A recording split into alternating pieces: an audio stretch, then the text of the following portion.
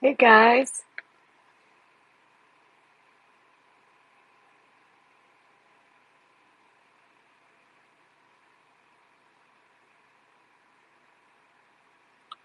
just throwing some mics out. Okay,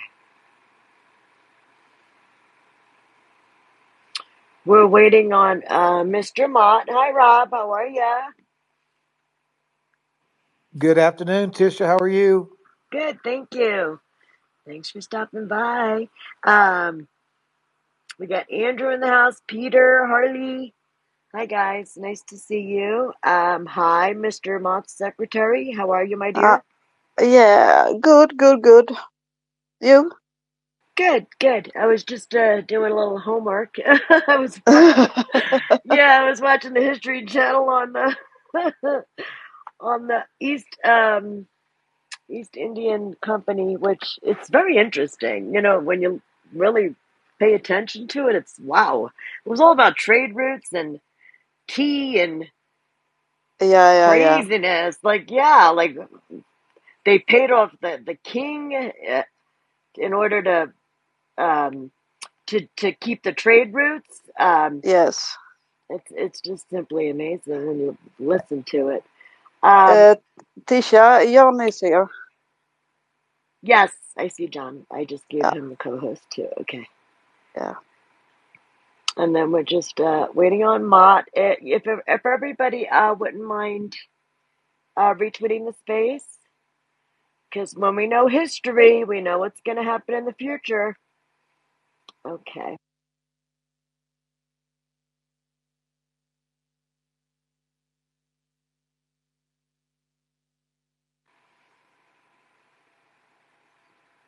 Oh, there's Mr. Mott. Hi, Mott. How are you? Hey, John.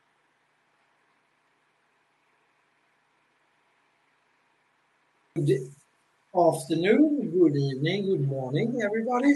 I hope you are okay. Sorry for a little bit late. I was thinking, we the 17th we usually.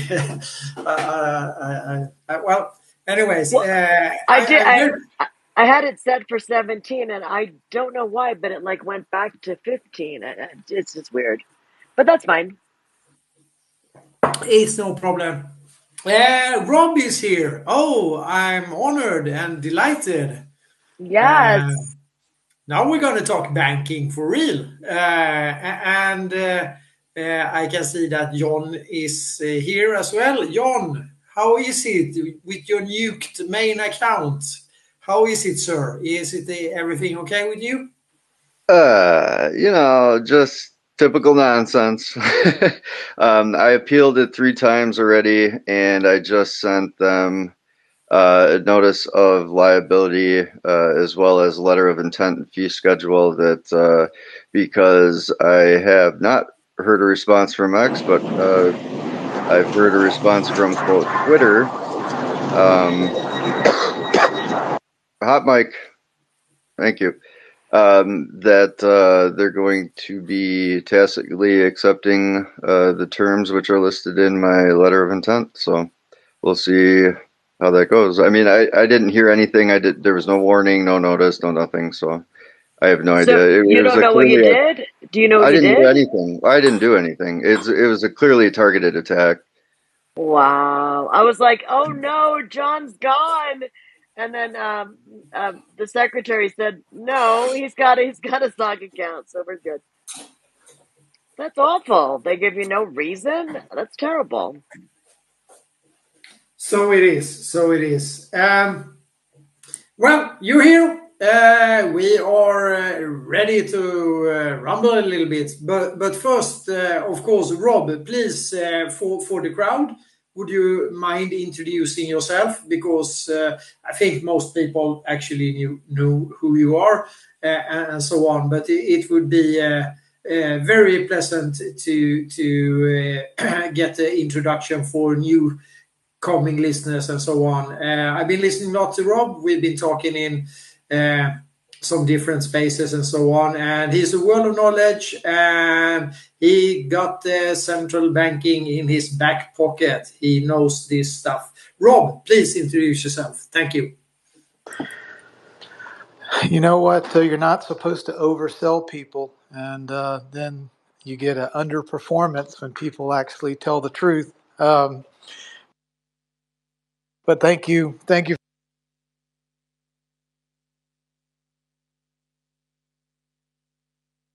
the world and everything from money to central banking to politics to faith.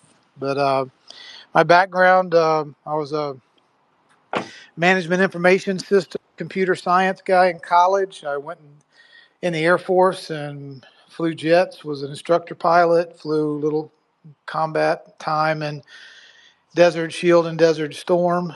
Got out, flew for Delta Airlines until the industry laid me off, and I went to work for Merrill Lynch and Smith Barney. I got into the mortgage banking business, so I learned a lot about the debt markets and the credit markets and retail real estate, that sort of thing.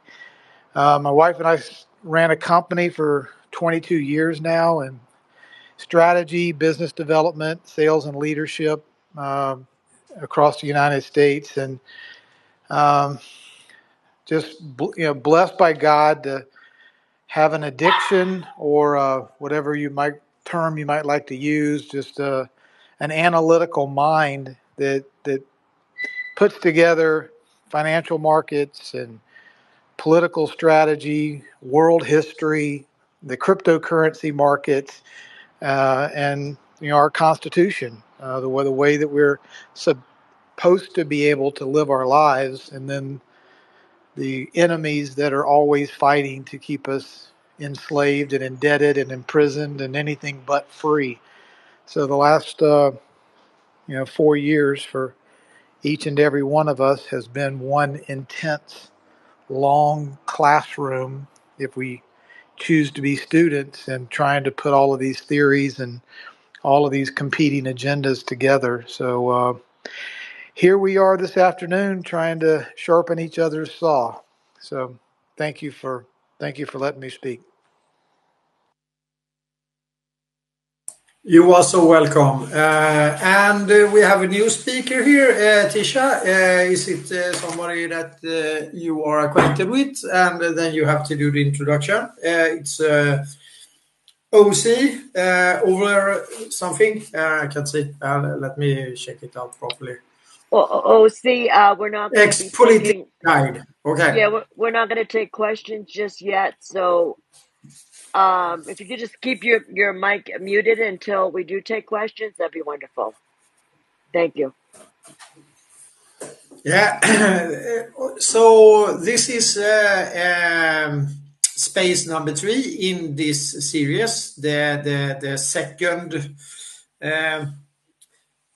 series that we are running. This is last year we did the same thing, and we have went from the world's first central bank, the Vikings, the build up for that, the 1600s, the Great War in Europe, the 30-year war in Europe, the start of the East India Company coming up from the Viking crown of Britain through straight line to Richard of Normandy, or Rollo as we call him. So hey, Mott, please, I hate to interrupt, but y'all, I had to search for this freaking space. It didn't show up anywhere until I went to Tisha Lee's. Please repost this, y'all. Sorry to interrupt. That's just alarming. Please repost this, everybody. Thank you. Yeah, suppressing it maybe. Yeah. Send it to your friends if you have some friends that really want to get in. Oh, we lost Rob as well. Let's see if now he's back. So another thing too, Martin, and sorry to interrupt, but it's nice having spaces that run smooth. Unfortunately, we don't get notifications anymore if people are following us. So a lot of times the bots will attach themselves, especially when a space is started, it'll happen immediately.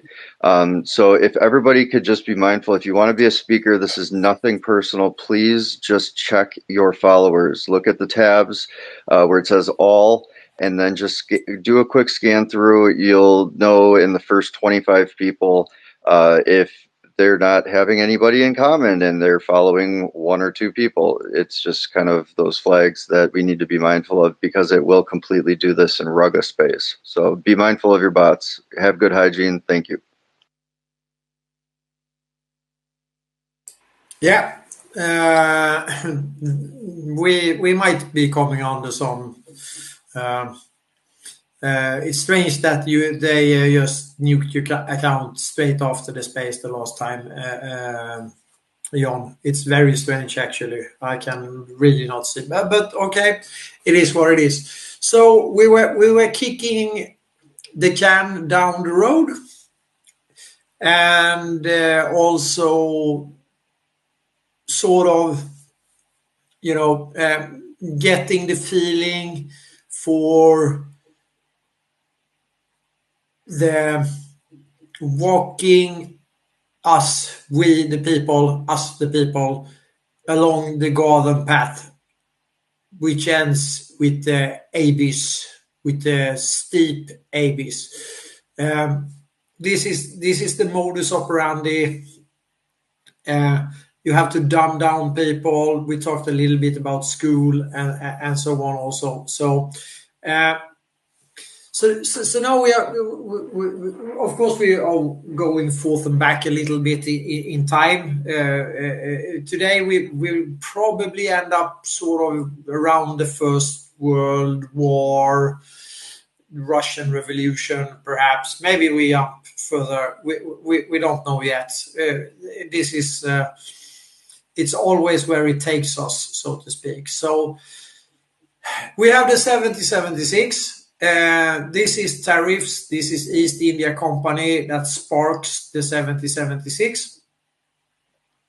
And also, in this era of time, the East India Company actually goes after the competition, meaning the US tradesmen, and actually captures the merchant ships in hundreds or even more to reduce the let's say the ability of trade. They want to keep their monopoly on this, and this is also a significant move from the East India Company. We are talking about a private company, though the world's largest company with the world's largest fleet of the top modern battleships. That is the foundation for the military industrial complex. And here we have Sweden with the lightweight cannons. We have the Dutch ship design, the flying ships. We have organization-wise the British, and also educational-wise. So the East India Company, they are a closed loop, so to speak. They have their own universities, their own banking, they have everything closed in. They have their own, the very, very first intelligence service, industrial espionage, in a very organized way. It has always, of course, been, infiltration and spying and so on. But now we have like organizations, not a personal relation, king to somebody or queen to somebody or whatever. So of course this has always occurred. So at the point of time when the 76 revolution succeeds, much due to our dear friend Gustav III and the French king that sends troops in the thousands and yet in the thousands. Swedish officers, mainly French troops, the professional soldiers, they really help out. So when the 7076 moves along, everything is working out fine. We have, the founding fathers are in somewhat control. John Adams and these guys, they are working their butts off, but they have not solved the banking. And here I want to throw the mic to John or to Rob, that could speak a little bit about what are the founding fathers, what trouble are they in? They have the legislative power and so on, but they do not have their own currency. They do not have control over the finances. What is happening? John, Rob, please. Yeah, if you don't mind. Thanks. Go ahead, Rob. I'll go after you. Okay, I want to just thank you for this space, first of all, Tisha and Mr. Mott. This is brilliant, but all of you. To put context, and I'm not sure if you've covered this before, but it's important to understand that on May the 1st, May Day of 1776, was when the Illuminati was officially formed as an entity in the United States. Okay, so May the 1st, 1776, was that 2 months? May, June, yeah, just 2 months before the signing of the Declaration of Independence, the Illuminati was formed. So that's point number one. Point number two is, if you will, the current name of the hidden hand or the evil secret government or the deep state, whatever we really want to call it, is the Illuminati. And the purpose of the Illuminati is manifold in this way. It was designed to serve as the financial institution of the beast system, if you will. So it was the Illuminati who set up the British East India Company. And that is the vehicle behind today's modern day central banking empire. So we went Illuminati, seeing what was happening on the ground 2 months before the signing of our declaration, to then forming the East India Company, then that being the precursor to controlling most of the world's oil resources, governments, and finances to this day. So it's so important for people to understand this isn't conspiracy theory. This is actual, documented, real life banking, politics, and government as we speak on this call today. So that's only I just wanted to drive a nail in the validity of this conversation and why it is relevant and not just some arcane history.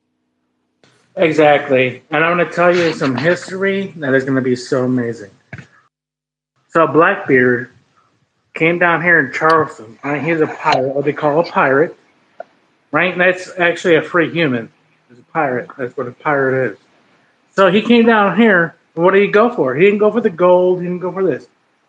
He went for cures for syphilis. And, diseases.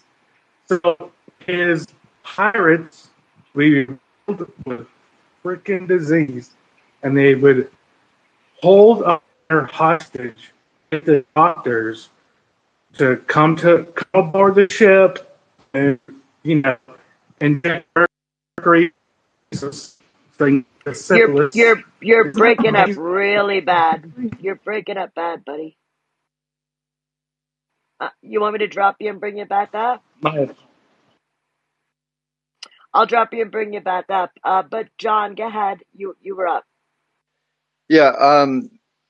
Thanks, Rob. That was a great point you're bringing up. The things that I want to highlight on those is the inception point, right? So we have last week we spoke about the East India Company, and why is that so important? That's a big question, right? So here, this is soon after the Spanish Armada's defeat in 1588, right?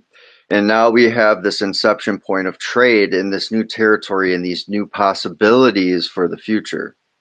So we got to remember, trade that was existing in markets, how they used trade, what they were trading. When you have the spice roads, when you have all of these things that people were trading various goods for, as well as, you know, an internationally common recognized one such as gold and silver, amongst other territories. But this was the inception point. When the East India Company came into play, it was such a pivotal moment when everything essentially that we knew about trade was going to be hijacked. This was all about control, all about monopolization. It was all about the new structuring. And this is what you can essentially look at as a structure for a private banking system, and how we're, you know, in the place that we're at as a whole across the globe today. And it was because of various things that were implemented during that time. And so fast forward to the points you were bringing up, Matt. Here we are, and although it's not new land, it's new founded land by, you know, various men and women that want to be free from tyranny. And so we have this area that essentially was already deemed in control of by the crown in, I mean, essentially 1666, when a post was established, and she brought over her minions and set up shop. And so when they really kind of came here, they were already establishing ground, establishing routes, and what they wanted to do on the America side, on the western part. And so the funny thing is, I'm just going to put some dates for the listeners here. So this is 1666 when they sort of kick off that activity. 1668, the world's first central bank is formed in Sweden. 1670, the liaisons of the, well, let's call it the Viking crown, either in Sweden or in UK or England at that point in time. In 1670, the East India Company, this is before the Bank of England even exists. So but the East India Company is, of course, operating out of the city of London, this kind of strange square mile by square mile area, which is formed by William the Conqueror, who is also, just as Elizabeth, the heritage of Rollo or Richard of Normandy in 1067. So this is, you know, there's a few hundred years in between, or 600 actually. So the East India Company is granted by Charles II, just 2 years after the world's first central bank is in place. They are granted an addition, add on to what they had before. They are now also able to mint money in the conquered territories and so on. This is the prelude to the central banks popping up all over the place. The central banks will be where the East India Company have put their banks in. The first set of 23 around, you know, when the First World War, or between the wars, when the Bank for International Settlement, the central banks of central banks, when the First World War ends, there are in total in the world 23 central banks. Sweden, England, and the European countries, where Sweden signed the Peace of Westphalia 1648. They started to you know, go for bank control over actually the city-states and forming nations. Nations is a pretty new concept. So the nations are not looking like nations as we see them. It's a new concept. So on that note, we can see how this is intentional to create the start of the central banking system. So Charles II, when he grants the East India Company the ability to mint money as they please, where they are. They, of course, have the doctrine of discovery and all of these nefarious other things. But this is an add-on, and that goes together with the first central bank of the world. It takes until 1694 before we have a central bank in the city of London, which is a kind of strange, but it is the central bank of England, or the English central bank, or Bank of England.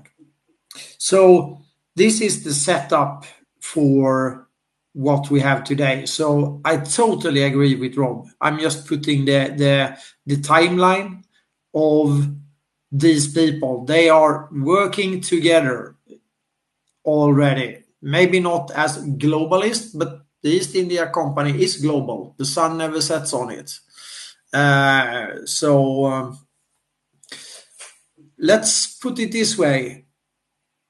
The possibility for these people a little bit later on to actually, and this is where we want to come today, or reach to create the Fed.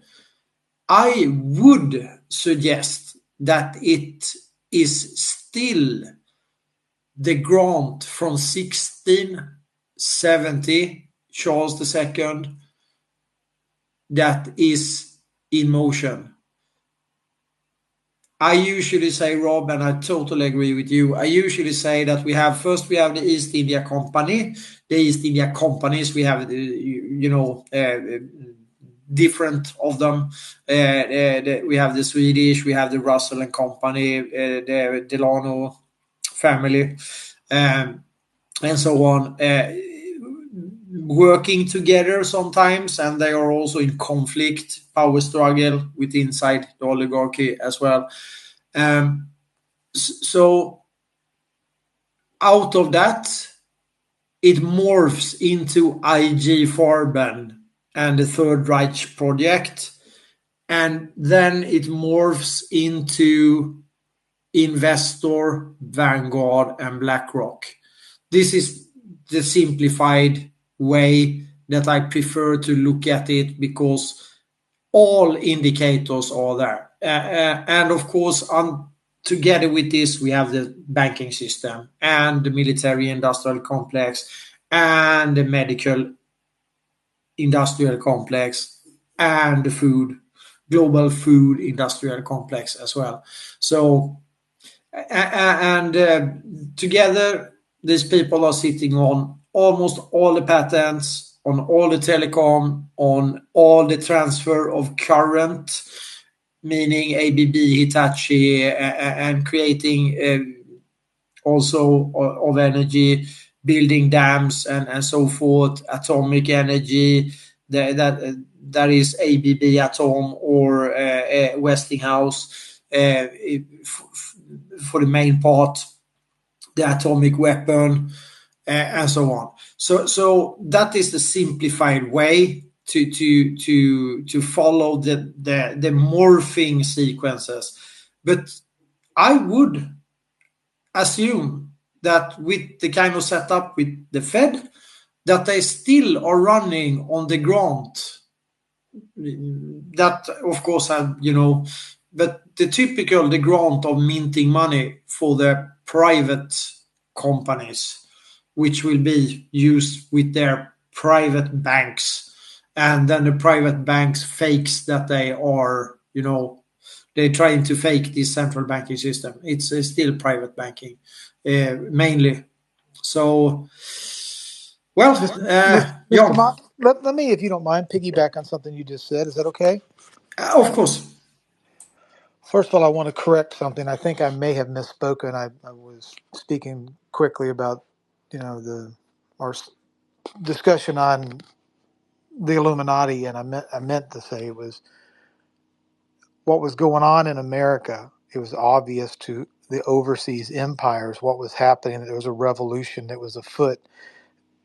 We were getting close to declaring our independence. But the Illuminati was formed on May the 1st, 1776 in Bavaria, Germany, home of the Rothschilds. Okay. So it was formed in Germany as we were getting ready to declare our independence in America. But there was definitely, obviously, intelligence that was the modus of energy, if you will, driving the desire to create this Illuminati, cabal, if you will. Um, the thing that triggered me that I really wanted to talk about is you're speaking about energy, and the all the different forms of currency and energy around the world. If we were to stop and think a little bit about what is money and what is currency, why did they name it currency? What is money? Where does it come from? Who produces it? Originally, it was sold to us as a trust system. It's supposed to be a unit of account and a store of value so we can scale ourselves and scale our talents and abundantly share, all of our collective talents and giftings and abilities with one another and exchange it with a common medium, this trust system called money, which is supposed to be a store of value and a unit of account. Well, the perversion of money into currency is, think of the terminology. The ultimate form of energy is the spiritual energy and the energy that comes from our labor, our talent, our ability to work. And by convincing us, perverting the system first, this monetary system, in order to harvest our energy, whether it's 1 billion or 8 billion people on the planet, they convince us to work on the treadmill of life every week, every month for 20 or 30 or 40 years and exchange our life energy for their currency. It's an energy extraction tool that costs them literally nothing to produce. So that tells you what they value our labor at. They value it at nothing because all they have to do is put some ink on paper. Or today, all they have to do is hit enter on the keyboard and put some digits on a screen. And then they add some numbers up on a ledger.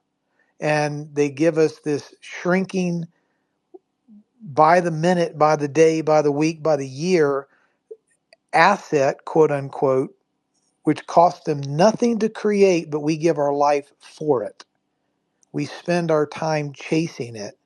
And then once we have that currency, their currency, in our hands, it comes with a million strings. They've got us. We're 100% slaves of the system because we were taught and trained and convinced that money equals currency when it doesn't. And this is an asset instead of a debt instrument. And when we put that thing in our pocket, we are in essence effectuating a contract between the private producer of that currency and all the strings that come with it. By our failure to object or our failure to withhold our consent, when we go out and use those dollars to buy a car or buy a house or buy tennis shoes or whatever it is that we buy, we are consenting to the 1 million strings that come with that currency extraction contract that they call currency, which takes our energy out of us and puts them in their matrix.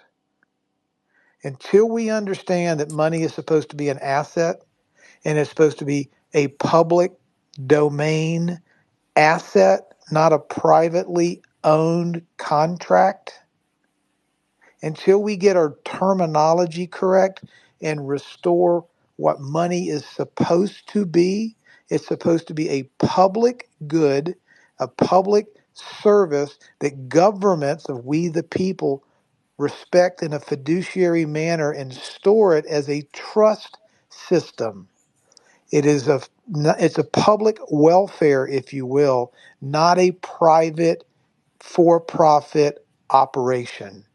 The minute our treasury went to the for-profit, privately owned NGO bank empire, formerly known as the East India Company and today known as the central banks, we've forfeited our public welfare, turned over the quote-unquote public trust to a for-profit enterprise, and the strings that are attached to that for-profit banking enterprise, we're living with those consequences today. That's what's got to be changed. And also just adding on, they even have the stomach to take interest on the debt that is the currency. Debt is currency. It costs them nothing to create. They manufacture it out of thin air and then charge you 8% for 30 years for the right to use something that costs them nothing to produce. Yeah, and they buy your time with nothing, and you pay them for the nothing with the interest. But now we are at the point where we have the debt saturation, we have the accumulated interest cost on top, which cannot be paid back by the hour. So the real economy, which if we have the sound one, we would have a currency controlled by the people, by a fair and square government. The real economy should run on that where we trade and where we buy and sell or whatever we do. That should be fair enough. This is that is a system that actually can work. We can see the BRICS countries now, they are opposing the dollar for with all the force that they have, and they have also announced that they will in October this year, good timing, they will step out of the dollar as such. And this is nothing against America or Americans. This is something, they know who did this. If we can identify how this central bank thing was formed this time around, the technology behind it, the smoke and mirrors, and so forth. If we can identify it, lots of other people can also. And of course, there will be, when you run a unipolar system like that, you will run into trouble at the end of the cycle. Just to mention, so we get the big picture here, since the introduction of social security numbers, where we are being numbered, and in the maritime law or Admiralty law, since 1947, Sweden first, of course, with numbering their people, the test bench, the US and the Swedish oligarchy, they have been, together with the British in that aspect as well. They've been going hand in hand here all along. Since that day, the world's population have quadrupled or even more in order to create new debt and new debt slaves to keep this Ponzi scheme running. And this, now when we are quite a few, 8 billions on the planet, or even, nobody really knows, we will have a paradigm shift. It is unavoidable. It will happen. The question is, are we able to relate where we are to the history? And therefore, I really think that these spaces are so important for people that wants to spend their time listen to this, to get the feet on the ground, to be able to grasp this amazingly performed Ponzi scheme and the smoke and mirrors. It is truly a great achievement, but not for the good. But it is an achievement to be able to make people all over the world to trust in money created out of thin air by, let's call it, nefarious actors. And with that, I can see James is coming up.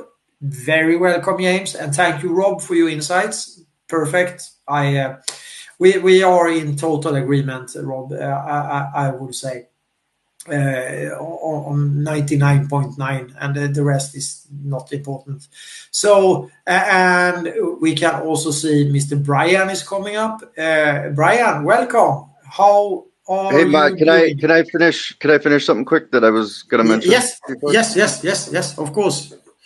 Yeah, and so there were a couple things that you were speaking to that are really super important. So we have to keep in mind about the doctrine of discovery too, and what role that played. Now, granted, that goes back to 1493, I believe, right around that time frame. Correct. And that was shortly after 1492, right? And who was sailing the ocean blue at that time? Mr. Columbus himself. And so this was known as colonial India around this time as well. And why is that important? Well, it's funny, Rob, you brought up the fact of the Bavarian Illuminati. And that's important because Austria, Bavaria, and Germany play such an important role in land and ownership of land, but it's not so on the face value public, right? It's more of a operational sort of element that's intertwined here.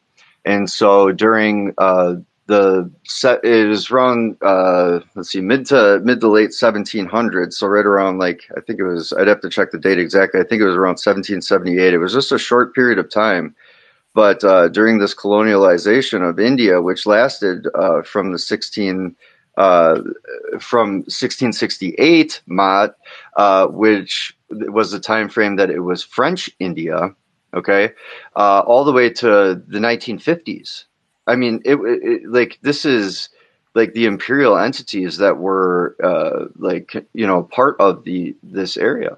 And so, during this time frame, there was also established control entities, and Swedish India was part of it as well, which was prior to the Austrian India. So the Austrian India imperial entity was from 1778 to 1780, mid 1780s. So around 1785, 1786, somewhere around there. And so that's really important, though, because we have, going back now to what I was talking about with the doctrine of discovery, which was, essentially about European power, conquest, trade, everything that we've been talking about.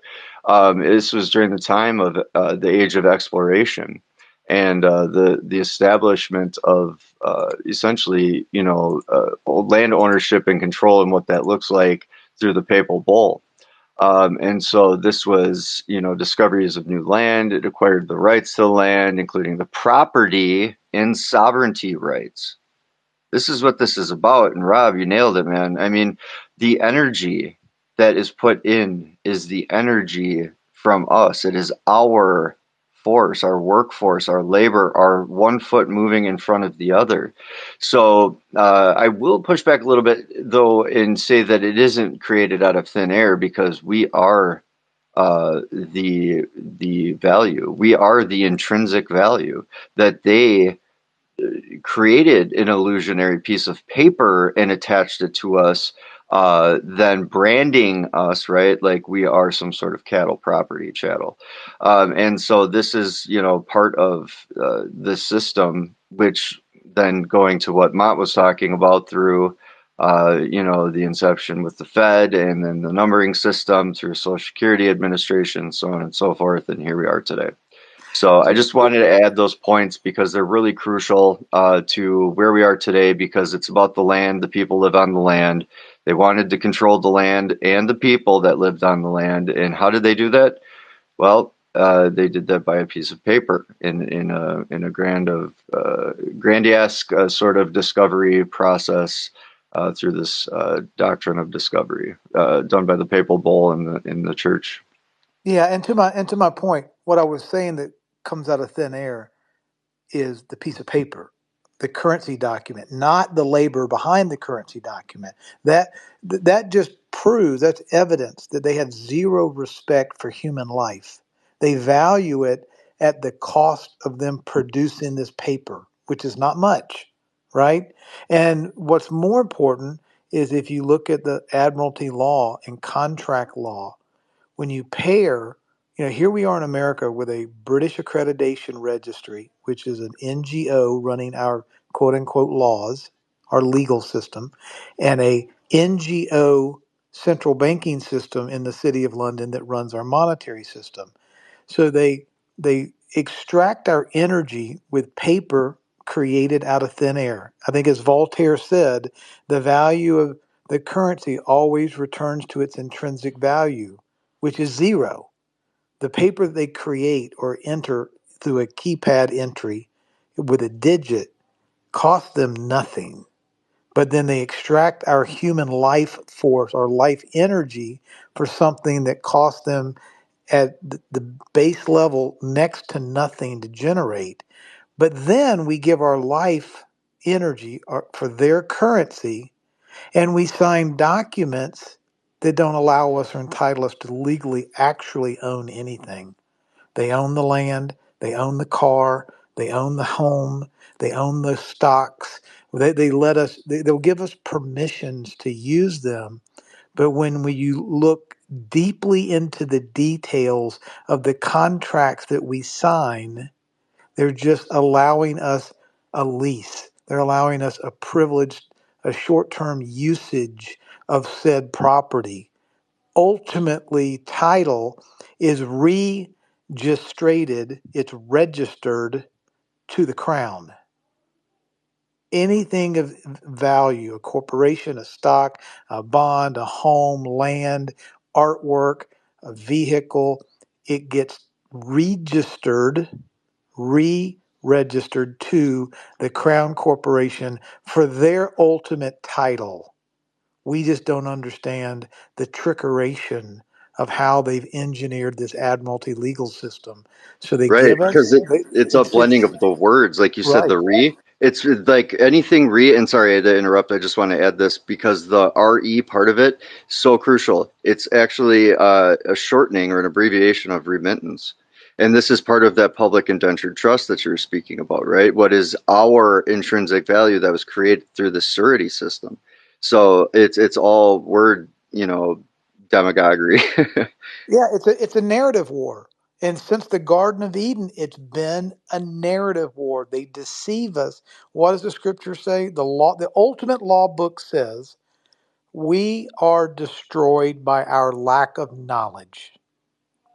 It's the knowledge of who we are, the spiritual laws that are the immutable, indestructible laws of this universe. The Creator created laws that are immutable, that it's a law and order designed universe. But if we're ignorant to those laws and order, if we're ignorant to our rights, if we're ignorant to our unalienable gifts and inheritance from the Creator, and someone can talk us out of them and get us to sign a piece of paper or go work 80 hours a week for their pieces of paper and then go ask for permissions to travel from point A to point B, or whether we can, you know, smoke a cigarette or grow, food in our Hey, backyard or whatever the hell hey, it is. Yes, hold sir. on, hold on, hold on. Hey, your head there, the Oh, I'm locals. sorry. Hold on. Just Brian is up next. wait, Okay. wait, wait, wait, wait, wait, wait, wait.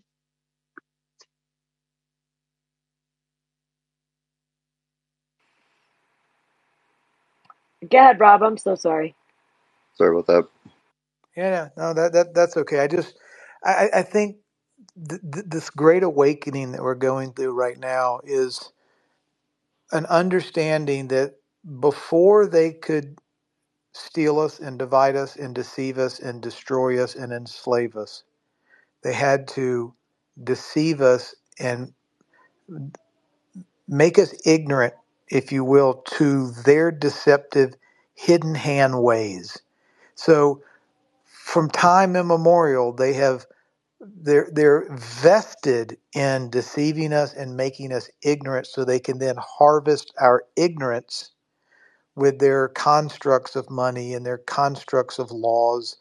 They're actual legal fictions. They're not really laws. They're codes and ordinances and rules under the color of law. And Yeah, when we're not aware of what we're signing and we sign it anyway, we give away our ultimate power, which is the power to consent. When we give away our consent, they got us. yeah, that's company policies actually.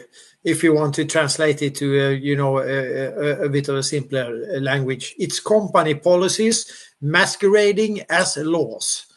This is what it is.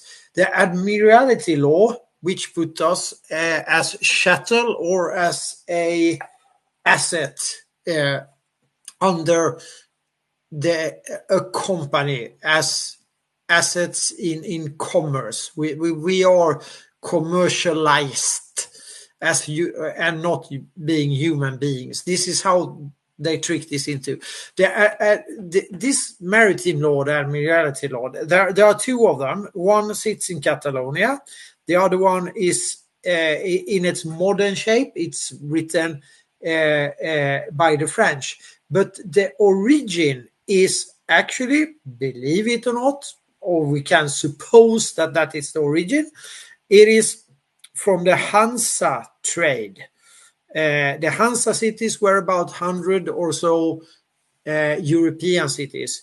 They had incorporated the maritime law, the seafarer law, and they took it from, believe it or not, Visby laws, Viking laws from the island of Gotland, which is the unsinkable carrier in the middle of the Sea. So those ones are rewritten a little bit when the Hansa is blooming and growing. The Hansa lasts for a long time. And this is before we have nation states, nations. There are no nations until after the Peace of Westphalia, then the concept of nation. Prior to that, it's mainly city-states and small areas, with the count or whatever that is, ruling his area. Or there are no nations, there are no government as we see them. There are kings, there could be like 10 kings in what we call a nation. So it's another concept of living. It's totally another legal concept as well. The church is very prominent and the powerhouse.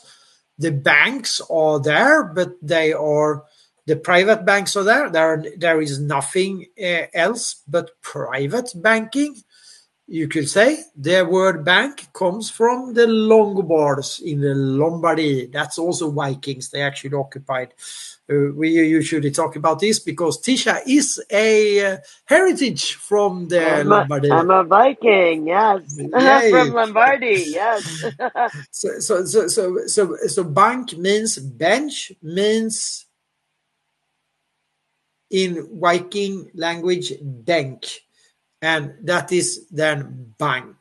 So when you break the bank, it actually comes from, prior to the year of 800, when the banking in the Venice is developing under the Vikings are actually occupying most of Italy at that time. And that is also where Lombardy comes from as a name. So these guys, they are holding the Pope sort of halfway hostage, or at least under occupation.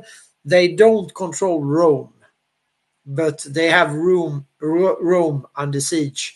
And the Pope is not so powerful at this, from around 500 to 800, before Charlemagne does a deal with the Pope and pushes the Longobards that have, by this now several hundred years, many generations, have incorporated themselves into the Italian society. But they still kept their law and the Viking stuff. So they came down there around 200, 300, and then they just took over the whole of Italy. So that's and the doctrine of discovery comes from the Pope. Nobody else. The Pope is the ultimate power to sign, and in this paradigm shift that we are living now, thanks heaven, it was nullified, revoked in February last year. It was still active. And the doctrine of discovery, that is evil shit. It allows the occupier, or as the East India Company or whatever, when they want to seize territory, there are a simple set of rules. If they judge there is a civilization according to the documentation from the Pope, then there are some minor criteria that had to be fulfilled. Then you have to declare war, and then you could go attack them. If you judge as a conqueror, whatever, or if you want to, if you judge that there is no civilization according to this set of rules, then you can slay, murder, do whatever with the native people of the territory that you are aiming to conquer. This is a very simplified description, but it's not that complicated. It is evil. The funny thing is that these two combined, the maritime law and the doctrine of discovery, the maritime law then is developed from the Viking law in the Hansa cities for the trade. All trade has been done on sea, on water. It's just the last 100 years that we have even been able to transport things in an efficient way on land. Air, yeah, sort of, but the mains of it cannot be transported by air. There is no infrastructure for that. So the sea, the waterways have always been, and of course the strategical chokeholds, very, very important to keep under control for the oligarchy, aka the banksters, aka today Investor, Vanguard, BlackRock, State Street, all the big players. They are working together on this. So bear in mind that they have to operate under what they usually call, as in the deep state, as in the ones that I was describing, a rules-based order. When they say a rules-based order, they mean what we are talking about now. They mean the maritime law. They mean the ability for these privateers or private companies to make money and so on. This is what they are referring to. And this rules-based humbo jumbo, hocus pocus, is just smoke and mirrors. It's very skillfully done, but it does really do not have anything with real law, the law of the land, and so forth. It doesn't have anything to do with that. It's company policies masquerading as law or rules in a global order. And it's mind-blowing when you realize it, and you don't know what to do. So you have to reverse, you have to go down in history, you have to dig deep to understand how this could grow on us, how it could fool us to make us trust, as Rob says, and Jonathan as well. John as well. Or say that they have fooled us into trusting that, and that is not a good way for us to continue. I saw Kimberly had her hand up earlier. Creditor is coming up. Yes. Kimberly. Hi, Kim. Hey, it's really pretty simple. Through a legal term called unlawful conversion, they stole our name, created a corporation, and misrepresented it to us. That's called personage. It's been outlawed since 1926 in every country around the world. And it's an international capital crime. And everything goes back to that root, personage. Because they created this person, this legal fiction, this corporation that they took into their corporation, which virtually everything in the world was incorporated back into the Pope's United States in the municipality of Washington, D.C. So they've been misrepresenting us as this public usufruct. A usufruct is when they take something that doesn't belong to them and use it as if it's their own. So everything they've done, they've used in your name, right? Because there's this thing called the law of kinds. They're a corporation. They can't interface with you as a man or woman.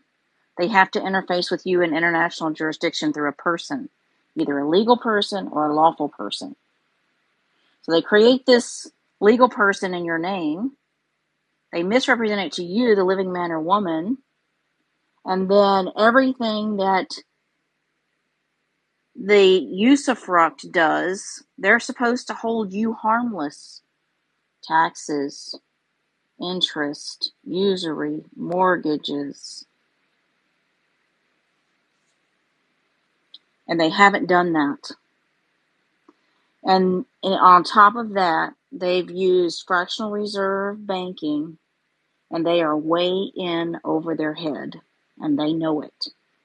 And that's why they created COVID. That's why they created vaccines. That's why they're spraying us with poisons. And the immigrants. And because they owe more than they can repay. I've been knee deep in studying the border so that we can take action. But as long as you remain the man or woman being misaddressed as the corporation, and you don't delineate between the two, who you are and who it is. And when they've been challenged in international litigation, oh, well, we took it as a public usufruct. Okay, well, then you have to hold me harmless. Traffic tickets, arrests, warrants, there are no valid warrants, by the way, impound orders, bills of attainder, which the Constitution specifically prohibit. So when people stand up and say, hey, what about the Constitution? What about my constitutional guarantees? Well, until you delineate that you're the man or the woman, because you went home in the cradle or the car seat or the bassinet with mom and dad, they created a registered, birth certificated, lawful or legal person in your name. They don't know where you are. 7 years, 14 years, 21 years went by, you didn't come back. You haven't spoke up. Now, that's fiction, right? Because you're speaking up here and you know who you are and they know who you are. But you haven't put it on the public record.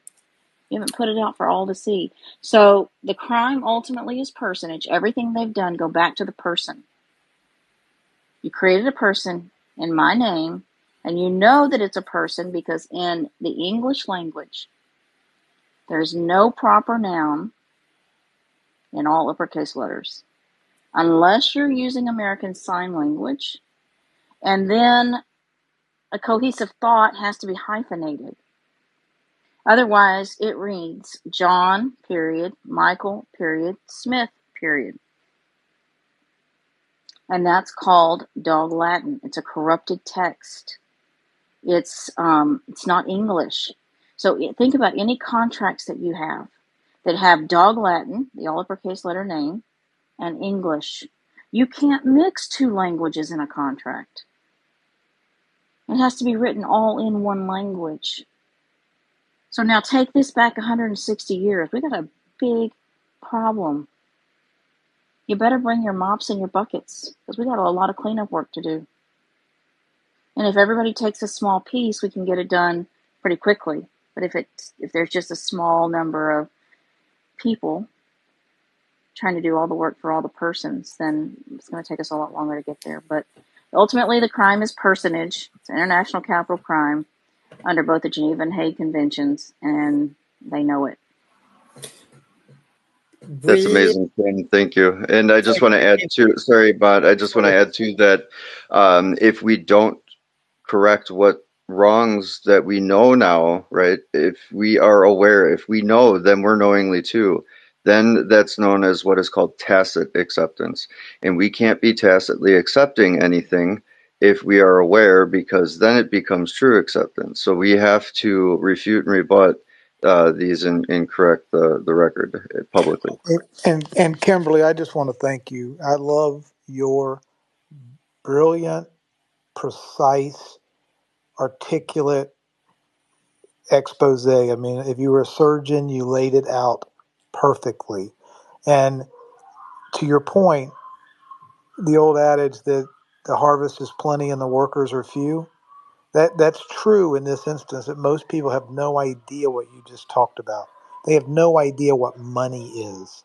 They have no idea where laws come from. They have not properly identified themselves. They've allowed the company, the corporation, the world to assign an identity to us instead of understand who we are in reality and whose we are. And because that break has happened, here we, sit in squalor today.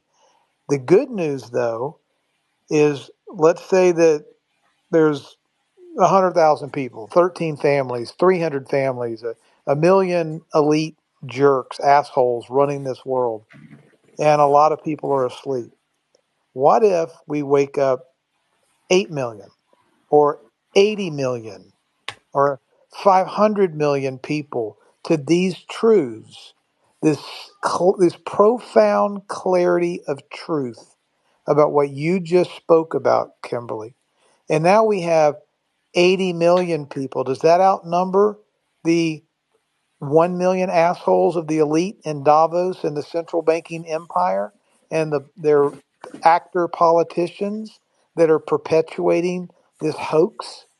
To your point, if we can effectively, through decentralized education and decentralized journalism and decentralized activism, begin to educate and wake people up, break up the monopoly of centralized education, centralized media, centralized banking, centralized law, if we can break them up, and it's happening before our eyes, we can turn this place around in relatively short order. But it does require us to take action. Thank you so much, Kimberly. Thank you. Can I respond real quick to that? Just 1 minute, 60 seconds. So everybody has a right to choose. We are owed a Republican form of government. That means that my rights are equal to your rights. How many of your sons and daughters need to come forward to claim your inheritance? Only one. So I speak up because I want everybody to claim their inheritance. Your inheritance is vast. I can't even put a number on it. It's unlimited, and you've got to claim Priceless. what's yours. It's priceless. Your life is priceless. If they harm you, how are you going to hold them accountable? It's limited liability in the commercial corporations. But outside the commercial corporations, it's unlimited, and you have to be indemnified. So when they say if you know about this and you don't do something, then that is your choice, and you're creating a tacit consent, a tacit agreement. Now, with that, they are holding us under a combination of law merchant, Admiralty law, and American common law, at least in the United States of America. Law merchant, Admiralty law, and American common law combined. So that's a deep subject we can talk about another time. I yield. Kimberly, Thank thank you. you. Thank you, Kimberly. I'm just going to add a quick thing before we go to creditor, and I think it was creditor. Tisha, you're the secretary. Keep that in order. So, Of course. Very well spoken, Kimberly. Thank you for coming up. I want to add just one sentence, which is instead of being officially a slave, we are now considered lost at sea. This is the trick they do with inside the corporation. This is what Kimberly is talking about. I'm just trying to simplify it a little bit. You, when you are born, you get your birth certificate, you have the registrator, you get signed off. This works in all Western countries exactly the same way, or in almost in all countries that are central bank connected. But you are signed into the person that Kimberly is talking about. That person is then considered to be lost at sea. This is really tricky. It's trickery.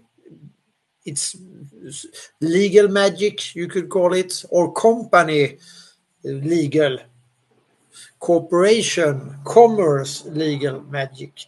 So you are considered lost at sea until you, as a living man or woman, claims the contrary and say I'm not lost at sea. I am this. I am a real living human being. Then they get into trouble. I know we can talk about this, but this lost at sea thing, it is a little bit easier to remember and comprehend. I hope. Do you agree, Kimberly? Is that a good enough description? Yeah, they did the unlawful conversion process. They reflag your vessel. Now, if you think about, I don't want to get too deep in this, but think about fertilization, right? An egg and a sperm meet, each with 23 chromosomes. Rubber banding. That you get down to implantation into the uterus, and they want to say that's the start of a conception. No, life starts at fertilization, from fertilization to your last breath. So the placenta is actually made up of 3 parts. Mom's already prepared a place for you in the uterus. Part of the placenta is the uterus, comes from the uterus. Part comes from the fetus, and part comes from the baby. So placenta is 3 parts. When the baby's born and they cut the cord, they're creating a failed abortion, right? Because the baby lives on, but the placenta dies. Now, the placenta might live naturally for a period of days, right? And then everybody's seen the baby's umbilical cord. After they cut it, it's a little nub there, and it lasts, 4, 5, 6, 7 days, maybe 10 days, and then it turns black, it decays, and it falls off. And now you have a belly button. So what would happen if that placenta stayed connected to baby until it naturally died off? So in medieval times, they said, oh, look, the baby always comes with an evil twin, and it always mysteriously dies. Let's name it after the baby. Mark it deceased. Create an infant decedent estate. Probate everything it has. So that's what they do. So the placenta, I wouldn't be surprised if these scoundrels have warehouses full of placentas in jars with formaldehyde.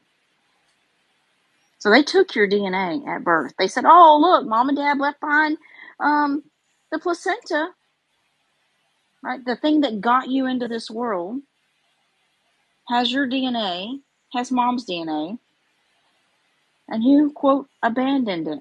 So they reflagged the vessel, right? It's a vessel lost at sea. It's abandoned, lost and found. So you got to go back and claim it, not physically, but on paper. You say, hey, all that DNA was mine. It was mine from origination, fertilization, until my last breath, and I claim it. Now they have a real quandary on their hands. So just think, you were 5 years old. Mom showed up at the school and said, I want to enroll little Johnny in school. Oh, do you have Johnny's birth certificate? Oh, here it is. 6 years old. Johnny shows up and wants to play t-ball. Oh, I want to enroll Johnny in t-ball. Oh, do you have his birth certificate? Oh, 16 years old. Johnny shows up at the DMV, wants to get a driver's license. Oh, do you have Johnny's birth certificate? One, it's a security instrument. And two, you're basically standing up saying, yeah, here's me. This thing represents me. I'm on board with it. I'm the cargo on board this vessel. And your real vessel should be the lawful person, right? Because in international jurisdiction, there are no people. There are only persons. Once you leave your county boundaries, and you go into international jurisdiction, it's only persons. So you're either operating your vessel as a lawful person, or they're operating the vessel as a legal person. So that's where the vessel gets reflagged, and that's why you're considered, quote, lost at sea, presumed dead. And Well, literally, and Kimberly, just I'm going to clarify something and make sure that I'm correct in this. But to validate your point, they actually, if you look at your birth certificate, they said it says on the top of the form, certificate of live birth, which means, sorry about that, I got a phone call came through. What they're actually certifying is the placenta. And then when it dies 3 or 4 days later, that gives them their magic trick, their legal perversion to say, oh, what was born has now, we presume it lost at sea. And then they attach that fake certificate, that personage, if you will. And we, as a human being, are responsible for the liabilities to that lost at sea vessel, but none of the assets. well, yeah, imagine this. So everything they do is a salvage operation. Everything they do is at sea because that's their jurisdiction, right? The corporations are created in air jurisdiction because they're a thing of the mind, but they do commerce between each other, which is a maritime action, contracts, right? So that's where they get into the sea jurisdiction. So to be lost at sea, it's literally like they found a boat floating out on the high seas and they towed it into port. They said, oh, well, we don't know who the owner is, but we got to take care of all these assets for the owner until they come back for it. And they can't find you to get you to agree to the contract. So, well, surely the owner would want us to take care of his assets, right? And so they create what they call odious debt, salvage debt. And what they did is they came along and said, oh, look, the United States of America is a ship lost at sea. We got to salvage it. And they came in and occupied our country 160 years ago. But over the course of time, they incorporated. So now that the lawful, quote, lawful military is now a mercenary force under incorporation, the laws of war don't apply. Occupation doesn't apply. And Kim, also tying that in with the Holy See itself, which under ecclesiastical law is supposed to keep these checks and balances in play with the commercial corporations. But unfortunately, because we consented to this attachment through the Department of Transportation under the salvage title, we've been deemed in dry lock still and under their house rules, so to say. Is that correct? Yeah, it is. And you can get evidence of this if you go look at the timeline of events, right? What happened just prior to 1860? Well, what happened in 1812, 1814? Get to 1860, 1861, 1863, 1865, 1868. For the sake of time, I'm not going to go into what happened at each one of those points in time. But if you go to 1864, you go look at the Naval Agency and Distribution Act, 1864. Yes, it comes out of British Parliament. That is what governs every state of state, Secretary of State in all 50 states of states on our shores. The states of states are not the same thing as a state in terms of an actual physical piece of land. So, if you read the Naval Agency Distribution Act, it's about 7, 8, 9 pages long. It's not long. And you're going to have to read it 10 times probably. And every time you're going to get something different out of it. But you're going to see that it's based on letters of marque and reprisal, and it's giving them permission to act as inland pirates in seizure, salvage. So they're acting as seizors, salvors, captors, and recaptors. You ever seen somebody go through their court system? They get on some kind of probationary situation, and the likelihood that they're going to complete the probation is really low. They always seem to get snagged back in. That's recapture. Once they capture you, they can recapture you. And why are they doing it? For profit. Where are they getting the profit? Where are they getting the, quote, money? It's not really money. It's money of account. Where are they getting that from? That trust, that infant-decedent trust created by that birth certificate. The World Bank. There was a bond. Yeah, but who funded the World Bank? Are the assets in the World Bank, do they belong to them? Of course not. No, they don't. It's all theft. Neither does the credit. It's all theft. So, you have unlimited value. Your estate has unlimited value. This is everybody around the world. But everybody has been captured by personage into this corporate feudal system, in this hidden caste system. So, Kimberly, let me ask you a question. 3 words. Fraud vitiates everything. Only in the air jurisdiction. Personage fraud is not the same as what we're talking about here under Uniform Code of Military Justice, if you will, or 1776, Declaration of Independence. That's never been ameliorated. That's never been destroyed. That's never been cast aside. I mean, for 11 years, until we got a Bill of Rights or Constitution, the only thing that we had those unalienable rights underwritten by was the Uniform Code of Military Justice, which was written by the Army, Navy, and the Marines. And it said in that document, if at any time this government that we're forming becomes destructive to these goals and means and purpose, we, the people, have the right to set it aside and start anew.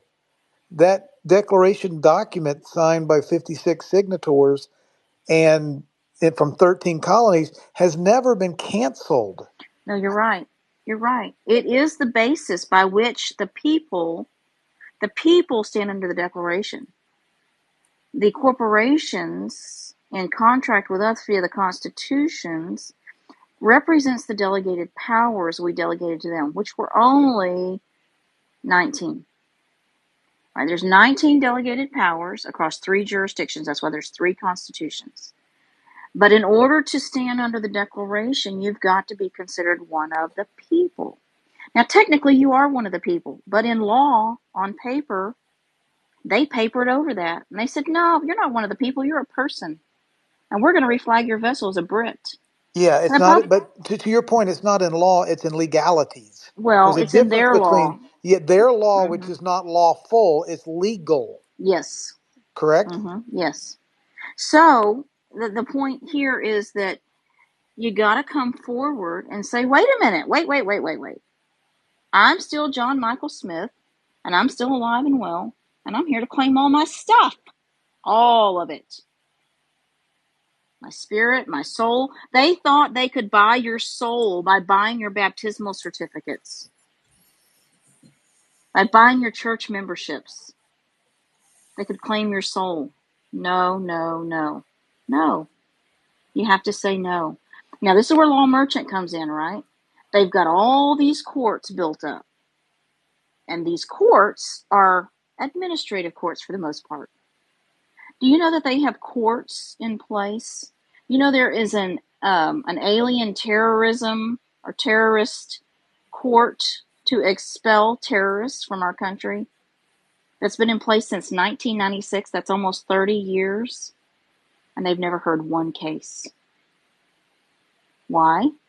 Because they refuse to designate certain groups as terrorists, foreign terrorists, or even domestic terrorists. But they like to name the Americans as terrorists. No. So, Wow. here's my final point, and then I'll pass it to creditor. Thank you, honey. We have the ability to come forward and hold them accountable in our own court. You are holding court all the time with a court of record, and you have a court of restitution. You don't have to go before their magistrates or their judge. You can hold them accountable under law merchant. And that's a much longer discussion I won't get into here. But you have the power when you stand up and know who you are. Creditor, I'll go ahead and pass it to you. Thank you, Kimberly. Creditor? Yeah, let me know at any point if I start breaking up. But yeah, it all goes back to Edward the First and the law merchant, and even further, like Mott was saying, that's why to present day all crimes are commercial. They're all crimes are every time you go into our quote unquote court, it's commercial.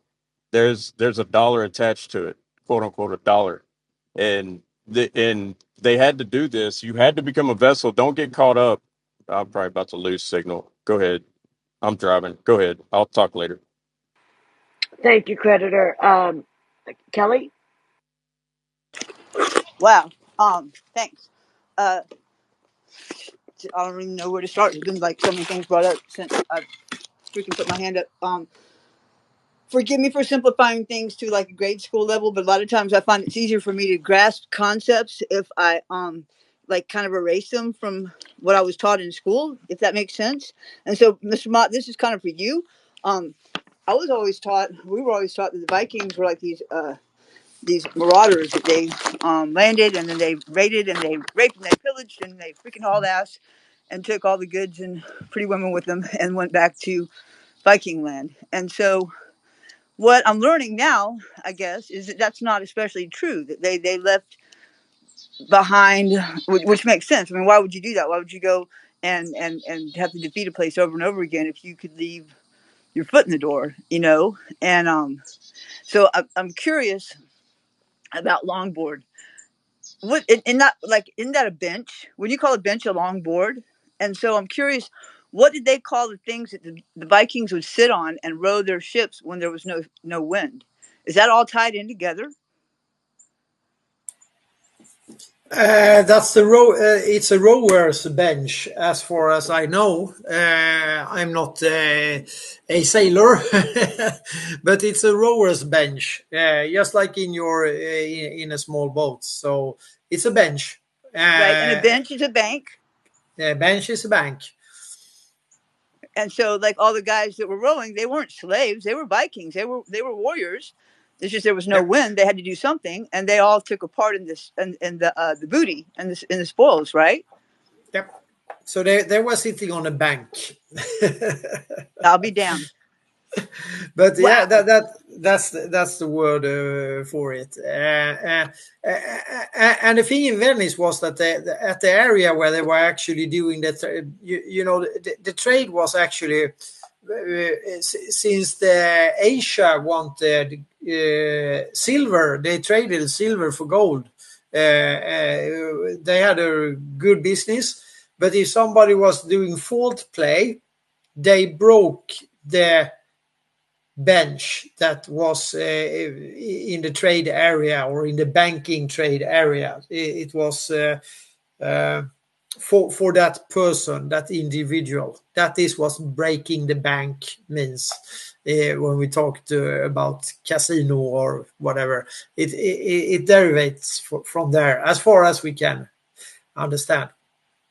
And also this kind of law, the maritime law, that is old Viking law going through the Hansa, then it's rewritten. It's not the Catalonian one, it is the French one being rewritten, especially for accommodating the East India Company and their doings and their deeds.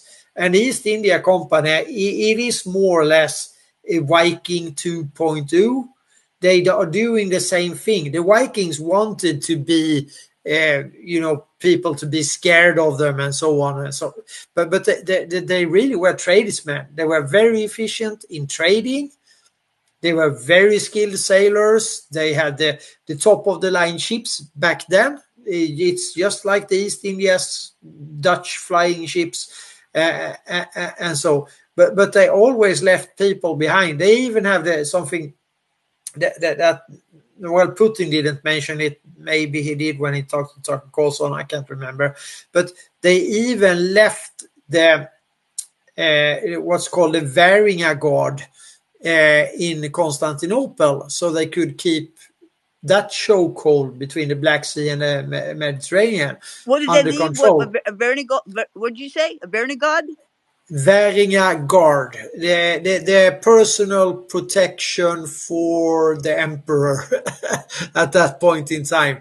They like left these people, like the guards at the Vatican. Yeah, Oh shit. that's yeah. So they were sitting there for many years. They had like 500 or even more. So they were very skilled warriors as well. So they participated. That's how they formed the Kiev kingdom that Mr. Putin was talking to when he was talking to Tucker Carlson. Yeah, that's also the Vikings. So they kept pretty much Europe, not all of it, but large chunks of Europe through the waterways, which was the only way to do trade back in their era. And then they just scaled it up. Okay, Mr. Mott. Okay, now, like, you might shut me up, you might tell me to go away, but I've got to ask you this now. If I look back over history and I just pay attention, I see that there were these people called Phoenicians, and they had these boats that were like double-endered, like, like a Bristol Bay double-ender. The front was the same as the back, and that real tall maidenhead, and they had red and white sails. Yeah. It awfully sure reminds me of the Vikings. Yeah, pretty much similar boats, actually. They were not totally similar, but yeah. Well, what's up with the red and white sails? Yeah, they probably interconnected, with the shipbuilding and the sails and so on. Nobody knows. Like in the wicked barber poles. Yeah, but they are earlier. But maybe, maybe that there are also connections. We will see. History is falsified. So we are discovering things all the time now. The real historians, archaeologists are out there now, and they are swinging. Well, lots of things have changed up here in the north, time-wise. The advanced iron manufacturing moved to around year zero or even earlier up here in Sweden. We have lots of, the mining and so on, the iron, the tradition of making iron or iron products, weapons mainly. So But did you Dig. also make? Is that also where they found the copper that was hard enough to dig in the dirt with? That was able to be used as tools? Because I know that once upon a time they made copper that was hard enough to actually be a tool, and we can't do that anymore. That goes for the Egyptians. They used copper tools to cut the limestone for the pyramids. They had some kind of special copper for that. And as far as I know, that was when the just-in-time fabrication and lots of things were, during the Egyptian era were. But well, we're not going down that road. Yeah. Sorry, I didn't mean to go that far off track. But just like noticing things that are like two of these things belong together. Like they taught us that when we were little kids, right? So it's hard not to notice now. I do want to say, like, y'all, I don't know what's going on. I've got my phone plugged in, and I've got the lit up little cable, and it's like rocking and rolling, and my battery's just crashing on me. I don't understand. But anyway, you might want to check. You have a ton of bots in your followers. I was just looking. I've been ditching so many of those freaking devils. I know. Too, like one follower blocked people. Yeah, I just blocked like 15 of them from you. So thank you. You might it'll help. It'll help. So just take a look. But no-hide laws are like supposedly in effect now, and that means that anytime you claim to be a human being, you're claiming to be an animal, and so just be aware of that, And then claiming inheritance, it only takes one, is what you said, Kimberly. So I'm jumping to you real quick. But my property the land grant is in the name of a great grandfather and his brother, and my sister and I are tenants in common here. We've owned the land since 1803. But the law says that we can't both together as tenants in common own a land, not grant, what's it called? Patent. We can't own the land patent. Only one person can. So how come? Well, the patent, once it's patented, so the Spanish king patented the land to us. Once the patent is claimed, it stays in the name of the original patent holder. And then it's passed by land grant from owner to owner to owner. So you claim the land grant. That's in the land and soil jurisdiction. That has nothing to do with their deeds and titles. And actually, when they sell you a home the patent is in my great grandfather's name. It'll stay in his name forever. The land passes by patent. So look for the land patent. Yeah, Kelly, we'll do a whole space on that. Okay. I think we just lost one of our questions, but okay. OC, what's going on? How are you?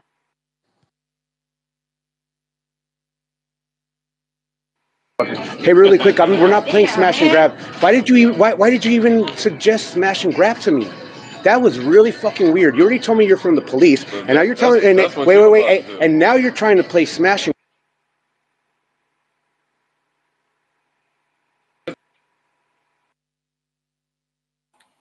I don't know what that was about, but I wasn't having it. That's enough. No, we're not having that. Let's hope that we can get P. Grande up again. Let's see. He maybe have some connection issues. Meanwhile, Creditor, go ahead. Are you in a better situation now? And better... Oh, he needs that. Let me give him a mic. Okay.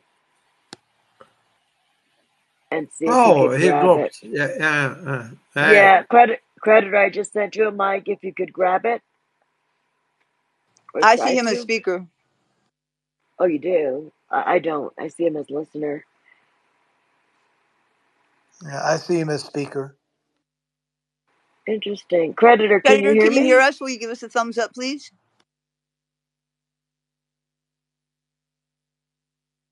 He's in a bad spot, I think. Yeah, I think he's in a bad spot. Okay, so while Creditor is getting back in line, we will try to move forward ever so slowly. Kimberly, sorry, we got slammed there for like 5-10 minutes with bots, and I've been trying to boot them and block them. So be patient with me, guys. I'm working on it. Let's do a quick reset. Thank you, everybody. I really, really appreciate everybody joining. If we could just reshare the space, please. And if you do want to speak, we would love to have each and every one of you just take a look. It takes literally 30 seconds. Please go in your followers, look in the tab section. It says all.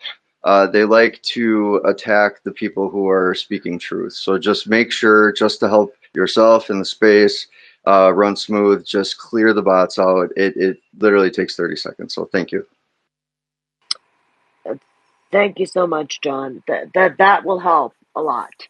Yes, please clear out all the bots. It seems like we're getting inundated because we're speaking truth, guys. If anybody has a question, please request a mic. Don't be shy. We have a wonderful panel here that's willing to answer questions. I'm looking for, who did we lose? Tisha, can I make a point? Maybe something that Of course. relevant to today. I think one of the things that is profoundly mind-bending to me, and I just want to posit this for discussion because I know people will give me a whole brand new perspective on this, but it's the concept of cryptocurrency and what's going on in the world, digital assets, if you will, uh, property rights, individual ownership of a wallet that's mine and not a bank's. Uh, and at the end of the day, what's fascinating to me is that it's this right of free speech. What is speech? Is software or code, written down code, whether it's in ink on paper or strokes of a key on a computer program, software is language. It's a type of language. And therefore, these entities, these central bankers, these controllers want to regulate speech. If in fact software, a line of code, a tokenized representation of property or assets or silver or gold or whatever that unit of value might be, if I transfer through code, language, my gold or a representation of gold ownership to someone else's wallet, I'm speaking entity to entity, wallet to wallet. And now it opens up a very interesting debate. Can these governments regulate and tax and do short-term gains and long-term property on speech? Can they regulate my free ability to communicate with you and give you something of value? And where does that line draw? If I teach something and I learn something and get value in this space by listening to Kimberly, do I have to pay taxes on that? Is there a value to that? Where's the line between if I get value and I love it and it's free, was that bartering? Do I have to claim that on my IRS form? Or what if I took it one step further and I sent some speech code back to Kimberly that represented an ounce of gold or an ounce of silver? That's software, but it's a representation of speech in digital form. Now does she have to pay taxes on the value that I gave her? I mean, it's just such a fascinating debate because now we're moving from the realm of physical coinage or paper dollars or these contracts, these company rules, and now we're bringing what is value and who can give value to whom and who's owns the ability to communicate value. Is it the Bank of International Settlements? Is it the Federal Reserve? Is it Bank of America? Or is it Rob and Kimberly? Can we communicate freely back and forth without all of these past contracts and constructs getting in between my ability to communicate and share value with Kimberly's ability to communicate and share value? And that's what this whole digital asset, what is money, what is value, and what is speech are all colliding together in the here and now. I just think this is such a fascinating topic and time to be alive. I'd love to hear others' Rob, you brought thoughts about it. remember the word or two words, like kinds, that Kimberly brought up, right? Predator, my man. What's up, brother? Yeah, Bring it home. This is your man, stick. that was like served up like a softball. If Kimberly has that right, because Kimberly has identified the fraud and she's not a minor. She's not considered a minor. So she's considered one of we the people because she's merely identified the fraud and placed them and placed it on the record that who she is. And at that point, then you have rights. You always have rights, but you forego your rights for benefits because what they had to do is like kind. They had to get us as like kind. They had to make us as an entity or a corporation in order to do commerce, in order to monetize us. That's why I was saying under law merchant, we deal with bill of exchanges and promissory notes, and we act like we're gaining wealth and we're not. And so therefore our nation is run off of prisons. They're private for-profit corporations, just like banks. When I say a bank, I'm talking about a court. Every administrator, he's not a judge, he's an administrator. They're commercial courts, every one of them. So when we go in there, we're accepting Wait, like liabilities a bit like a exactly. bank teller? That's right. And we're accepting liability. I don't remember who said it, Rob or Mr. Mott, but they're asking you to accept the charges before you. You think they're saying innocent or guilty, but we're supposed to say how much. We're acting as debtors instead of creditors. A creditor he accepts responsibilities and offsets the debt out of the public trust, is what Kimberly was talking about. But we And exchange bill of it. Go ahead. Go ahead. creditor, to your point, every single court is a bank. There's a Dun and Bradstreet number associated from the city council, local community level, all the way up. A court is nothing but a bank. It's there to extract wealth and take property from other commercial entities to the central entities. And you're 100%. There's a P&L attached to every single court, and the judge is the banker and the bailiff is the guard that gets the money. And it's a whole foreign language that we have no idea. When we speak to those people, that's why we have to be represented by someone that's passed the bar in that jurisdiction, because we don't know what the hell they're talking about. It might as well be a foreign language. Oh, so this isn't done through a private membership administration though process, is it? So basically, what we're doing, if nobody hears anything else I say, hear this. I'm trying to say it in a way that people will get it, and that's the reason why I'm here. Honestly, I want everybody to come together. But what we've done is we've gone and we've given all our money to the casino and accepted poker chips, and we're out running around trading poker chips. We're paying our grocery store, and we never stop to think, hey, we ought to turn these in for value, and we don't. So that's what we're doing. We're exchanging poker chips, and they have no value, but to you and I, they do have value. It seems, but it's not. It's color of money, and it's as simple as that. That's law merchant. And all your money goes into account. And so when you go to court, they draw off of your public trust. When you buy a house, it goes to the public trust. We don't own our home. We don't own our vehicle. We sign away our children to the public trust when they're born. And a lot of people aren't ready to hear that, but we do. What a Oh wonderful way man. to put it. That was awesome. With the poker chips, it totally clicked in my mind when you put it that way. I love it. Well That was spoken, awesome. creditor. Well Well spoken, creditor. spoken. Well spoken. So, Rob, to your point, the intellectual property, the patents, and then we are back to Sweden again because you have the ICC here, of course, under control of the oligarchy as per usual. So, And air and and space, Mott. Air and space because our communications. and so as well. So exactly, this is also affecting. Very good point. Very good And point, that John. and that point, I would love to hear Creditor, Kimberly, anyone else speak about this. Land, air, and water. Now we're going to space, a Yeah, completely brand new jurisdiction. In that brand new whiteboard jurisdiction, where we can do potentially do a reset, where we can rise above Admiralty law and common law and all the corporate law and the perversions that we've had to endure for hundreds of years.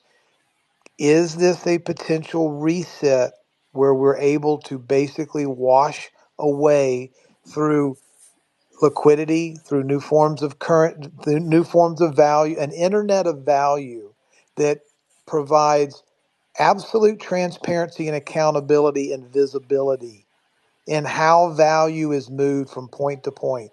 If we're able through space jurisdiction, satellite connections, nodes, this whole new jurisdiction to be able to transfer value point to point as easily as we can send a text message. If we can do that in a brand new jurisdiction, have we set ourselves free? let me put it this way. It was not a coincidence that Space Force were more or less especially created as a new army military operation to be put on top of Ericsson in the mid 2019. It's not a coincidence. There is no coincidences. And Matt, real quick too, I want to just add, we have to be very careful, and mindful, I should say. And Rob, I agree with you 100%. But a reorganization, I would say, a restructuring of sorts. And in the reason why the oligarchy, the world global establishment wants to use the word reset is because by definition, and I'm going to post that definition in a second here in the nest for everybody, reset actually means an ownership interest. So I just want to add that point. Thank you. you. Thank you so much. Larissa, did you have a question, sweetheart?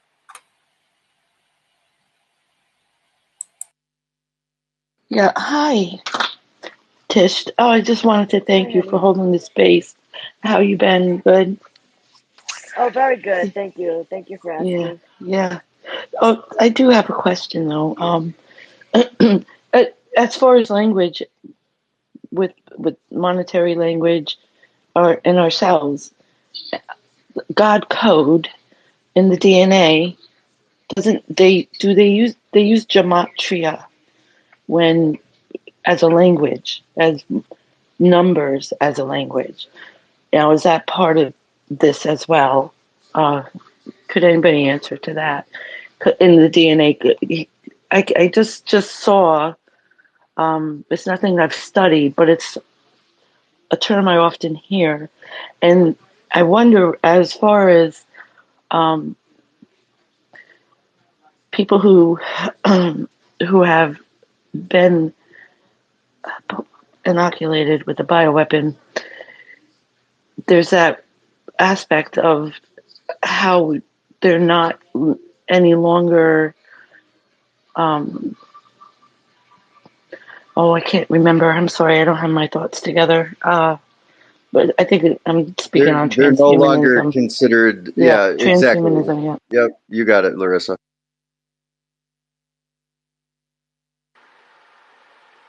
Can anyone speak to that question?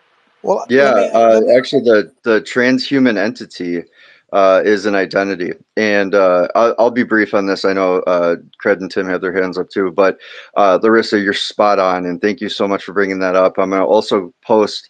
Oh crap! I created an article on my account that got nuked. Of course, I've talked about every one of these points. I'm sure it's a coincidence, right? But regardless, so this transhuman entity is part of the trans agenda using language in algorithms and codec. Okay. It is an all encompassing language by acronym known as SOUL, SOUL. has to tie into Saudi Arabia, has to tie into a quantum system, one of many, and it is all part of an ID established, recognized transhuman descendant and a disposed of transhuman descendant. And so using this acronym, you are now transmuted by DNA, which is created in a lab, by the way, artificially, and you are now connected to this embryo of this code, which they converted by language using this code into a source code. And so this is part of the trans agenda. It is deep, it is disgusting, and it is epically evil. But here's the thing. I will say this. You accept what you accept and you don't what you don't. And we know. And it is that simple. It is a matter of saying, I do not consent, and you put that damn thing on the public record. You put that in a land recording office. You put that on the deeds records office in your county. You put that everywhere, and you say, I am a man. I am a woman. I am not a trans entity. I am not any sort of entity established by some sort of conglomeracy unbeknownst to myself. And you set the record straight. It's the power of the conversion that they do not have anymore. But yes, gematria is used in three different ways as well. But gematria is also in part a protectorate. It is a protecting of the written word. The reason why scrolls, the reason why copies happen, because when they did make these things, they didn't have to worry about a lot of these synthetic deterioration things, but they also made copies to distribute. And when they did this, they had to have a way to be able to make sure that there was not one word or one letter out of place, because that would be then going in a scriptural context, that would be going against the scriptural demand of not one word being replaced or taken away, right? And so this is a protector of written language, written words, and how we communicate with each other. Otherwise, in a dog Latin form, like Kimberly said, known as Babel.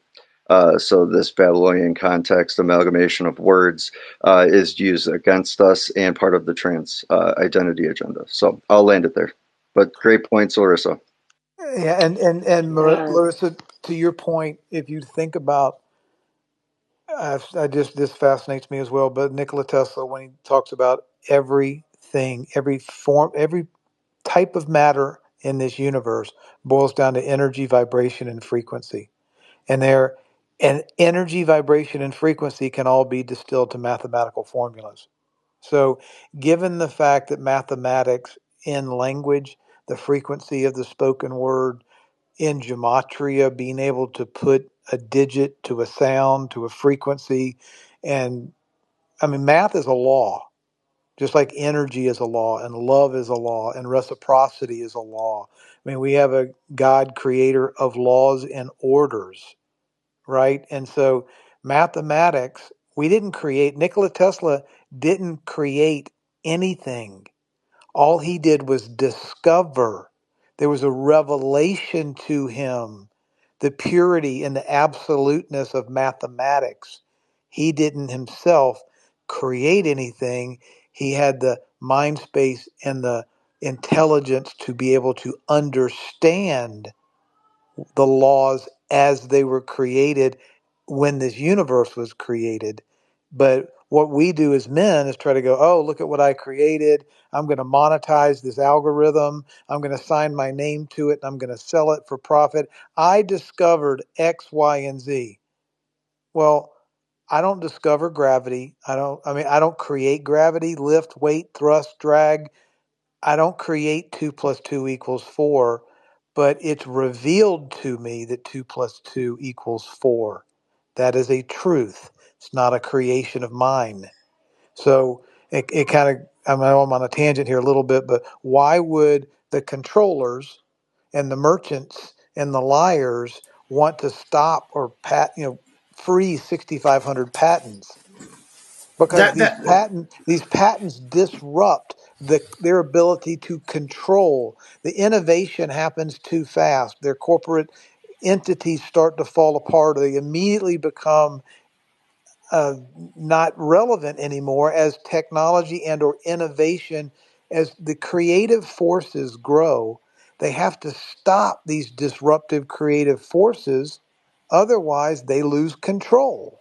Yeah, exactly, and I totally agree, Rob, and that is what intellectual property is about, and the strange, also strange laws, strange patent laws coming out of Sweden, and of course the information advantage with the telecoms and being able to um,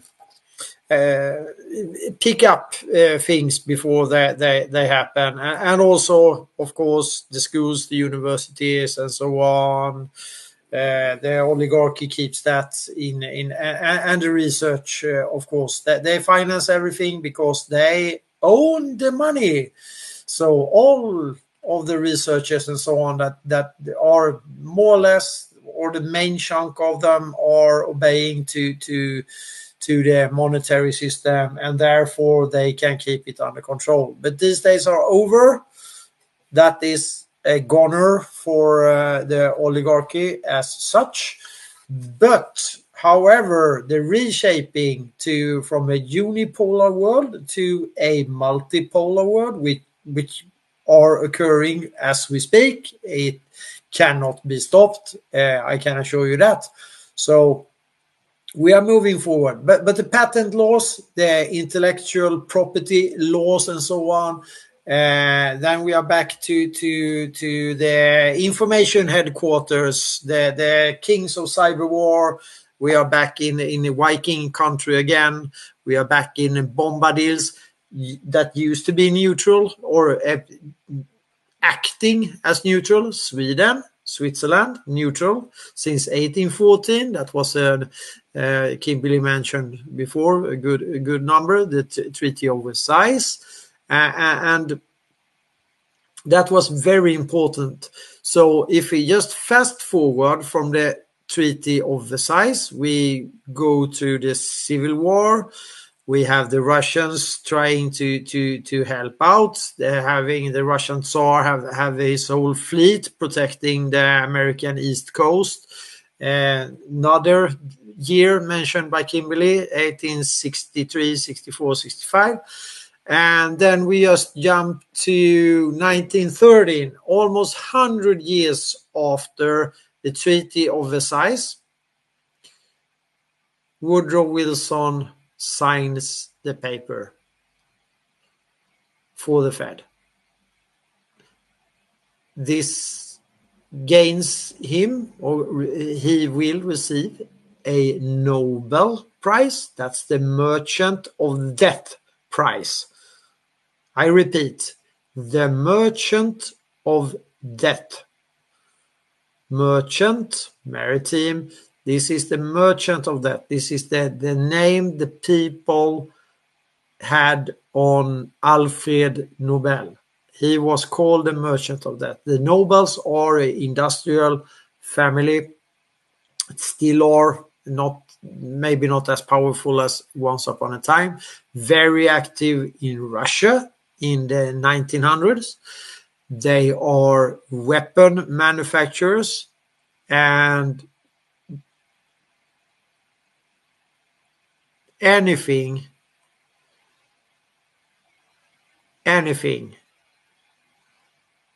about the Nobel Prize, it's maybe the best psyop or the best commercial psyop ever. Of course, there are some, to make it credible, to make it trustworthy. There are some people that actually have done good things, but mainly it's the nefarious ones that receives the Nobel Prize. You should check it out.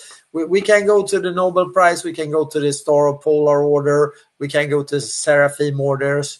You will find the whole oligarchy, the sub-oligarchs, the smart, the intelligent crooks as well. You will find them there. We have a bit of a little center here in Sweden. That is why Tolkien wrote what he did, and he put out Bombadil as he did. He is protected in his forest, the neutral forest. He has his ear, he has his intelligence services. Nobody have caught him.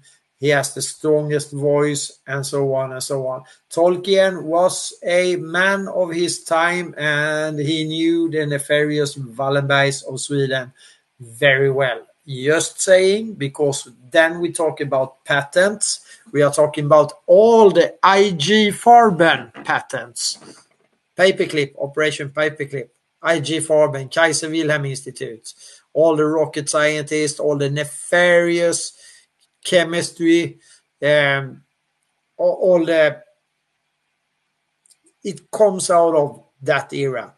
And the IG Farben patents, 46,000 of them actually.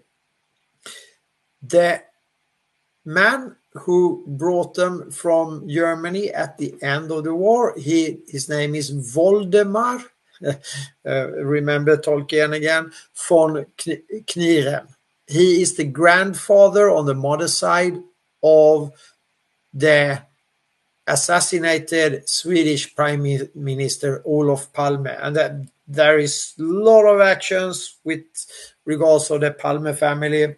They are a part of, actually, when they surface, they are a part of the upcoming, the first edition of the military industrial complex in the 1700s, where we have this development of the East India companies actually, and the world's first central bank as well, as we have talked about. So the patent laws and the law surrounding this is company laws. The International Company Court is formed also by the same people, the Wallenbergs, and with friends as the Bank for International Settlements and so on in the same era. And this is also goes for the League of Nations,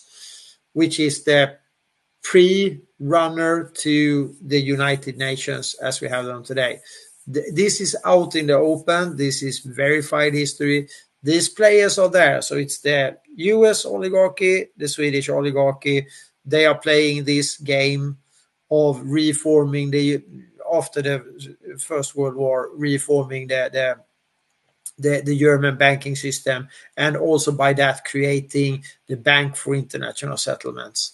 And in 1929, it's up and running, and you can go to their homepage. They actually have recently put out sort of their history, and you will find these names there.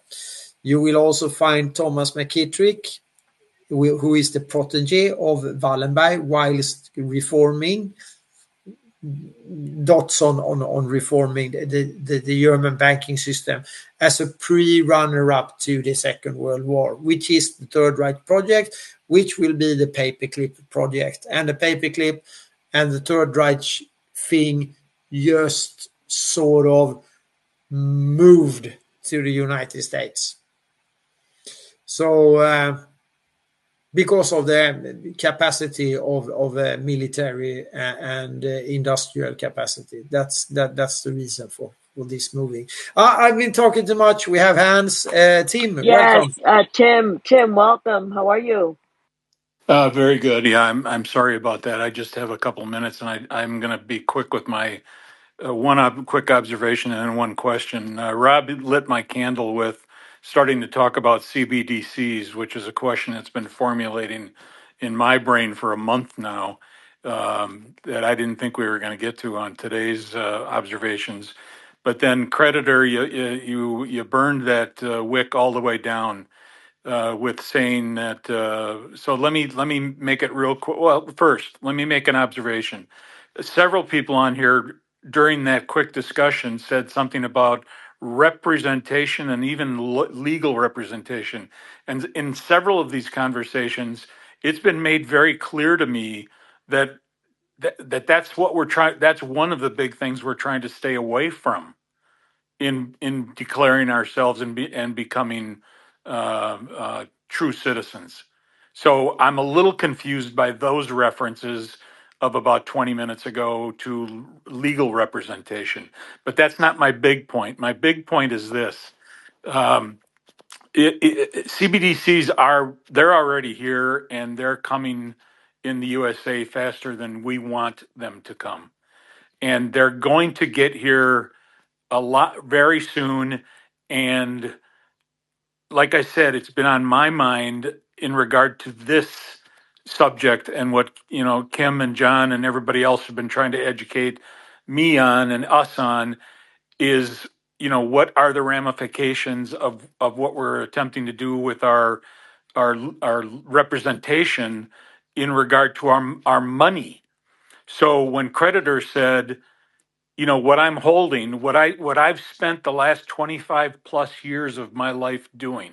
And again, I will not give this whole story again because I did it on several spaces earlier, and that was I've basically used their up to today, I've basically used their system and found loopholes and anything I could find to build myself a safe house for myself and my family.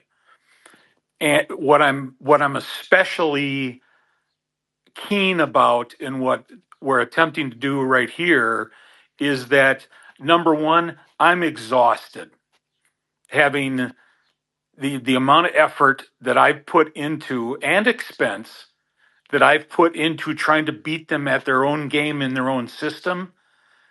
Number one, it's cost me a shitload of money. Number two, I'm exhausted mentally, physically. I just don't have it anymore to spend that kind of time and energy. And I want, if it's possible, I want this to be over with as far as, them coming at me and my family. But my quick question now to creditor is, if what I'm holding, creditor, is poker chips and they're of that little of value, what do I want to be holding and how do I get it? We have the ability when they take something away from us, they have to give you something in exchange, but they don't necessarily have to tell you. So they told us at one point, but it wasn't passed down. That public trust is there waiting on you to exchange your poker chips to offset your debt. And when you buy a house, they basically loan you back your money and call it a loan, 1%. They keep the rest. Well, what they don't tell you is when they're sending you bills, they're waiting for you to offset that statement, and they're waiting for you to offset against, so match your credits and your debits because you're loaning them your credit. See, we have credit and debits all mixed up. They've taught us wrong, or we've assumed wrong, and because we've assumed, we've accepted it. Therefore, they're like, well, these guys don't know what they're talking about. So that's what most people don't realize is we have the magic pot of gold is the public trust. So the way to take people need to understand these corporations. All it is if me, you, and Rob created a corporation, it's a piece of paper and a desk somewhere with our names on it, and we're hiding behind that piece of paper. So corporations are no big deal. But so there's one in DC. There's a desk somewhere in DC that's got one that says the United States on it, and that should be enough to scare everybody. So they had to bring us into their jurisdiction and play. So now the way we play back is we know our servants are out of line. They've got the big heads. They're not going to listen to us. They think they're better than us. So where we hit them at is under the UCC. We lean them.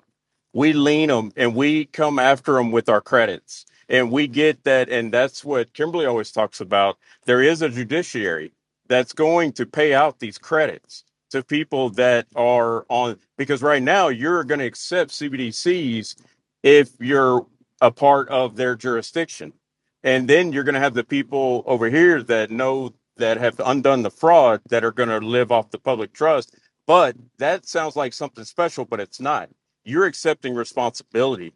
That's a big deal. There's no more bailouts. There is no more bailouts, bankruptcies, and all that garbage. That's some made up stuff. We all know that.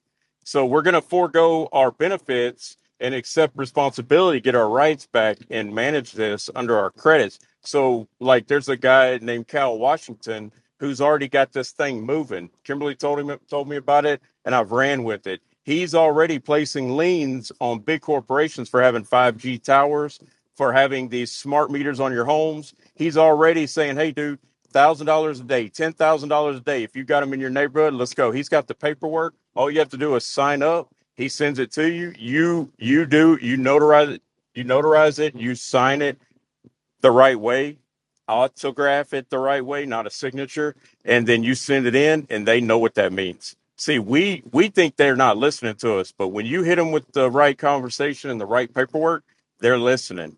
So I know it's a lot of jargon. Go ahead, Creditor, go ahead. can you drop a link to Cal's contact information or profile in the purple pill? Will do. I hope I answered your question, Tim. I know it's a lot to throw in there. Well, it's a big ask, and and I don't expect a total answer on the first try. But here's another big one. Is anybody getting paid? Well, there is no money. It's like you said, there is no money. The Federal Reserve is issuing promissory notes, bill of exchanges for bonds. So Yeah. like Kimberly said to me, and the reason I went with the Anna von Reitz and her, because she's the judiciary because of who her husband's lineage is. They were the sovereigns that went and negotiated after the Revolutionary War when we were broke. They were the sovereign because you can't just have two nations talking to each other. It doesn't work. They won't talk to you. We're nobodies. So he said, no, use my name. He put his neck on the line and said, use my name and go negotiate. So he got the money. And then he came back and made all the military sovereign. That's why they want to demonize that word. Then he made every person on this land sovereign. And then we accepted the fraud, and all we have to do is undo it. I hope I said that right. Kimberly or John can correct me. Tim, if you don't mind, let me address the CBDC concern just a little bit.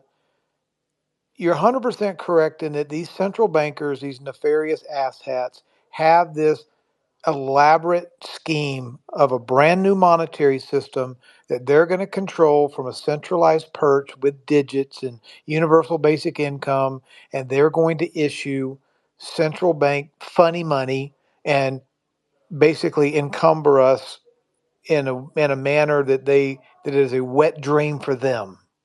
Okay, zero doubt that's their plan. I'm here to tell you 100%, 0.0% chance it's going to happen.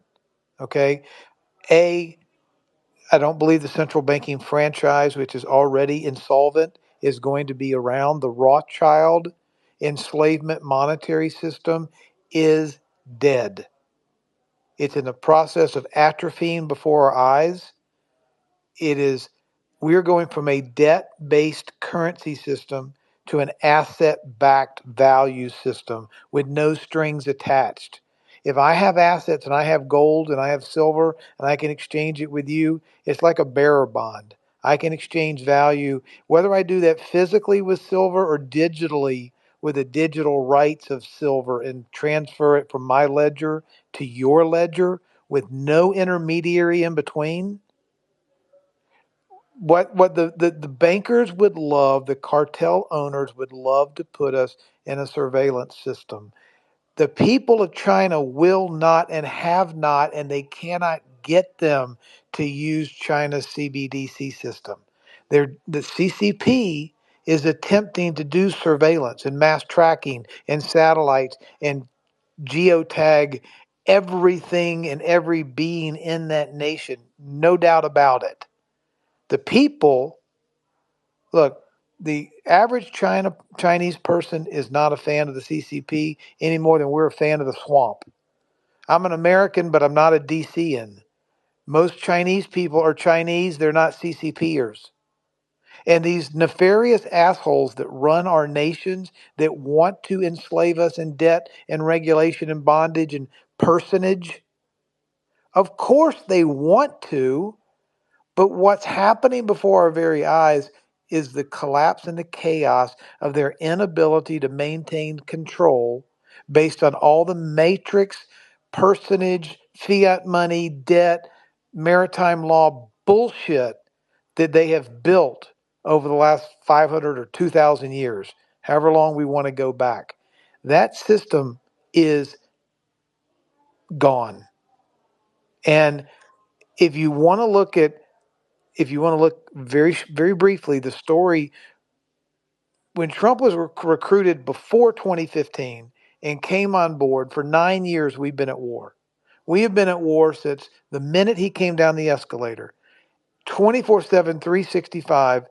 All the powers of this world, the globalists, the WEF, the Davos, the central bankers, all of their corporations, their media outlets, political organizations, academia, Hollywood, 9 years have been attacking this man for what he represents and the supporters for what he represents. So we're 9+ years into this fifth generation unconventional warfare of this man that poses to act like King Cyrus, who is going to bring down Babylon, who's going to bring down the whole Tower of Babel and their entire global bullshit structure. That's why they've been after him for 9 years, 24/7, 365. Yeah, but Rob, he gave the power back to we the people. So we That's need to be the one that takes down the temper absolutely. of Baal. Absolutely, but look, we all have a role. We're all the body of Christ, if you will. We've got the foot's the foot, the elbow's the elbow, the eyes, the ear's the ear. We all have a role to play based on our talents and our gifts and our position in community and family, in the city, state, county. The military and commanders in chief also have a role. The UCMJ has a role. The leaders of Saudi Arabia, China, the Philippines, and Argentina, they have a role. We all, bottom up and top down, have a role in this. No doubt about it. Nobody's going to come and save me. Nobody's going to make my marriage better. Nobody's going to make me a better banker or steward of my finances or a better dad to my daughters. I agree with that 100%. But on the bigger picture, we all do have a role to play. We're all part and members of the body of Christ, if you will. So leaders are going to lead, surgeons are going to operate, teachers are going to teach, builders are going to build, mamas are going to be mamas. We all have to participate. But that doesn't mean it's an all of the above, not an either or. The role that I see, the reason when Trump went around and did his tour and his validation tour, and all of these nations celebrated him like he was royalty. They did the saber dances, they did the secret palace dances, they recognized him, and they celebrated that world capitulation tour, not because his skin was orange or because he had the best hairdo. I believe they celebrated because he represented an agreement to exit the beast system, to get the Bank of International Settlements, the central banking boot, off the throat of the 205 nations in the world.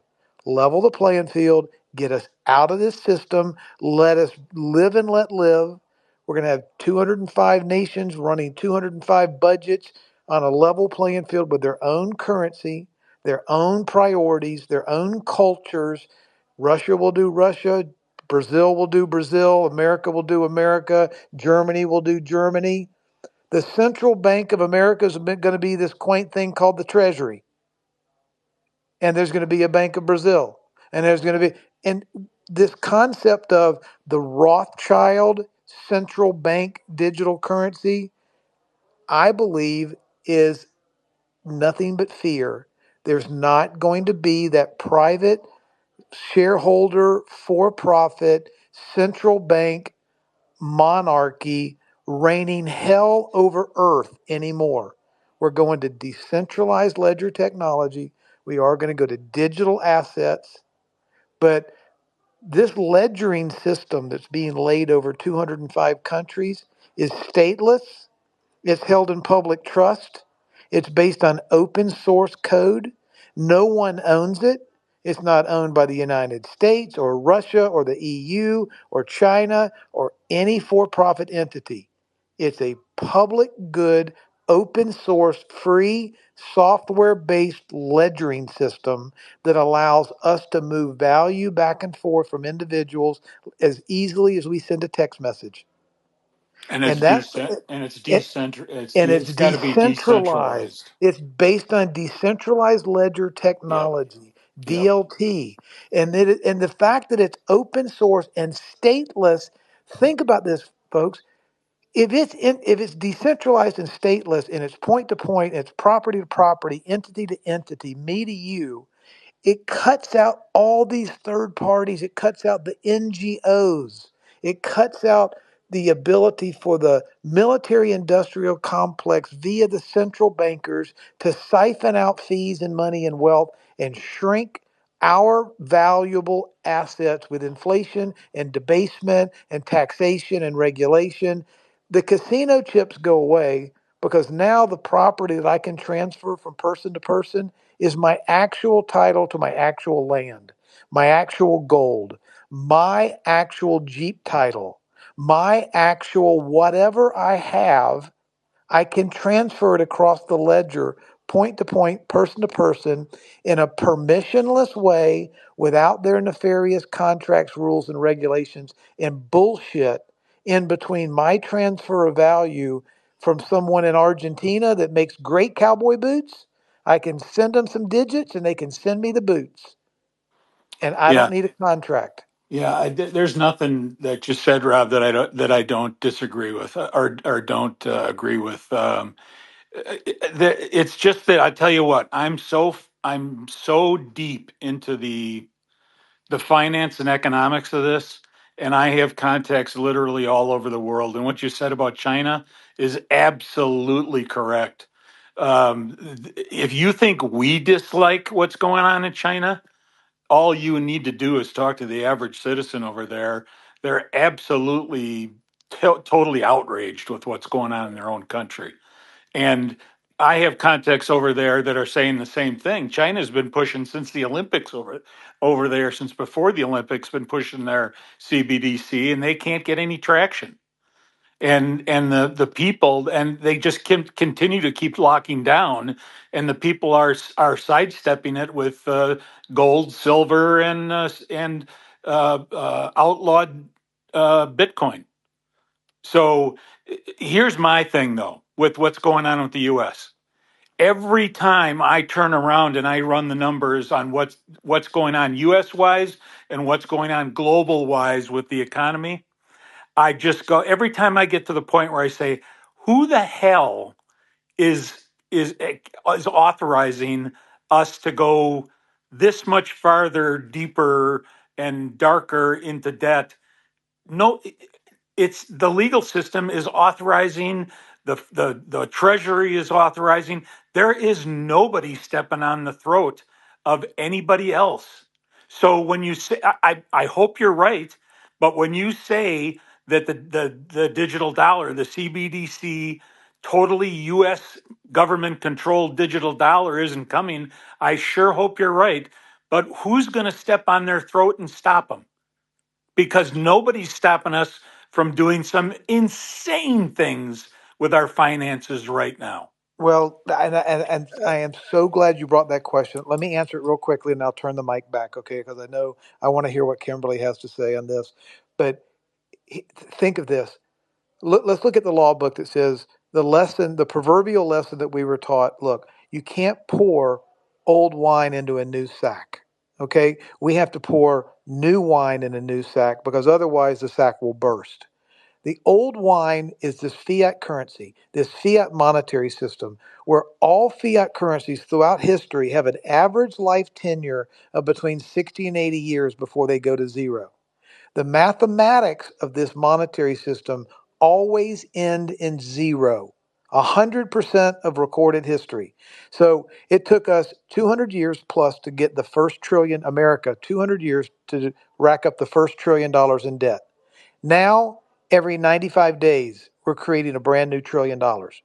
This mathematical equation of this fiat money goes to zero, and it's about to crack up like a firecracker cracks up in the sky on the 4th of July.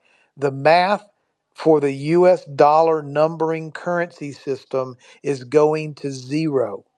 The new system is asset backed, digital based, an internet of value. The new SAC is the digital architecture, and the new wine is the digital representation of value. We can't put old fiat Federal Reserve notes and all of the crap that's attached to that into the new digital architecture blockchain distributed ledger system.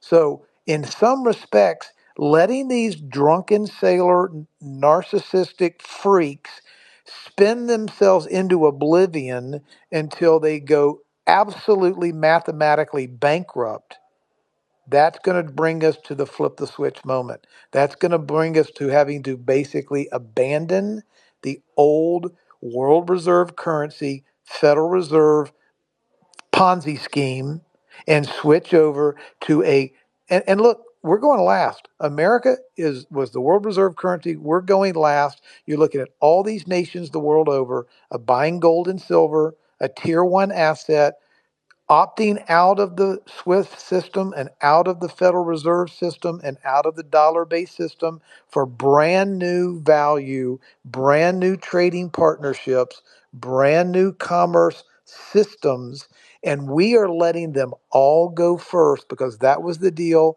Commander-in-Chief Trump made with all of these other heads of states. We're not going to rug pull you. You can trust us.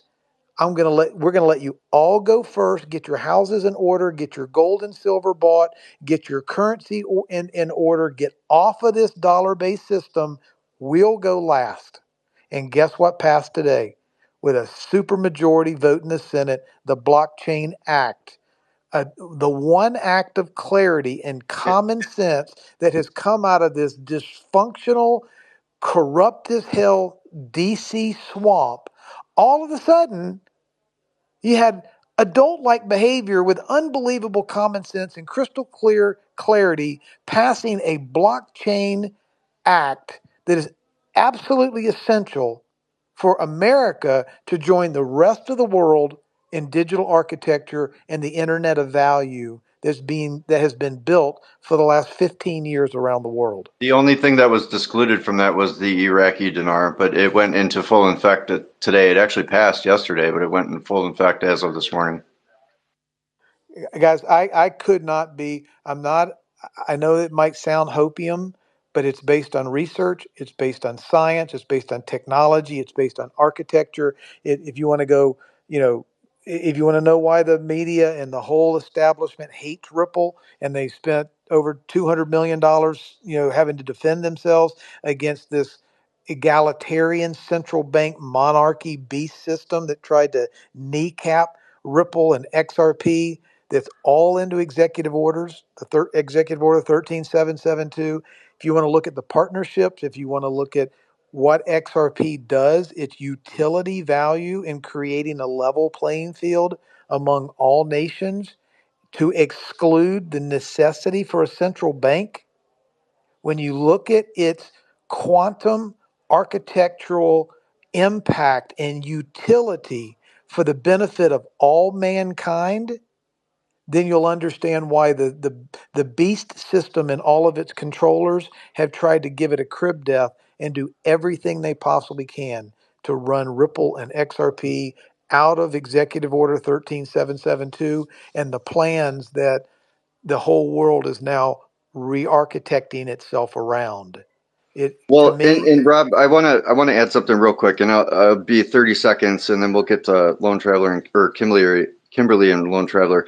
But I want just everyone to keep in mind, because crypto's a trigger, and I get it, but the fact is, think of it as numbers on a digital end, right? We live in a digital age, and it has a code because of the source code in the computer. So if you think of a lock and a key, and if your birth certificate on paper as the chattel property is the bond, because it's a certified copy on that bonded paper, you need, think of it as the lock, right? And then the key would be the digital end of the ledger in a bank account in order to transfer funds to and fro. And so the crypto end of things really essentially in a very, very, layman's term sort of way is just the point ... of whatever it is the value asset on the digital ledger, and it's just moving it and being able to transfer. XRP is on attached more on the commercial end though, which opens the door to XLM and other forms of trade for people to use. And so we have to be aware that the XRP, yes, and I'm not saying there's anything wrong with it, but that is a commerce form of communicated ledger. And so, the paper to now the digital part, hopefully that'll help kind of tie in some loose ends for people, because it's good to be aware of what we're using, but it's also better to know how to use it in order to go forward, because then essentially, if you think about it, everybody has the ability, because we always have, once again, they just never told us, we could essentially do some sort of minting, right, as states, as people. We can have our true asset back by, actual value that was based on us. Once we redeem ourselves, our credits, our lives, and we can use that in full force and effect as we the people, and trade lawfully, of course, in any way we so choose. Cup of sugar, cup of milk sort of thing. So I just wanted to add those points, but great stuff, Rob. Thank you again. Kim, go ahead and then we'll get to Lone Traveler. I just want to call a couple of things into view.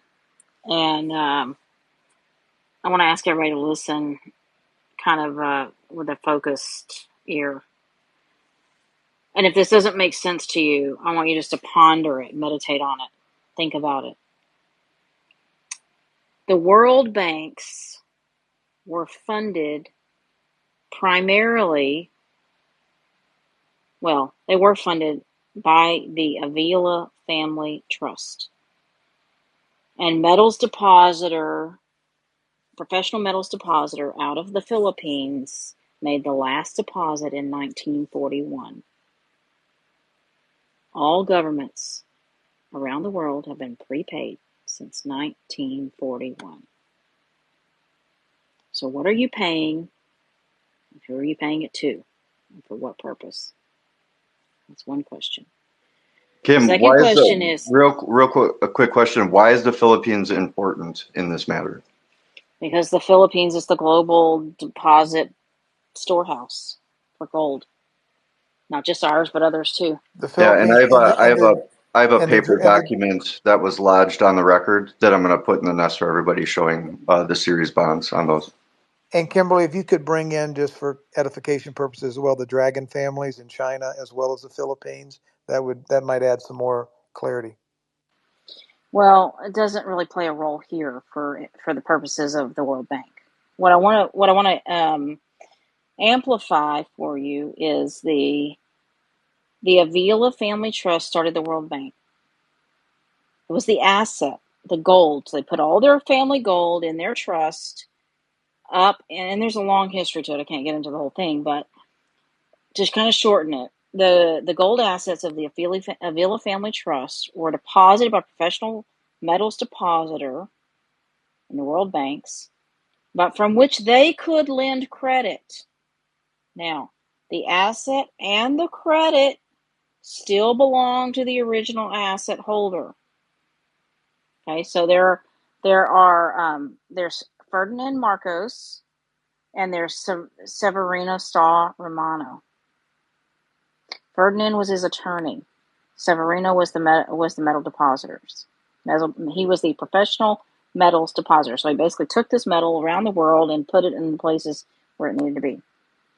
Okay, so they, and through their family lines, came up with a claim on the assets. And this has gone through international litigation for years now. And it's been settled that Julius Shiva is the heir, the single heir. and all of that's been worked out. Now they're still finagling around trying to keep their hands on it. So what happened? So they had a 50-year contract to use those gold assets to generate credit, right? Everybody gets how this works. You have an asset in your hand and you say, hey, if you go ahead and give me this storehouse of hay for my cows today, I'll pay you when I sell the milk from the cow. And if I don't pay you, I've got this asset here. You can come back and claim it. It's the collateral, right? So they extend the credit by 10x, 7 to 10x. And under GAAP accounting rules, there's two sides of the ledger. They're using a dual accrual accounting system. There's an asset side and a liability side. So there is no debt. Every dollar of debt has an answering dollar of credit. Problem is, they're not giving you access to the credit because you're presumed lost, dead, or missing. So the ledger, the credit side has stacked up mile high. The debt side is stacked up, but there's way more credit than there is debt. They were supposed to take those investments and roll them back into the economy, but instead what the bankers did was put it in their pockets. They built these fancy banks, and they built all these branches everywhere, and they instituted all this technology, and they gave their executives big bonuses, and they acquired these assets, right, off of money that wasn't theirs. And when I say money, I'm using the term loosely. I'm using it as the thing that has value. Your life force, your creativity, your ingenuity, your gifts, your talents, your experience, all of that has value. I don't care if you're laid up in the bed sick. If you're still breathing air, you have value, right? Because you're a land asset and the land is producing value. So they had a 50-year contract that expired in 2005. Now go take yourself back in time to 2005. Where were you in 2005? What were you doing? 5, 6, 7, 8, 9. Remember what happened in 2008, 2009? The housing bubble, the Bank crash. crash, Fed crash, Yeah, buyout. I worked for Nortel Networks at the time, a company that couldn't go bankrupt, and they did. And they are gone today. I was at AIG at that time.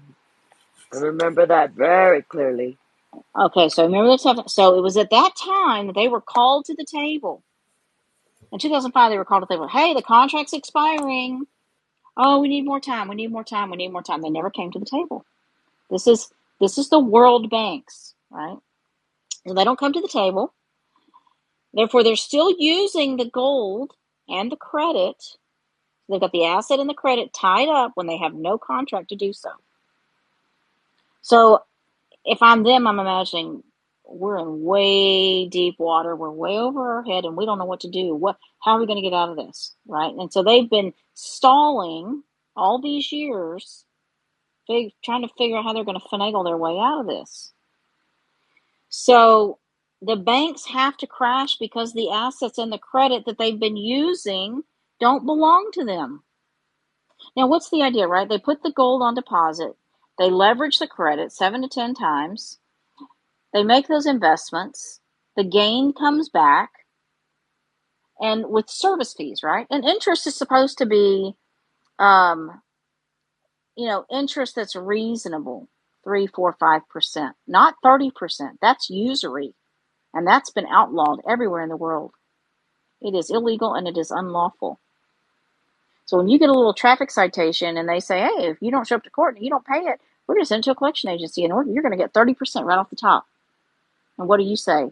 And I'm going to exercise the full force of the law to hold you accountable for usury. So So, Kimberly, so what happens when you kill off a bunch of people and you let a whole bunch of new people in? What do they come in with? well, are you talking about migrants, immigrants? That's right. What do they come in with? Shirt on their back and a and a trust worth about a That's public right. trust worth about $100 million. They get here and it turns to $70 billion. Oh, you mean after a bioweapons launched, and then they take our rights, the people that are still living here, throw them in jail, and then they bring in others from other areas, that Uh-huh, sort of thing? uh-huh, Oh, okay. uh-huh, uh-huh. And they traffic them, and they bring in all kind of other diseases and drugs and all kind of chicanery, right? Because now they're born into debt slavery, into bondage, and then they get double bonded. So when they make the trek across the Darien Gap and up the way to the border, doesn't matter which part of the southern border, it can be any border, but do you know that the further have you ever wondered why they're busing these people from the border to these interior cities? Wisconsin, New York, Seattle. The further interior to the country they get, the more money they're making. Why? Because what motivates them to come is the likelihood that they'll cross the border and the likelihood that they'll be able to stay. And that's currently at 90%. So, why do they want them to cross the border? Because in their home country, their part of the trust is, like I said, about 100 million. Now, I'm just using proportional numbers here, not exact numbers. They come here across the border and they can claim that there's some sort of citizen or resident or green card holder, right? They're here working for the corporation. Now their trust goes to 70 billion. So just think of that in terms of proportions. How much larger is 70 billion than 100 million? So when you ask where does this public trust come from, if you were born on one of the 50 states of the Union, the actual states here in our country, our sovereign country, you're part owner. You're shareholder. You're born free without any citizenship obligations. You don't have any obligation to serve your government. And you speak for yourself. So we encourage people to come forward, and at least for a period of time, just to do the work that needs to be done. Now, this is on the land and soil jurisdiction. Okay, so when that happens, everything that comes off the land, you're part owner in. Isn't that also called dominion? Yeah, it is. Genesis tells you take dominion over all the earth and over all the creatures on the earth. Go subdue it and fill it. Isn't that what it says? So the first contract, the first trust indenture that's created, God created the earth and he gave it to the first man and woman, Adam and Eve. And Adam and Eve passed it along to all the progeny, which is us. So you got to claim that contract and hold them accountable also to the contract. And they know it. That's where law merchant also comes in. And so you look at that contract. If you look at, I think it's Leviticus 5. I think it's Leviticus 5:6. Cal Washington was just talking about this. It says, basically, if someone steals your property and when it's returned to you, you add 20% to it. So if you had a $500,000 house and they steal it, add 20% to it. They need to repay. So all this has to get washed out, right, over time. And when you think of the banking system as it should be, and if you think of, so there's the Avila Family Trust, and there are about 5,000 other trusts. So what happens is these families, they get these trusts and they're massive amounts of numbers, like a dodecadillion. You know how much that is? I don't know. It's a lot. There's I think more it's like 30, assets. 37 zeros is attached, I think was the number. There's more assets than we know what to do with. Assets represent the value of the life force. Priceless. My power just went out. The life force that is amassed in this calculated value, there's enough value for everyone to be well fed,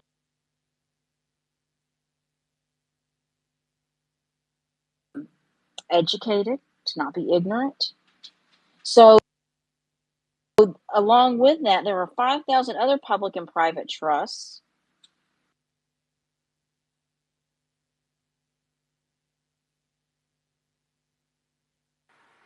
You're rubber banding, Kimberly. Do you want me to drop you and bring you back up?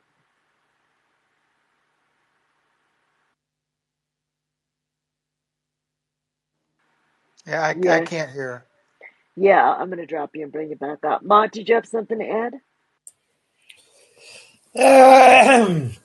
Yeah, I've been listening with my whole ability. This is really great stuff, actually. Um, there is one other aspect of keeping the dead horse alive with the migration.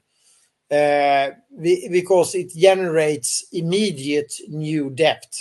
That's why the Fed has been, printing money and also uh, creating even more debt than before, because the owners of the Fed, the private banks, they have been loaning or getting their coffins filled to keep them going until I think it was 11th of March.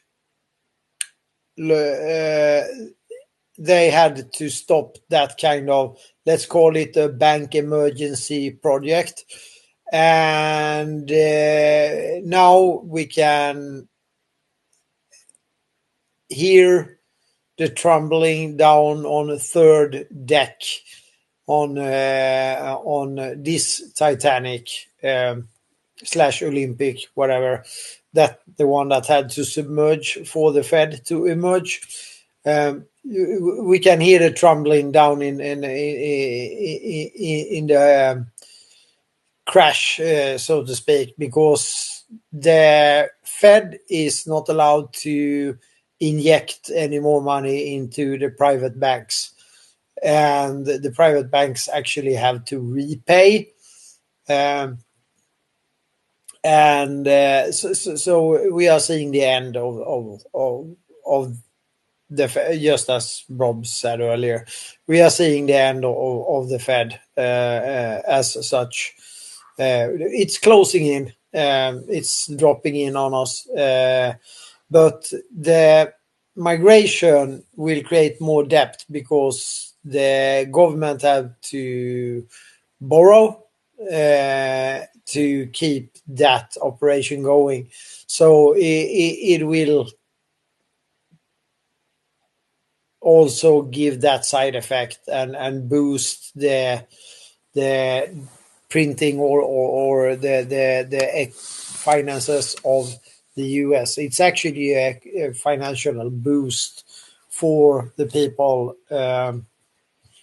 or not the people, but for the oligarchy and or the nefarious actors. It is boosting. So it has a dual purpose or a triple purpose or a even more quadruple purpose, of course. This has been going on in Europe since 1997 when the Barcelona Treaty was signed. It was upgraded some years ago with the Marrakesh Treaty, same but different. And ever since that, the was created by the same banksters have also then created the push effect, you could say, on the hyper migration that has been occurring in Europe ever since 97. So it could be worth noting that the same thing was in the grand plan. I think the migration wave into the US was, I think, scheduled and very efficiently started and accelerated very, very quickly from a tiny little creek or a tiny little waterway to a veritable flood, you could say. So that's my take on it. I know that the bank emergency from Fed, whatever, I can't remember the abbreviation, but since that actually went to a hard stop some months ago, we can see the effects on that now. And that it is like Rob is saying, that we are going there. Well, we are going down, but the banking system, the fiat system is going down. It has to be that way. It cannot, there's impossible that anything else will happen. So that's my take on it. That was maybe a quick summary for the layman. So with that said, we got plenty of hands. Tish, go ahead. We have not heard from Lone Traveler. How are you tonight? Great. Thank you so much. So it's my time to speak? Yes, sir. Okay. So I just want to mention a few things. 2001, September 12th, is the day that they're supposed to return Chinese gold. And we know what happened the day before. So the Federal Reserve is bankrupted, and the banking system was actually collapsed in 2008. And right now, we are not just going to go through the banking system collapse. We're actually going through financial, collapse. Basically the economy collapse right now. The monetary system, it's not just old sack and new sack. It's basically just we use a paper to represent the real money, and we have been playing that game for a long time. So we actually need not just a new sack. The wine was in the sack was fake. It was not really wine. It's just a bunch of water with some kind of things through in there, and we have been using that as a wine. The paper was a sack, and I think the crypto could be the new sack, but it might not be the crypto with low. It doesn't matter what sack we use, what bottle we use. It really doesn't matter. I think it's going to be something brand new that we probably never heard of. But the wine itself is gold and silver. So the crypto will be represent the gold token. That's what I believe will happen. So, and another thing about Chinese people, they do not know what's really going on. They basically have no clue. Most of them, actually, almost all of them have no clue. But the government does have a clue. The government has very good clue. They're working with Russians. They're working, like a BRICS country. And also the European country probably will join them. South America, Africa, except the Five Eyes country, most of them want to join that BRICS union, even with certain states in the United States will end up joining them. That's what I believe. So that system will use, I believe, gold token, use crypto technology, and the gold will be the one that back this new monetary system. This system will be fair to almost everyone. That's what I believe is going to happen. So we have lots of predictions, lots of guessing, a lot of all the things going on. What's the truth? How do we do? What do we need? Prepare.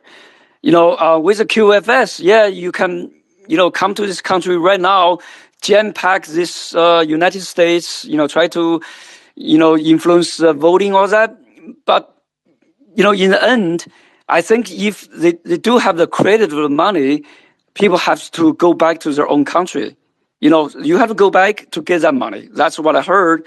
I think that makes a lot of sense. So we probably do not need to worry about it. What's in our hand right now is that what do we do? one thing I'm pretty sure, if there's tons of money, unlimited amount of money out there, then the money doesn't mean anything anymore.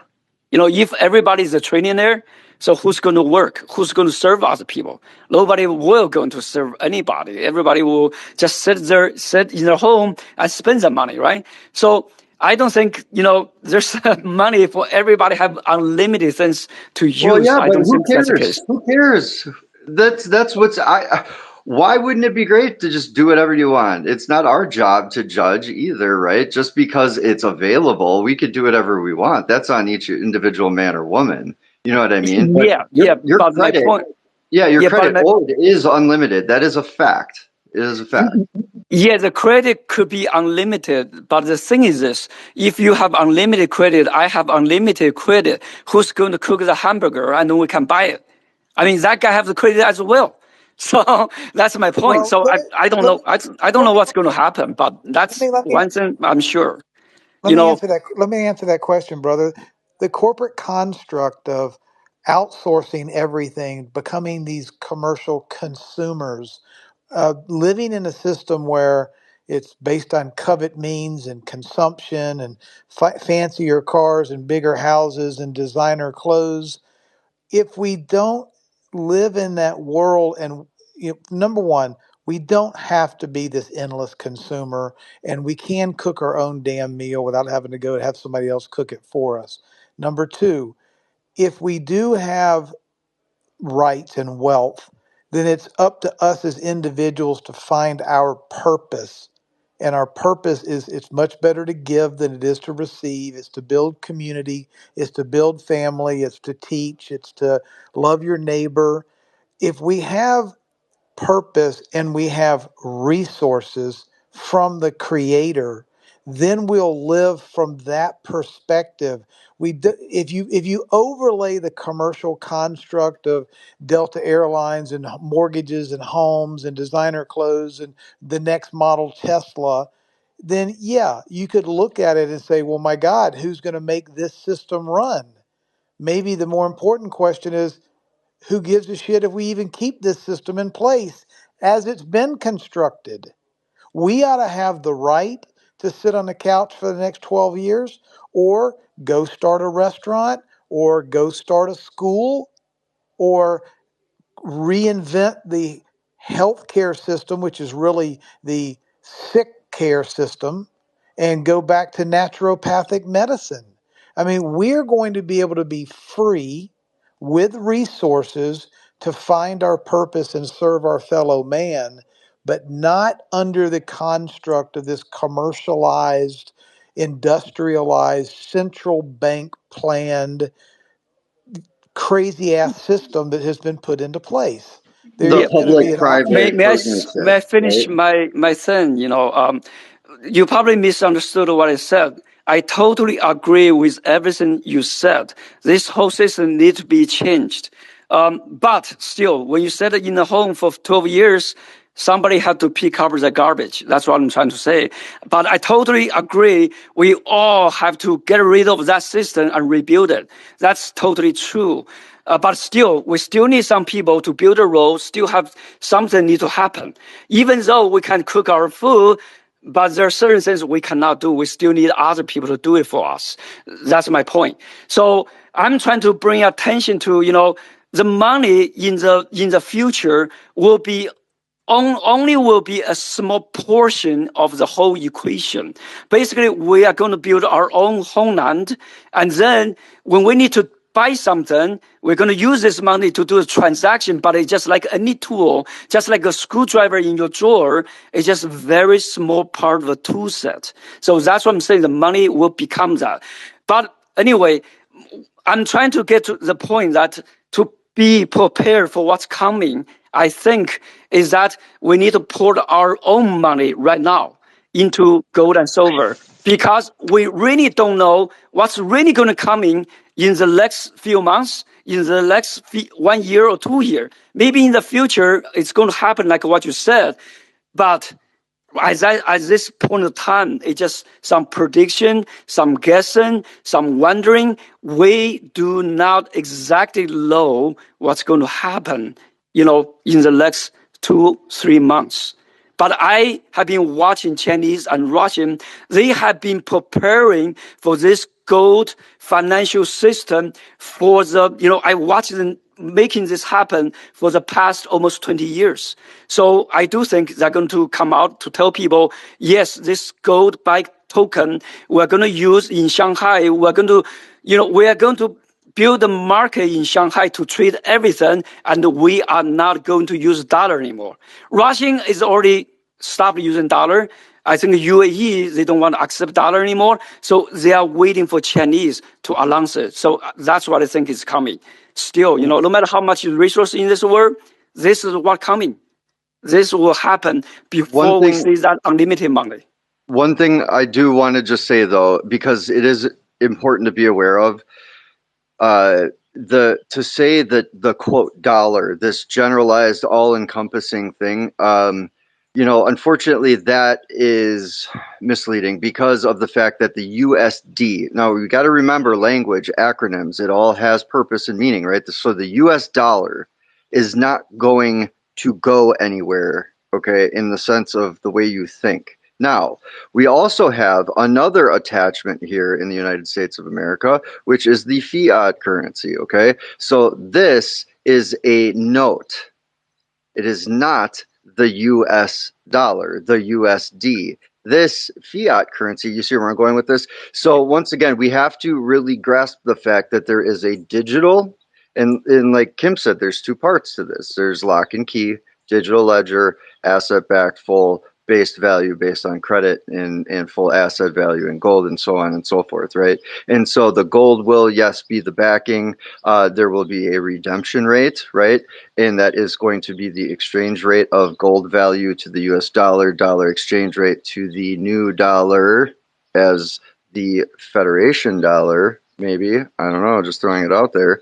And then it's going to be all asset backed, right? Indemnified by us, we the people, as opposed to these PMAs and public-private partnerships and NGOs that are running the show. Yeah, I just want to add one more thing. What you said is a Federal Reserve note. So it's not really US dollar. US dollar is a silver. It's a silver. It's it's a gold and silver. It's not a paper. So, but the problem is that with a derivative market, with a bond market, with all this market, we have so much bubble that represented by this FRN. So we have to burst the bubble and translate this money into old money, which is gold and silver. That's a process we will have to take. That's all I want to say. Thank you so much. Thank you, Alone. It was good to talk. Good points. Yeah, Thank and you, brother, sir. that gold and silver, agreed. It's got to be the underpinning and underwrite the new form of value or wealth. But in the reality of a technological world, if I want to pay somebody in Italy or Germany or the Philippines or Canada, I'm not putting a silver coin in a envelope and mailing it to them.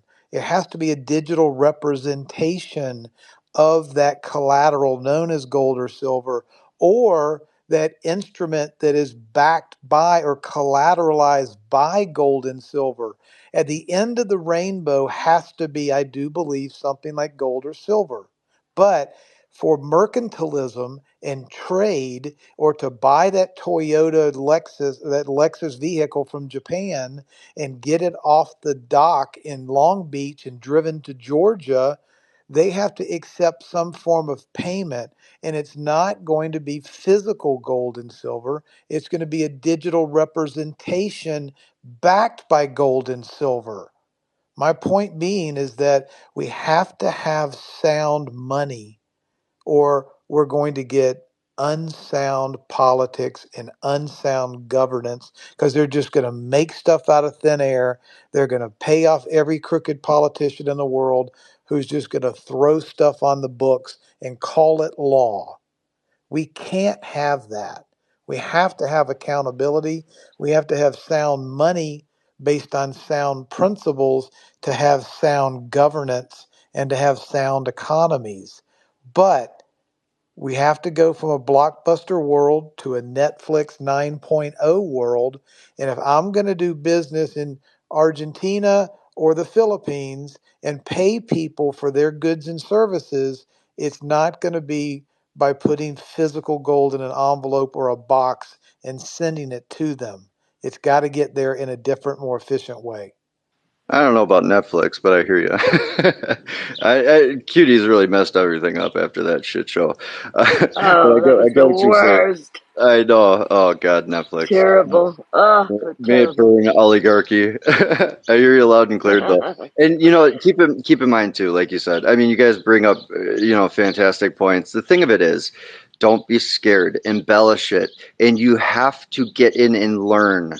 We have been so indoctrinated as people because Big Daddy government, right? Big Brother's going to step in and take care of it for us. I'm sorry, I don't live in Washington, D.C. I am a man, I am an American, and I am a Wisconsinite as a native, right? That is my nation state. So, as such, okay, if I know how to operate in my lawful person in that vessel, right, in that sort of prerogative, that is my right. I can operate freely in and out of commerce, but I can also trade freely as a man, and I have that right. We need to learn how to do this again. This is the importance. This is an educational awakening, just as it is a greatness transfer of wealth by inheritance that was taken from 6 generations back. But this You're a isn't. king. You're a kingdom citizen. Your citizenship is the kingdom, and the Constitution are the immutable laws in the law book. Period. Everything else is a usurpation, because if you're a kingdom citizen, these fraudulent laws and rules and statutes and codes and contracts and perverse consent extractions that deceive us into it's all bullshit. But if we realize our true citizenship is kingdom citizenship, no one can take those rights and those inheritances away from us. Well, right. Our rights are endowed by our Creator, and I hear you 100% there.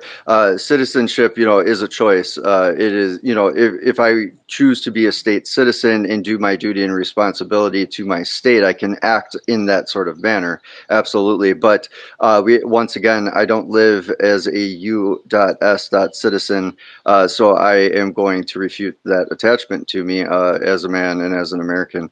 And my nationality is not white. Once again, I'm a Wisconsinite. So these are important factors. So be careful when you check those boxes, because they have absolute matter of fact meaning, 100%. All right, let's get to some of these hands, Tish. Who's next? Yes, Larissa's next. It's Larissa, Kimberly, Rebel, and then Tim. Larissa. Thank you so much, Lone Traveler. Thank you, Mott. You brought up some points that I've been following in the news with the immigrants, and the mayor of New York City went to the Vatican last 2 weeks ago to visit the Pope. And I'm wondering, my curiosity, because they don't tell you why he went there. They did say he went to go speak to the Italian immigrants, that did to the Italian children. That did not come to fruition because he got sick 3 days later, and he returned back to New York. So I'm wondering if he brought their birth certificates. And I also noticed that people are talking about Argentina, and didn't they get Lahaina, what they did in Lahaina, they did in Argentina? Are they moving towards C40 cities? Like, they're not going to stop their agenda, or whatever that agenda is. And I wonder if Agenda 2030 is even in existence anymore. It may have gone to a 2050, because their goalpost is being moved. And by us, I believe, by them listening to us in these spaces, I know that they are. It's not coincidence. Oh, they sure are. Right? And remember when Trump filled the jets with the gold? He went to the Vatican. I think it was in 2023. Yeah. Would that gold be used in the exchange of the dollar? Is that going to be our backup for the citizens who are, unbeknownst to them, are going to be on a gold-backed dollar? That's a question I have. Like, the gold isn't just going to come out of thin air. It's already in existence, and it's old money that's been here. So just trying to make sense, and the billionaires going missing, and it's just all these nefarious people are making ways for their own families, and they're probably living in the North Pole or wherever they go. I don't know. But those are just some points I wanted to bring up. They're not going to stop trying the fight within the United States. Even the barge that hit in Galveston, Texas today, I don't have the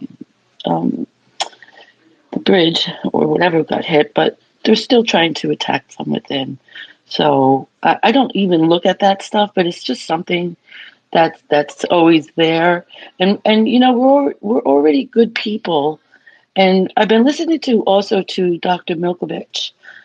She's phenomenal, coming forward with her experiences in life, and she's solidified some of my own thoughts of the illnesses that have been occurring for the past 30 years since HIV came out in the 1980s. And just one other thing, I'm always going to talk about the children and their mental health is declining. There was a 10-year-old who committed suicide. Okay, he committed suicide because he's being bullied. He was 10.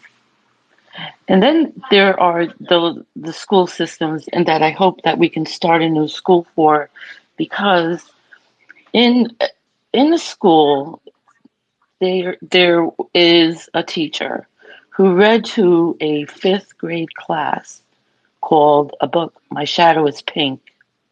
Okay? And it went like this: Dad's shadow is blue, my shadow is pink, and it's strong. But when I stand with it, I just feel so wrong. My heart skips a beat as I put on a dress. Your shadow is pink. I see now it's true. This is the father going into the sun, admitting that his shadow is pink, and he's wearing a tutu, and the son is wearing a tutu. It's not just a shadow, it's your innermost you. So stand up with your shadow and yell, this is me. And some, they will love you, and some, they will not. But those that do love you, they'll love you a lot. Now, this is written for 5th grade students, read but to the teacher, and then the 5th grade students read it to the kindergartners. So this agenda is still moving forward. They're still traumatizing our children in the school system. I wish we could just collapse that Federal Reserve and everything that's connected to the Federal Reserve, because they're just absolutely demonic.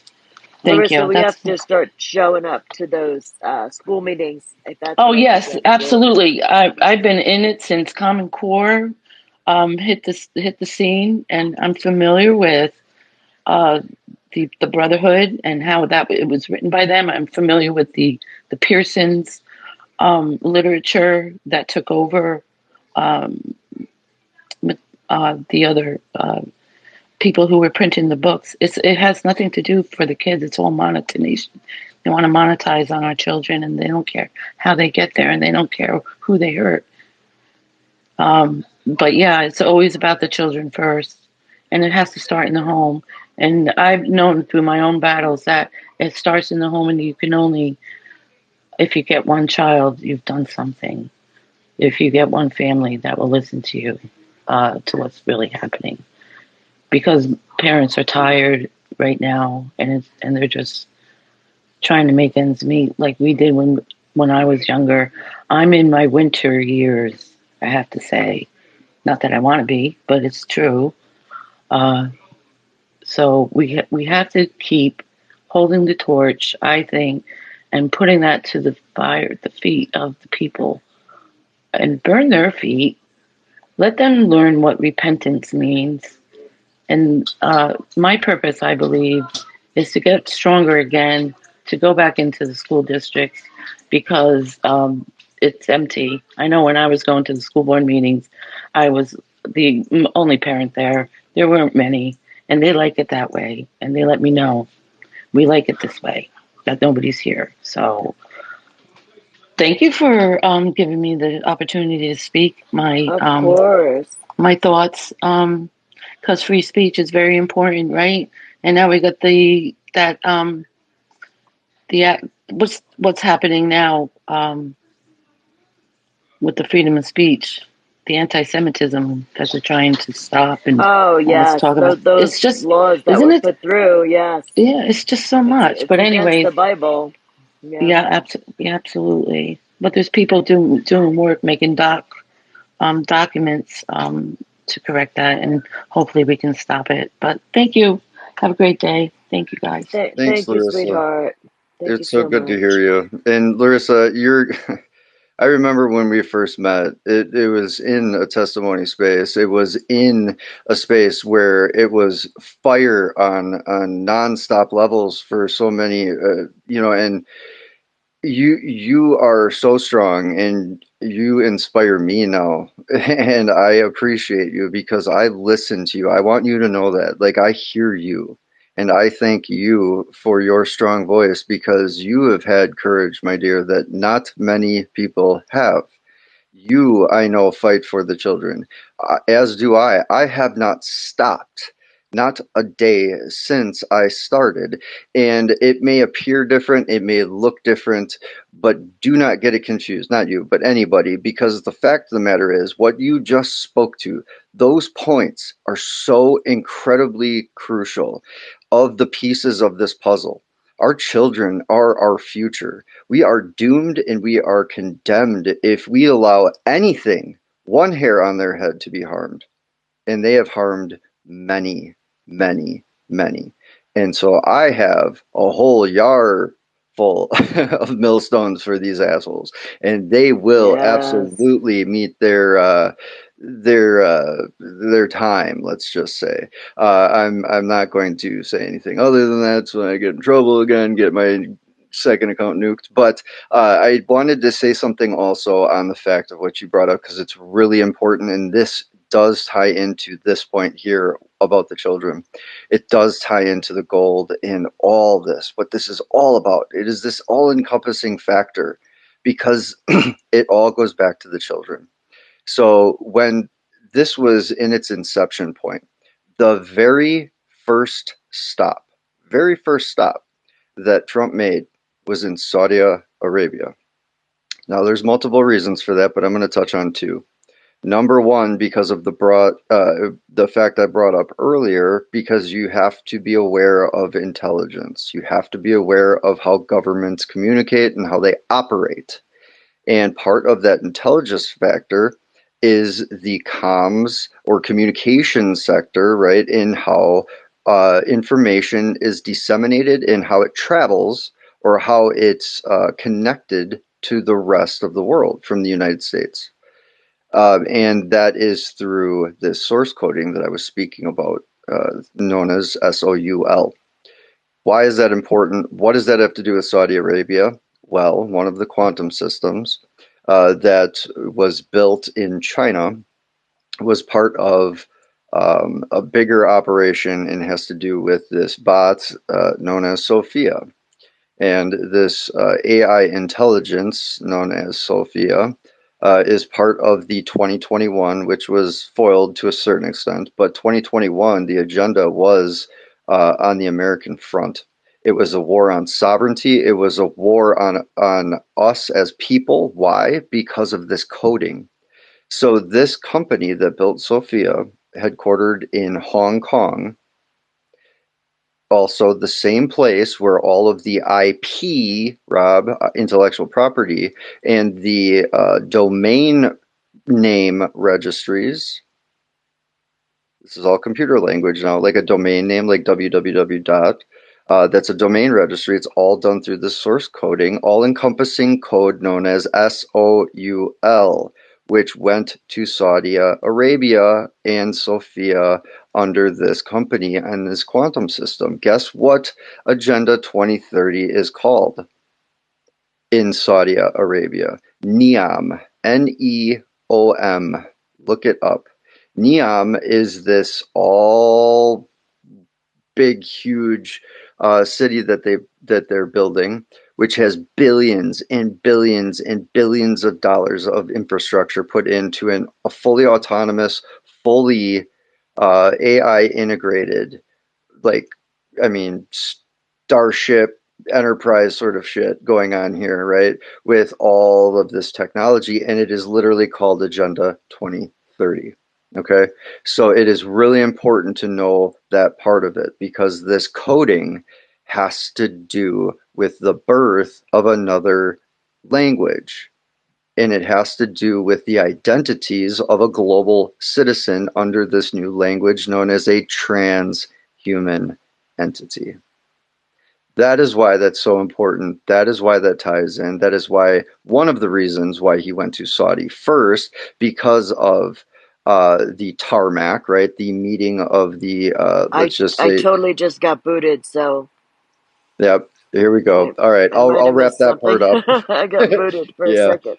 I got booted before too, but so I'll end it there on that. But it is so important because of a global meeting that took place right before the global conference, where they released Sophia as the first global citizen. And where did she receive her citizenship status? The first AI robot? Saudi Arabia. This was in 2016. That was also, Citizenship? She yep, had yep. Yep, wow. Sophia AI. Hanson Robotics is the company that made her.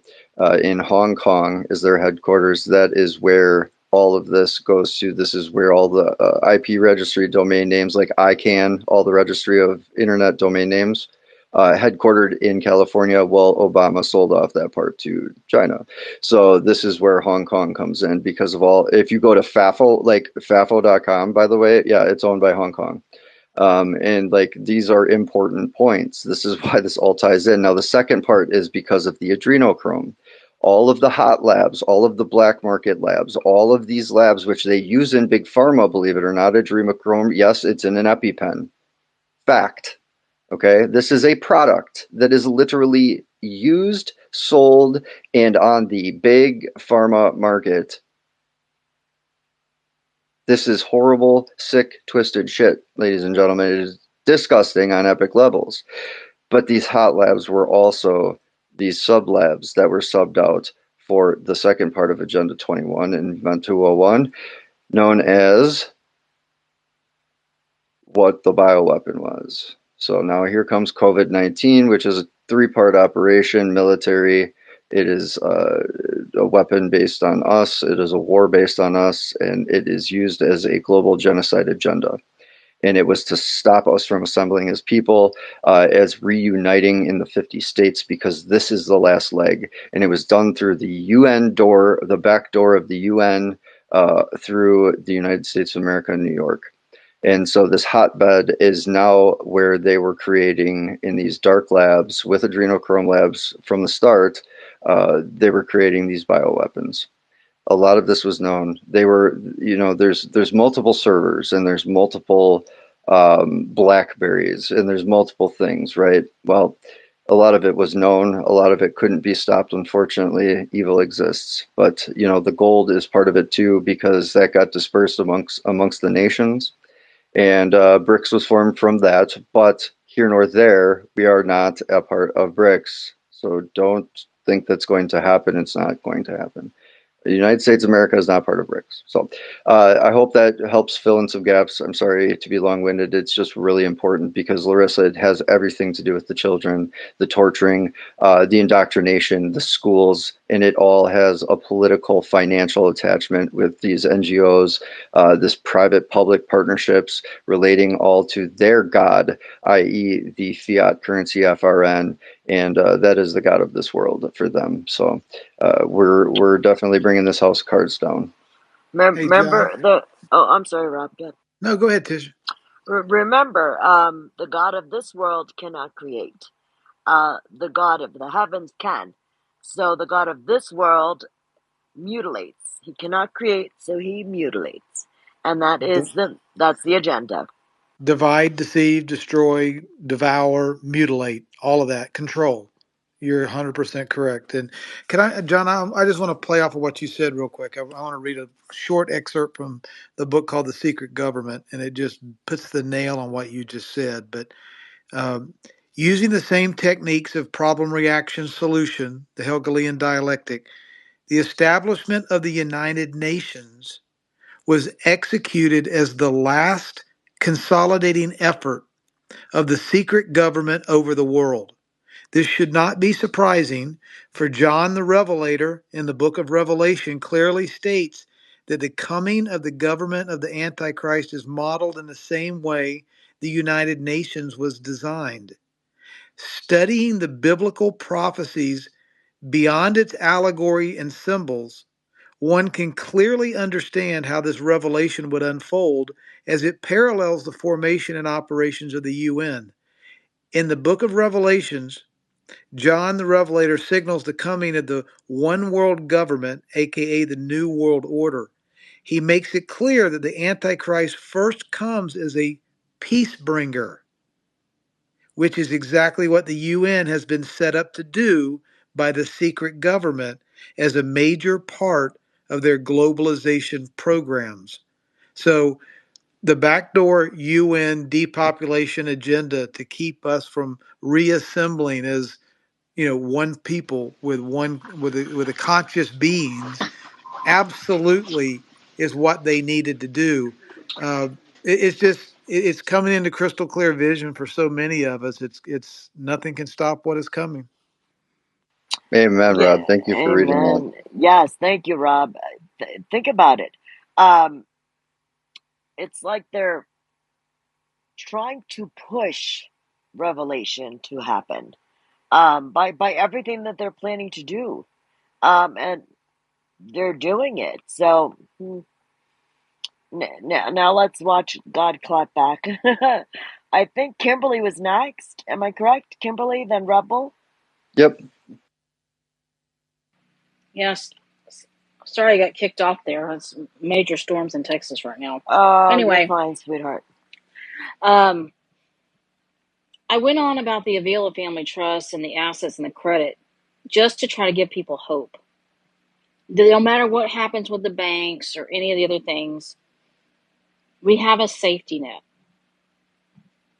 Our actual government, the sovereign, so our government is the capital T, United States of America Incorporated, our Federation of States. And in place is the safety net, which is the American Federation dollar, which is gold backed. It is the nationalization of all these corporations. Every corporation has to unincorporate. Everyone has to come in under the public law.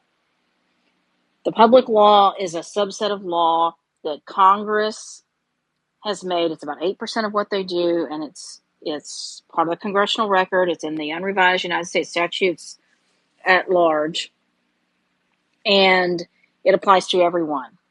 Most of what they do, 92% of it, doesn't apply to the people. It applies to only their corporations and their persons, which gets misapplied to a lot of people acting as persons. So we're in the late stages of this. It's already been thought out, worked out, and litigated for years. Notice started in 2007. The Pope, through the Pope announced the piercing of the corporate veil in 2013, in June of 2013. And so as a result of that, all of this is starting to unwind. If you've ever been through a corporation that went out of business or went bankrupt, there's a series of events that happens to kind of unwind everything. I got word recently that the U.S. Postal Service is going through a workforce reduction. So you're going to see a lot of these corporations starting to spiral down. Why? Because they have to come in under the public law. They have to unincorporate.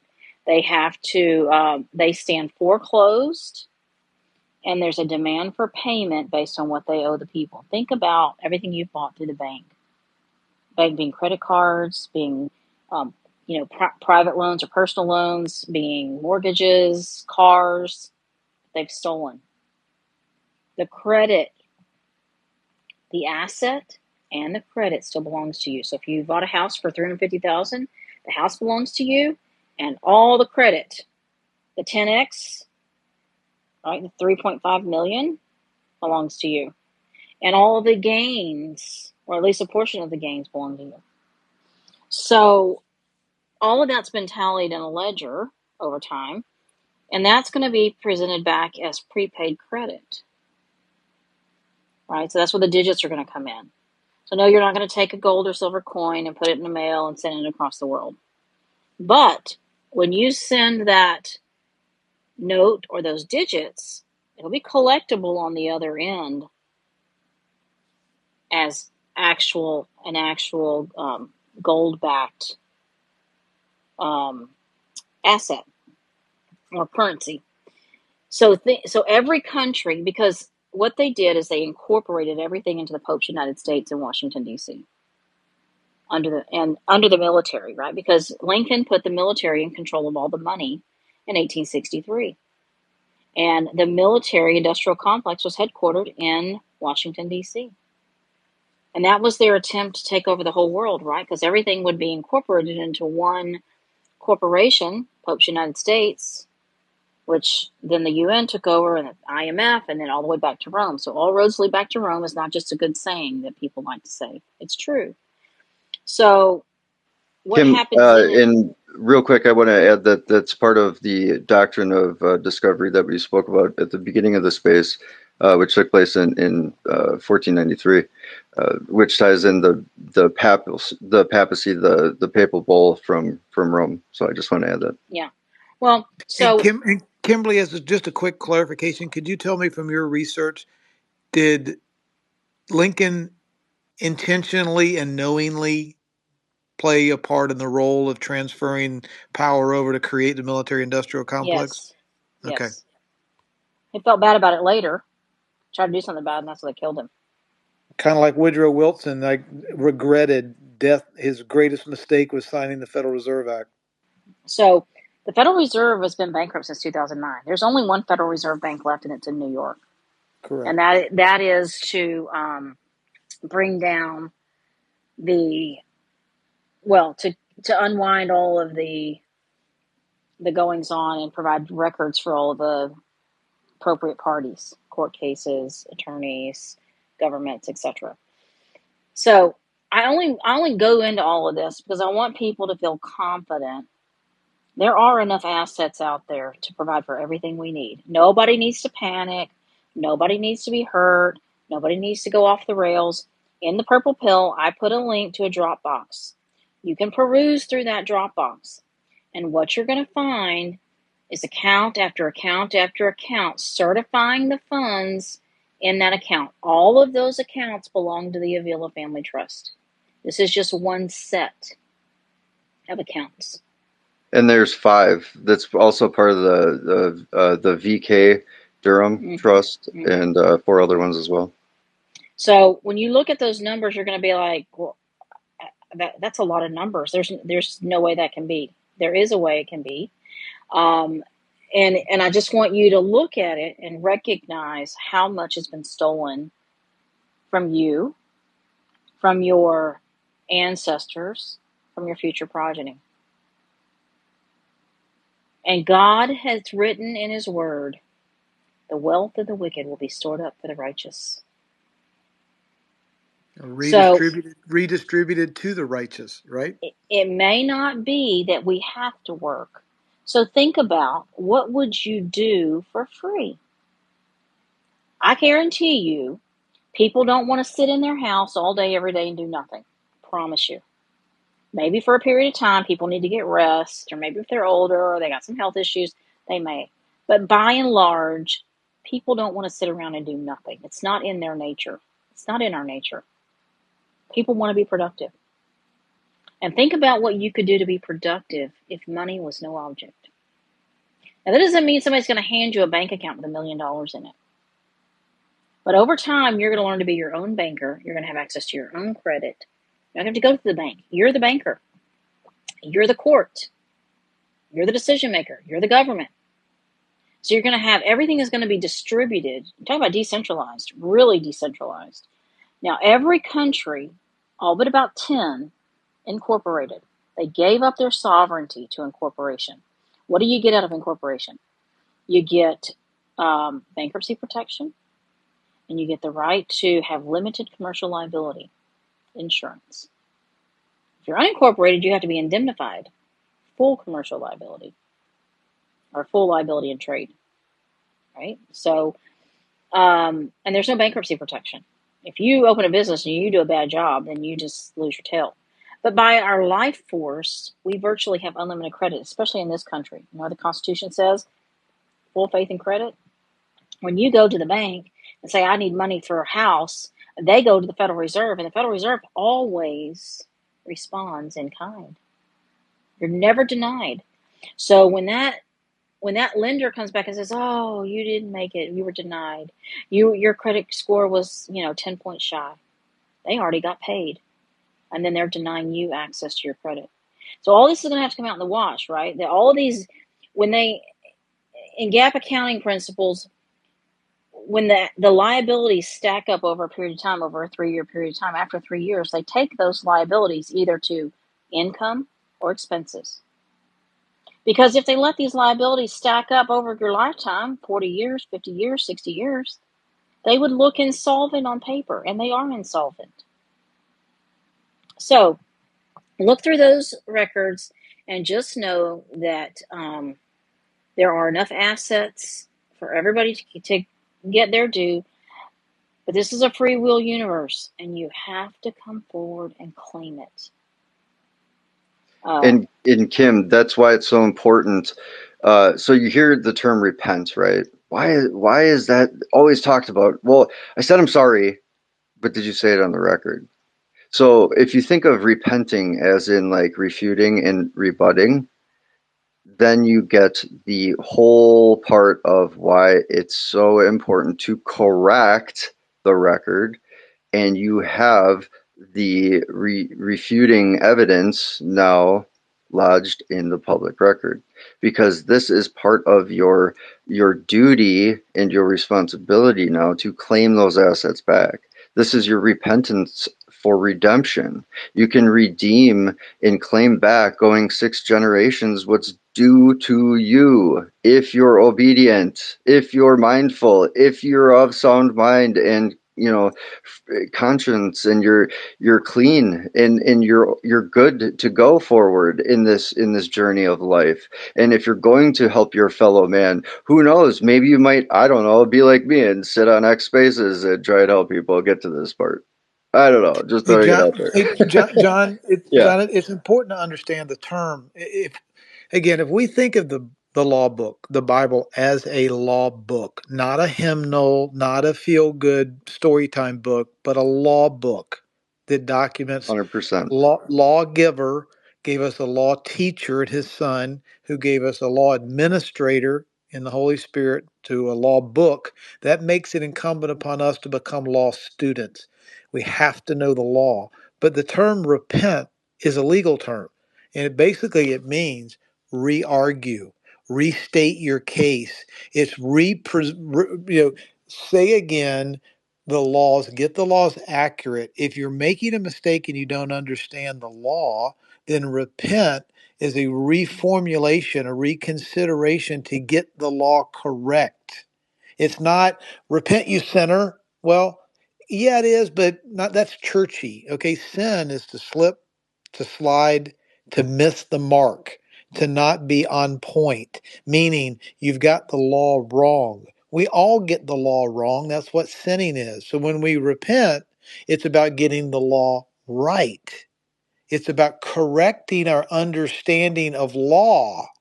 That's what repent means, not you're an unworthy, broken, treacherous soul and you're condemned to hell, you sinner. That the church has got it so misunderstood how to read the law book and what these terms actually mean. Repent is just think anew, get better clarity, Yep. restate your argument. That's And all it whose law? means. God's law or man's God's law? law. Yeah, God's law. exactly. That's the question we should be asking ourselves. Whose law? Do you want to be part of the FRN man's law or God's law? It's your choice. That is your choice. But choose wisely. I want to make one other point real quick before I forget, and then I'll turn the mic over. So what we've got in this country under occupation, under the military, is we have military script. That's what you think of as the United States dollar. You also have, and so they kind of lay, it's like two roads that lay on top of each other. It's the same road, but it's got two different names. It's also called a Federal Reserve note, or a FRN, and those are written in all uppercase letters. So the Federal Reserve note is military script, and the US dollar is commercial script. It's like passing a sticky note that says IOU. It's a debt note. It's an instrument. Both of those are illegal because under the military FRN, or Federal Reserve note, it's holding you to indentured servitude and peonage, which has been outlawed since 1926 worldwide. The commercial script, so the Federal Reserve note, so think of it like we're on a military base and we're just trading military script within our own boundaries.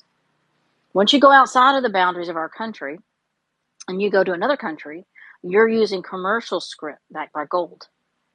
Well, it's supposed to be backed by gold, but it's not because they all incorporated. So they're just trading between these commercial corporations.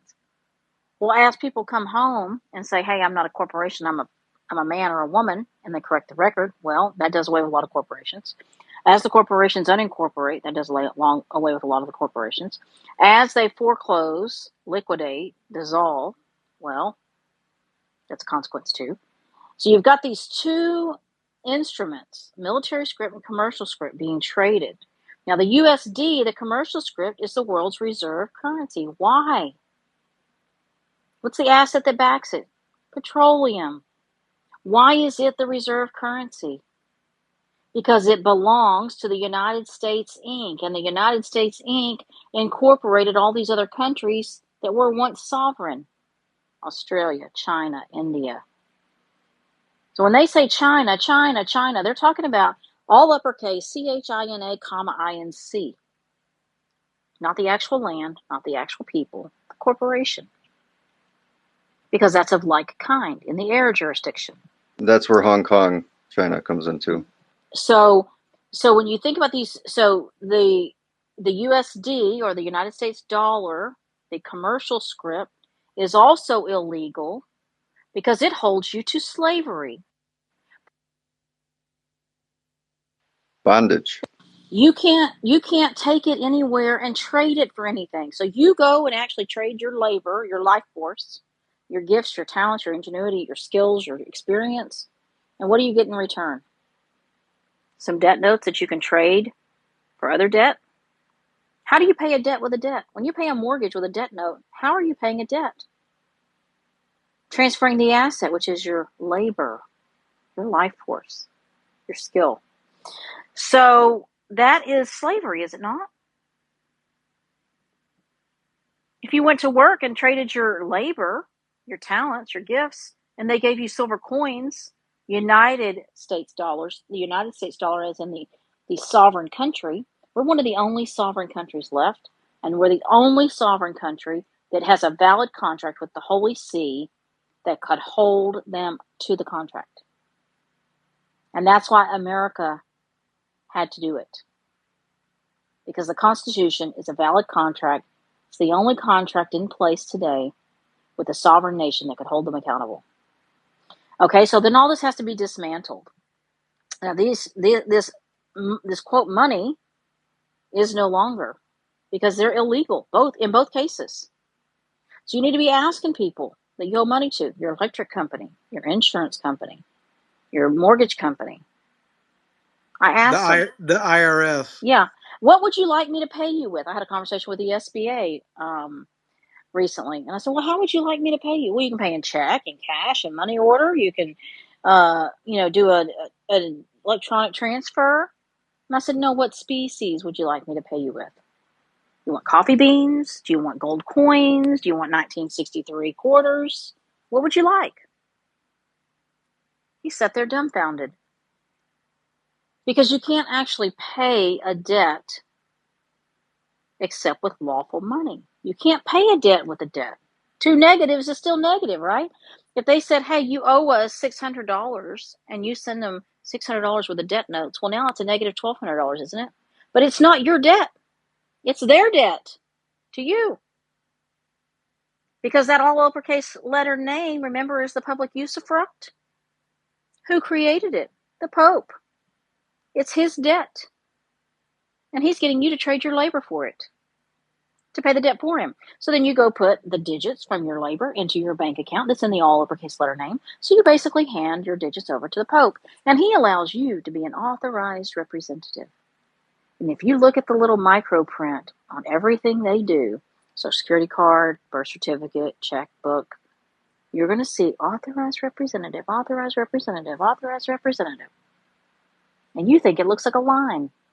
So call these things out. Even if you haven't corrected your status, you're not a proper person, get other people thinking. Because when more people start to stand up and ask the questions and say, look, devil, we know your game. We see you. When you bring the lie into the light, guess what happens? You expose it. The cockroaches scurry. You watch them scramble. The rats scramble. That's right. Kim, real quick, I just want to show everybody so they have a little context. If you go up in the nest, I have a picture here. Now, this is the back of the Social Security card. Now, keep in mind what we just said throughout the space. There's three parts to this. The trust, the public indentured trust, which was stolen, right, through a certificate of sale and then bonded on paper, right? And then there's the digital ledger, which is through the Social Security Administration, and then backed by this floating debt note, a note of responsibility to us, the public indentured trust, right? And this is done through that E-series shown here on there. Now, keep in mind, Kim says capital letters, hence term derived from capitalism, is done through an acronym. So the trust that is in the G-O-D capital letters, gold, oil, diamonds, is the public indentured trust. This is what they trust and what God they're serving. That is what I was speaking to before also when I asked the question, whose God, what laws, whose laws? Because if you're going to be part of the corporate system, this is what you're dealing with. At least be aware of it, right? Shine that light.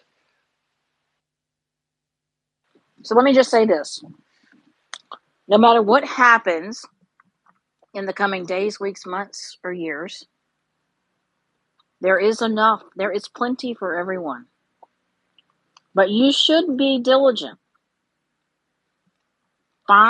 Keep something on hand you can trade with. Junk silver, those are silver coins before 1963, are 90% silver. It could be coffee beans. It Vodka? Could be, yes, vodka. It could be flour.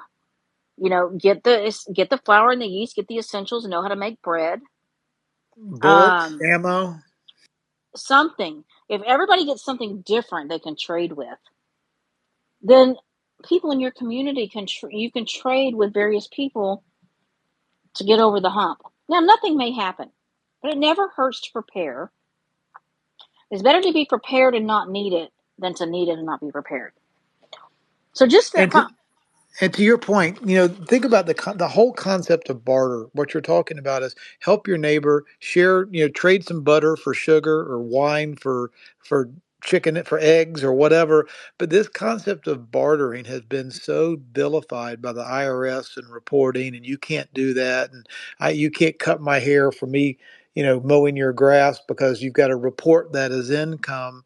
We've lost that community understanding of how to share and be abundant and just support one another and trade our goods and services back and forth. So we have to be aware that there is probably a hidden, unspoken taboo about bartering back and forth with one another. It's a lost art.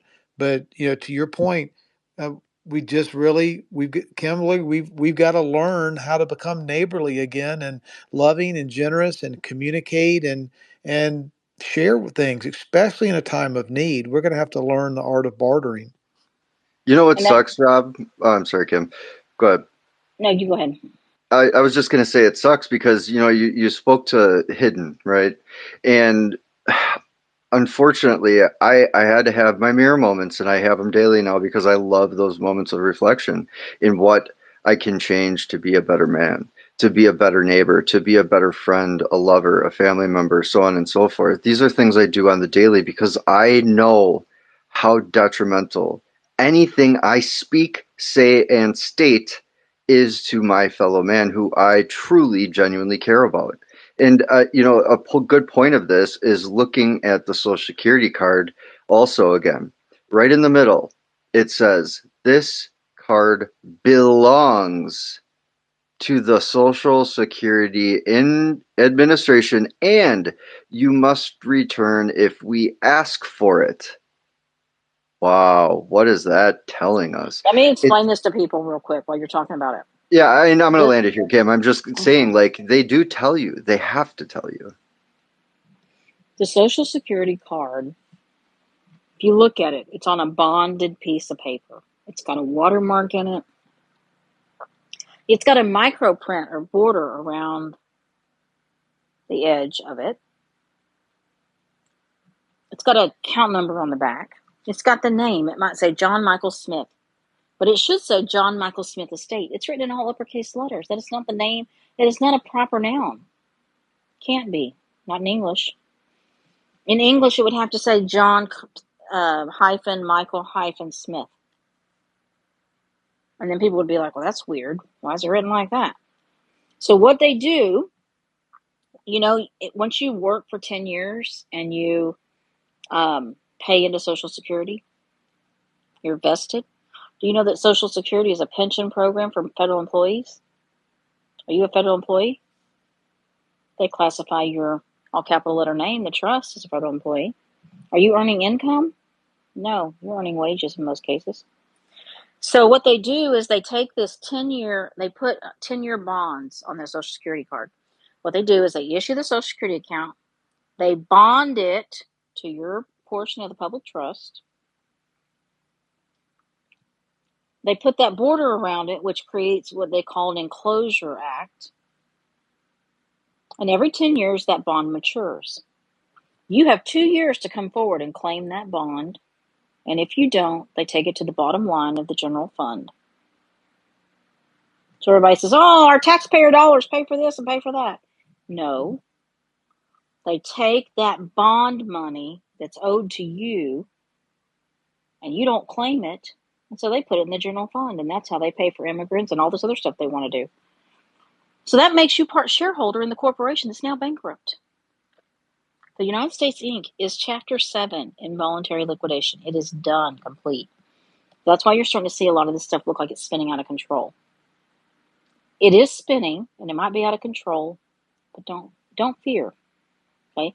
That Social Security, I'm 51, right? So since I've been working, so for at least 30 years, I've missed that 2-year window to claim that bond. I didn't know. Nobody told me. I just figured this out. I just learned this. The fiduciary told me. So they put all this money in this account. They treat it as an annuity. And then when you get old, they pay you out $1,500, $1,600, $1,800, $2,000 a month. $3,000 if you're lucky. It's your money. It's a public usufruct. They have to hold you harmless. So what's stopping you from going to the Social Security and say, I want my annuity? You're not taking care of the things you should, so I'm going to take responsibility for myself and take care of all my own things. What would they do if droves of people came to them and said, hey, we know and we want what's ours? So there's a lot of cleanup, right? Because do we go back and say, hey, I was owed this bond all this time, and I didn't know I needed to collect it, so you guys took it and spent it? That doesn't make it any less yours, right? In the C jurisdiction, Its possession by pirates does not change ownership. And they're pirates. In the air jurisdiction, its fraud vitiates everything. Both maxims apply. Unfortunately, they're dry docked, and it looks like a courtroom. Well, it doesn't have to. Not under law merchant. Kimberly, I'm going to go with the hands, and can we circle back to you because you got such good stuff. But there's a few people waiting, about 30 minutes now. I'll come right back to you though, because I'm sure a lot of people have questions for you. Wonderful information. Rebel, go ahead, hon. Thank you. I got a perfect example of what we're really under. Everyone, what y'all believe we're under is true, but we're under something else also. It's a pimp and hoe political system. The citizens are the hoes, and the people above them that they work for and have no money out of who they're working for and has nothing they own because they're where they live, their pimp pays for it. So they don't have their own home, they don't have their money, they get just enough or barely anything. This is the system we're under, just political pimps and hoes. That's all we are. We're helping them, we're bowing down to them, we're backing them. And somebody says, oh, no, hey, I don't like him, he's this and that. And then you go, as his hoe, oh, I'm going to beat you up, I don't like you, and all this stuff. This is what's going on. We are all being pimped. And it's just what it comes down to. And if the government was ended, how could we have had that election that we had? And plus, if we're going into a digital system of money, they have to end the central banking system to bring us into the new world order, the Great Reset, under the new money system, the new one world religion, and then one set of rulers, and that's it. And that's all those corporations, all those people in those corporations. They're all working together. They don't care about us. Maui. If this presidency worked like it was supposed to when the elections are starting, when they're running, the presidents with their money, their riches, should be going around the U.S. of A., because that's what they want us to know it as, helping people, getting their homes rebuilt, giving them money for what they've lost, because it was their fault what happened. It all come out. And then now this Palestine, Israel, to distract everyone and get everyone to forget about that area over there. We don't have the system we're supposed to have. If they're there for us, serve and protect, they're supposed to serve us and protect us and fix our stuff when something goes wrong that wasn't our fault. It just happens and we ain't got the ability to fix it. They're supposed to be there for all of us anyways, even if you got money. They're supposed to make sure that, because that's what they were put in there for, created for, to be there for us. But they're not. We're there for them. We're their hoes. And that sucks. So, I guess I'll just leave it at that. Think about this though. So the digital system that a lot of people are unaware of, right? Once again, we have to re-educate. We have to re-educate though in the way education was supposed to be taught. Indoctrination goes back a long, long time. In a lot of cases, and in most, there's nothing new under the sun. It just has a different name, and most of the time, it's just stylized different, as in capital letters in different places with different acronyms and blah, blah, blah. So the digital end of things, okay, it is a new type of technology, new to us. Okay, these technologies have been around for a long time. They're just new to us. And so if we educate ourselves and have wisdom and be wise in the things we need to, there is nothing wrong with what we're doing. Okay, the fear-mongering and the instilling of a one-world global currency, CBDC, by the way, is already implemented, and I'm looking for this manual now that I plucked from HHS. It started in 2017. It was implemented into the legislation, into HHS, as an accepted form of currency. Now, some states have squashed that. I'm not disputing that, regardless, but it's already in play. So the thing of it is, if we are going to have a lawful form of government by we the people need to be the ones to direct these employees. We need to either become them by our duty as a state citizen and then act in a lawful, honorable way and protect our state and the nation of that state and the people, or we can live freely in harmony amongst each other and help your fellow neighbor and man and so on and so forth, right? But because of the fact that we haven't been educated on this digital end, now we want freedoms, but that means we have to be mindful of the responsibilities with these freedoms. We're going to have to be the CIC, the CEO, the fiduciary of me dot unincorporated. My life dot unincorporated. My life, me as a man, right? For my family, for my neighbors. And I'm going to have to take on that responsibility, and I'm going to have to do what's involved in order to be the man that I was intended to be. But that looks like work, and some people don't like work. Well, too bad. Figure it out. You either gonna have freedom and you gotta do some banking, you gotta pluck those eggs from the chickens that laid them, or you can be a bum, but don't complain when you aren't getting the same as somebody else because you just don't feel like doing it. Now, you aren't supposed to be lazy and gluttonous either, right? So that is your choice, and the outcome will be it. So just keep that in mind. I just want to add those points. But great stuff. I just want to say one thing. To be a sovereign of your own self, king of your own self, you cannot be a state citizen. If you're a state citizen, you belong to the state. You're a statist.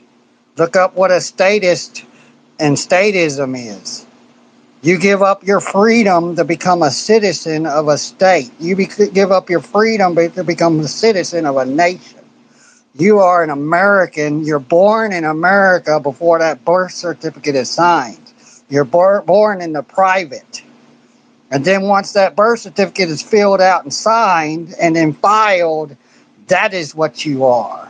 You are not you are not a spiritual being of God. You're not a spiritual being of God. You're a human. And as a human, you're a monster under these people. You're not seen as someone that owns property. Look at their labels that they label us with. You won't see male and female in their labels in their federal documents. That's what we really are. We're not men and women because human, you may say you're a man, you're putting yourself under their label, human. That's two words, two syllables. And they take words and they'll put them together. They'll leave parts out, one and the other, and make new words. This is the deal. Spelling. Spells. That's what school is for. To put you under a word spell of this military gold fringe flag of military occupation. It's in all schools, which are federal buildings. So it's in all federal buildings because they took them over. Every federal building that sits in this country is occupying this country by force.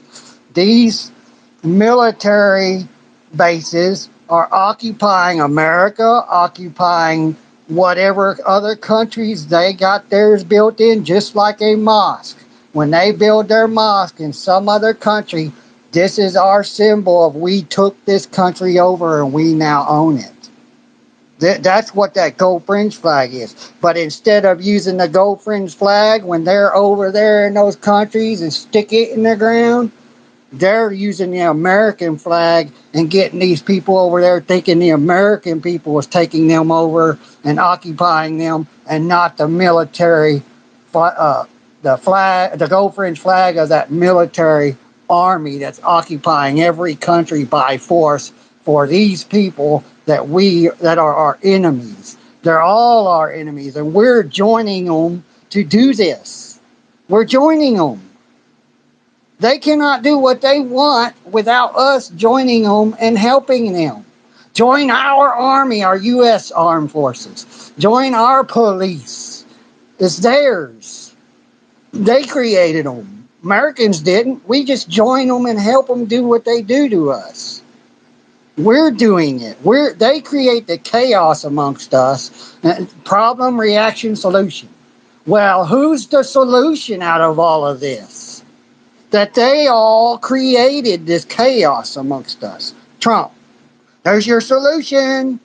And Biden said, how many times do we have to tell you or show you we're no good for you? That's pushing everybody to Trump saying that. He said it right there on camera on this podium. I watched But Rebel, you gotta hang on one sec, because you're right, but you're blending a little bit. Okay, now keep this in mind, because, and this is one thing that Kimberly was speaking about before. So our country, and even if you look at the dollar above, it says the United States of America in all capital letters, signifying capitalism. Okay. And that debt note, that currency, that FRN that's used, has an attachment to it. That's the point of the Social Security Administration and the digital end of things, right? It's lock and key. So it's like a signatory, right, on that bill of attainder. And so this is where these elements, we need to educate ourselves. But keep in mind, it's all part of the incorporated world, INC.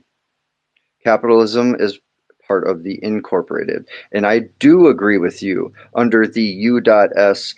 code, it does mean, under a martial law context of that yellow fringe flag, yes, as an administrative policy, procedure, rule, legislation, blah, blah, blah, blah, blah, it does mean, by definition, in a private membership PMA known as the bar, citizen is Roman civil law. Okay, I get that. You're right. But under the American unincorporated world, where a man is a man, a woman is a woman, your yes means yes and your no means no, you're allowed to trade freely, not because I gave you that right, but because you were born with that unalienable right, not in the system lienable, as in LIEN, I'm going to sue you. Nope, we press claim. We are accountable for our things we do, our harms, and we make those right. That is the difference between a lawful man who operates in different realms in the public as a lawful person, because that's international in context. But there is a difference, and it is so important to know what that means and what it looks like, right? And so you can take that responsibility. You can be a servant to your state, and you can take that duty on. But you can also have that separation when your time that you're serving as a juror of that state, which is a lawful thing to do, which does not remove your right in the unincorporated world. It does not take anything from you.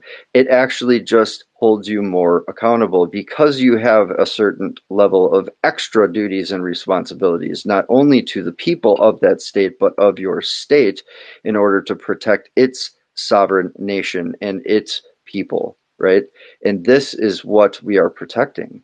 This is the duty and the responsibility of the man who chooses to take that position and that duty on. And he is bound to a higher level of respect if he is given the means to do so. But you have to get to that place to do that, right? And so it looks a little bit different. It's very similar.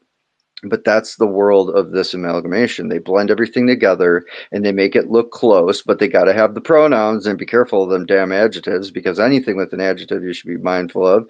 And then they have these, notability of Mr., Mistress, because why? You don't have just one husband. Are you kidding me? You're married to the state. You have two. You're a hoe. Here's where the hose, boats and hose comes in, right? Because only in the holy sea of things, S-E-E, not S-E-A, and we are not in the water. We are salt of the earth as a man or a woman, right?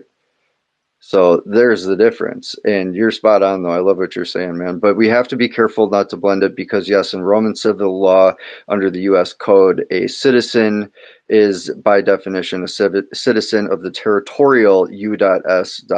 United States, which means within that 10 square mile boundary, you live, or I'm sorry, you reside. But that's just a temporary status, right? Because a resident is a temporary position. I just want to say one thing. This is one thing.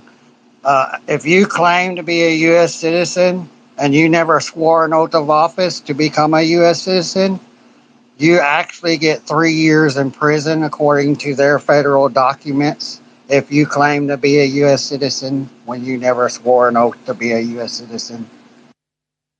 Well, we wonder why when the cherries and blueberries go off and we get, quote, pushed over, not pulled over, right? But they're a servant, so they're offering a service and we're accepting it by handing them our, quote, identification as a resident, right? So we wonder why we get hauled off and locked up and ridiculed and this, that, other. Well, you're just an idiot, and that's actually a legal term, by the way, because you don't know how to spell your name. So, yeah, when you say last name, that means you're what? A decedent, right? You're dead. You don't have a name. You're a dead entity because that was your last. That means it's no more. Isn't that your family name? Your given name is your family name? See, it's all trickery. But that's, part of trafficking, back to the children, because it's all done through licensure and a surety bond through the Department of Transportation.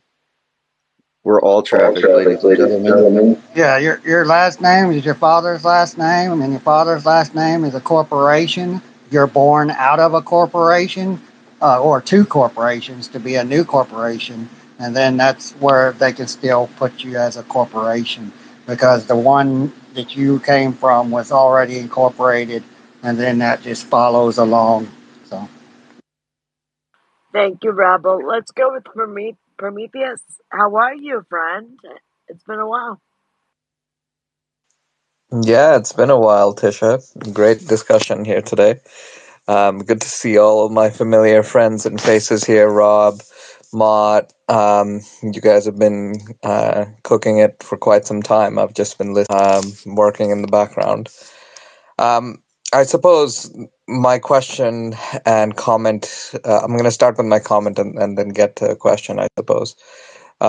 My general comment, first and foremost, is that I think at this point, we know exactly what's going on, right? So the real question now is, what do we do about it? How do we exit the fake usury system and ensure that we are building the kingdom economy, because that's, I think, what we're being tasked to do at this moment. You're From a prophetic, I don't mean to cut you off, but you're reading my mind. Like, what do we do? Thank you. yeah, exactly. All right. So, from a prophetic perspective, because that's something that I spend a huge amount of my time these days, really trying to deeply understand. Aside from like connecting with God and reading the Word, the law book, as Rob so aptly reminds us, is that there's something that happens before the rapture. It's described by Christ as the restoration of all things. Elijah must come first to restore all things.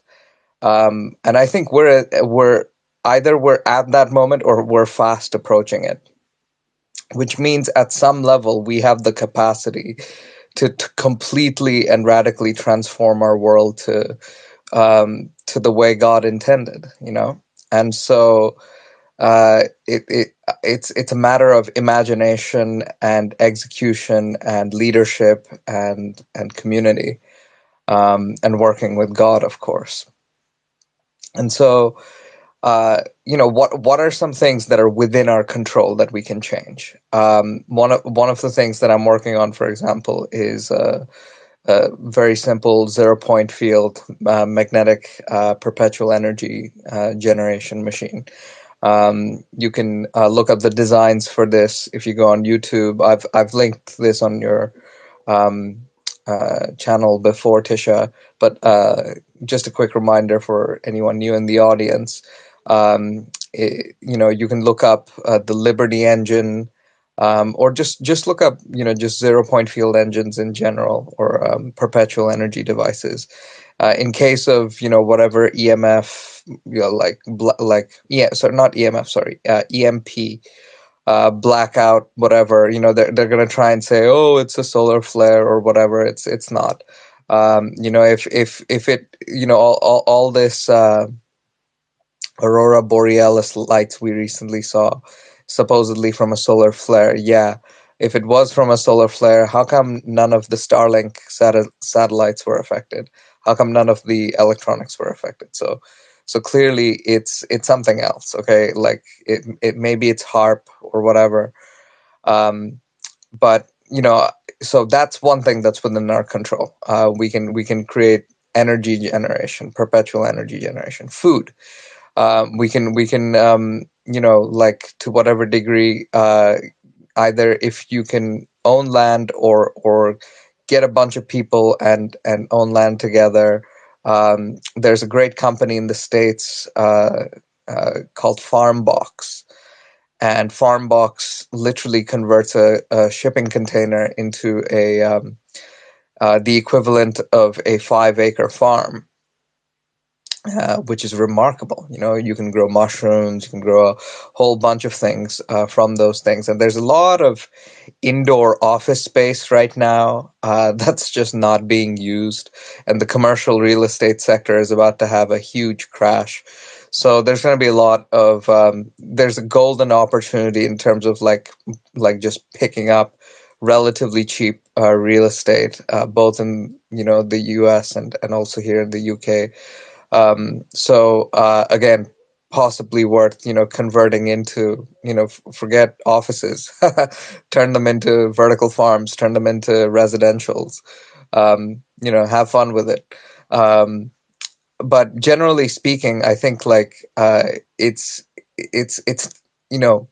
for everyone who's been highlighting the whole sovereignty thing, I encourage people like Kimberly and everyone else who's on this path. Very thoughtful points, by the way. I learned so much from you guys tonight.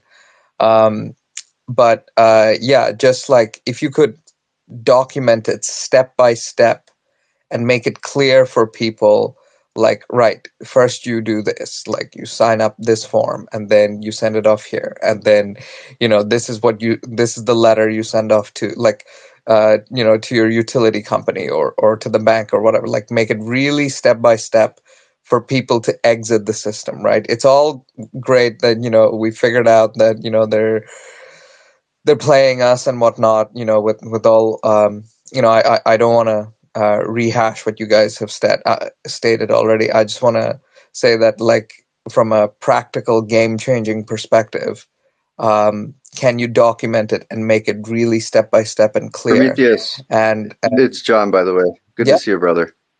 Yeah. Hey, what John. if it was done? What if it was already done? And it was all laid out, and all you had to do was click a couple buttons. If you go, I'm going to put the link. I didn't mean to cut you off, but I'm going to put the link for everybody. So if you click on my page, or I'm going to put it in the nest or the pill, whatever, just click on the link tree, click on correct your status and record. Everything you could possibly need is in there, as well as the templates, all laid out for you. Every word, how it's supposed to, in its proper form, laid out, where it's supposed to go, who it's supposed to go to. If you're in this situation, do this. If you're in this state, do that. If you're in this country, yes, this is an international effort as well. This is your country that you click on. It's all laid out for you. So I'm going to put that in the nest, or if anybody wants, they can just click on my link tree, scroll all the way to the bottom at correct your record and status. Fantastic. That's exactly what I was, looking for. So I'm really glad you've already done that. Great. I've done it here in the UK. I've shifted my allegiance away from the Crown Corporation. We no longer pay council tax. There's a bunch of bills that, I no longer pay, and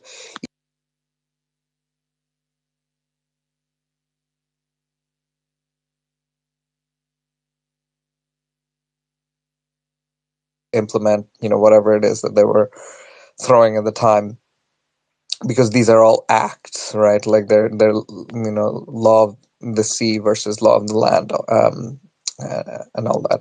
So yeah.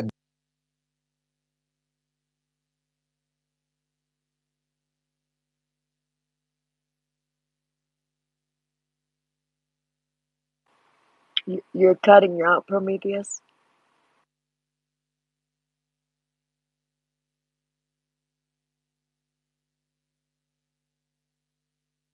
Guys, can you hear me? Now Oh, I we can can. hear you now. You cut off Very for a good. little bit, bud. Yeah, sorry. No, there's a line in Isaiah 49. The book of Isaiah has been on my mind lately. The Lord's been showing it to me quite a bit. But there's in Isaiah 49, there's this one bit. They shall feed along the ways on the bare heights and shall be their pasture. And then I wrote beside it, is this vertical farms? They shall not hunger or thirst, neither scorching wind nor sun shall strike them down. For he who has pity on them will lead them by springs of water and will guide them. And I will turn all my mountains into a road, and my highways shall be raised up. And I thought about this, and I'm like, is he talking about UFOs? Like, can we have like skyways in the future? Like, we should, right? Like, we should have flying cars, and like clearly that tech exists. We have the Senate or the Congress hearing that took place in August last year, right? So this is all clearly documented at this point, and I think it's just a matter of time for us to like implement these things. So that verse basically comes into this bit, which is sing for joy, O heavens, and exalt, O earth, break forth, O mountains, into singing, for the Lord has comforted his people and will have compassion on his suffering ones. And I really believe like this time is now. Like this is the time when God is pouring out his spirit, and this awake body of Christ is coming together world over. So I think like this should be the next step of our movement, right? Like getting, number one, the whole body of Christ together, and like walking that straight and narrow as best as we possibly can, like and working towards innovative solutions, whether it's monetary mechanics for sure, but also 0-point field energy, UFOs, UFO or flying, co-rotating magnet based systems that allow us to have skyways. It's in scripture as far as I'm concerned. Like that line confirms it for me. And yeah, so just wanted to chime in a little bit It's and just say you guys Prometheus. are doing a great job. Prometheus. It's also in the Book of Enoch and in the Emerald Tablets, where they talk about these big flying wheels. I think it's called wheels in the sky. Yes, so it's confirmed a few times about those. I think personally they're fallen angels, but that's what I think. But what do I know? No, you're right. And I've been listening to this gentleman called John Paul Jackson. I recommend everyone check this beautiful, amazing man out. he was prophesied by his, like, the word came to his mother that he would be an 11th hour ministry. And to prove this to her, God took 11 months for him to be born, which was very interesting. He died twice, and each time he was up in heaven and had a, like a throne room experience. He, a decade and a half before now, he not predicted, but it was revealed to him everything that's going on now. So if you guys look up from 2011, John Paul Jackson prophesying, he's saying, like, these things will come to pass very shortly in the future. There's going to be mass migration. There's going to be, the currency is going to deflate. Like, everything that's happening now, he didn't predict. God revealed it to him to the T. And I also believe he had a genuine experience of being transmuted or transported. Like, he talks about literally, and apparently there are witnesses for this as well, that he was moved from one place to another instantly, and shown things through time. And so if he's the 11th hour, that would make us very close to the midnight call, or the midnight call before, before the five virgins event, or the rapture. What do I call my space? The 11th hour. Isn't that crazy? My pastor was David Wilkerson, and if you go look up what David Wilkerson predicted not predicted, prophesized in this, I think it was 1976.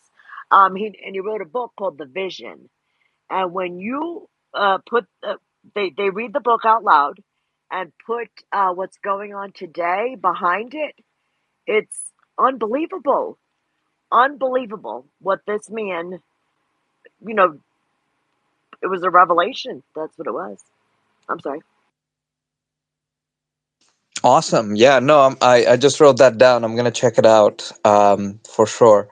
But the fact that the future is made known to us beforehand, so accurately and vividly, it gives us a scope to be profoundly hopeful and empowered in the face of everything that's going on.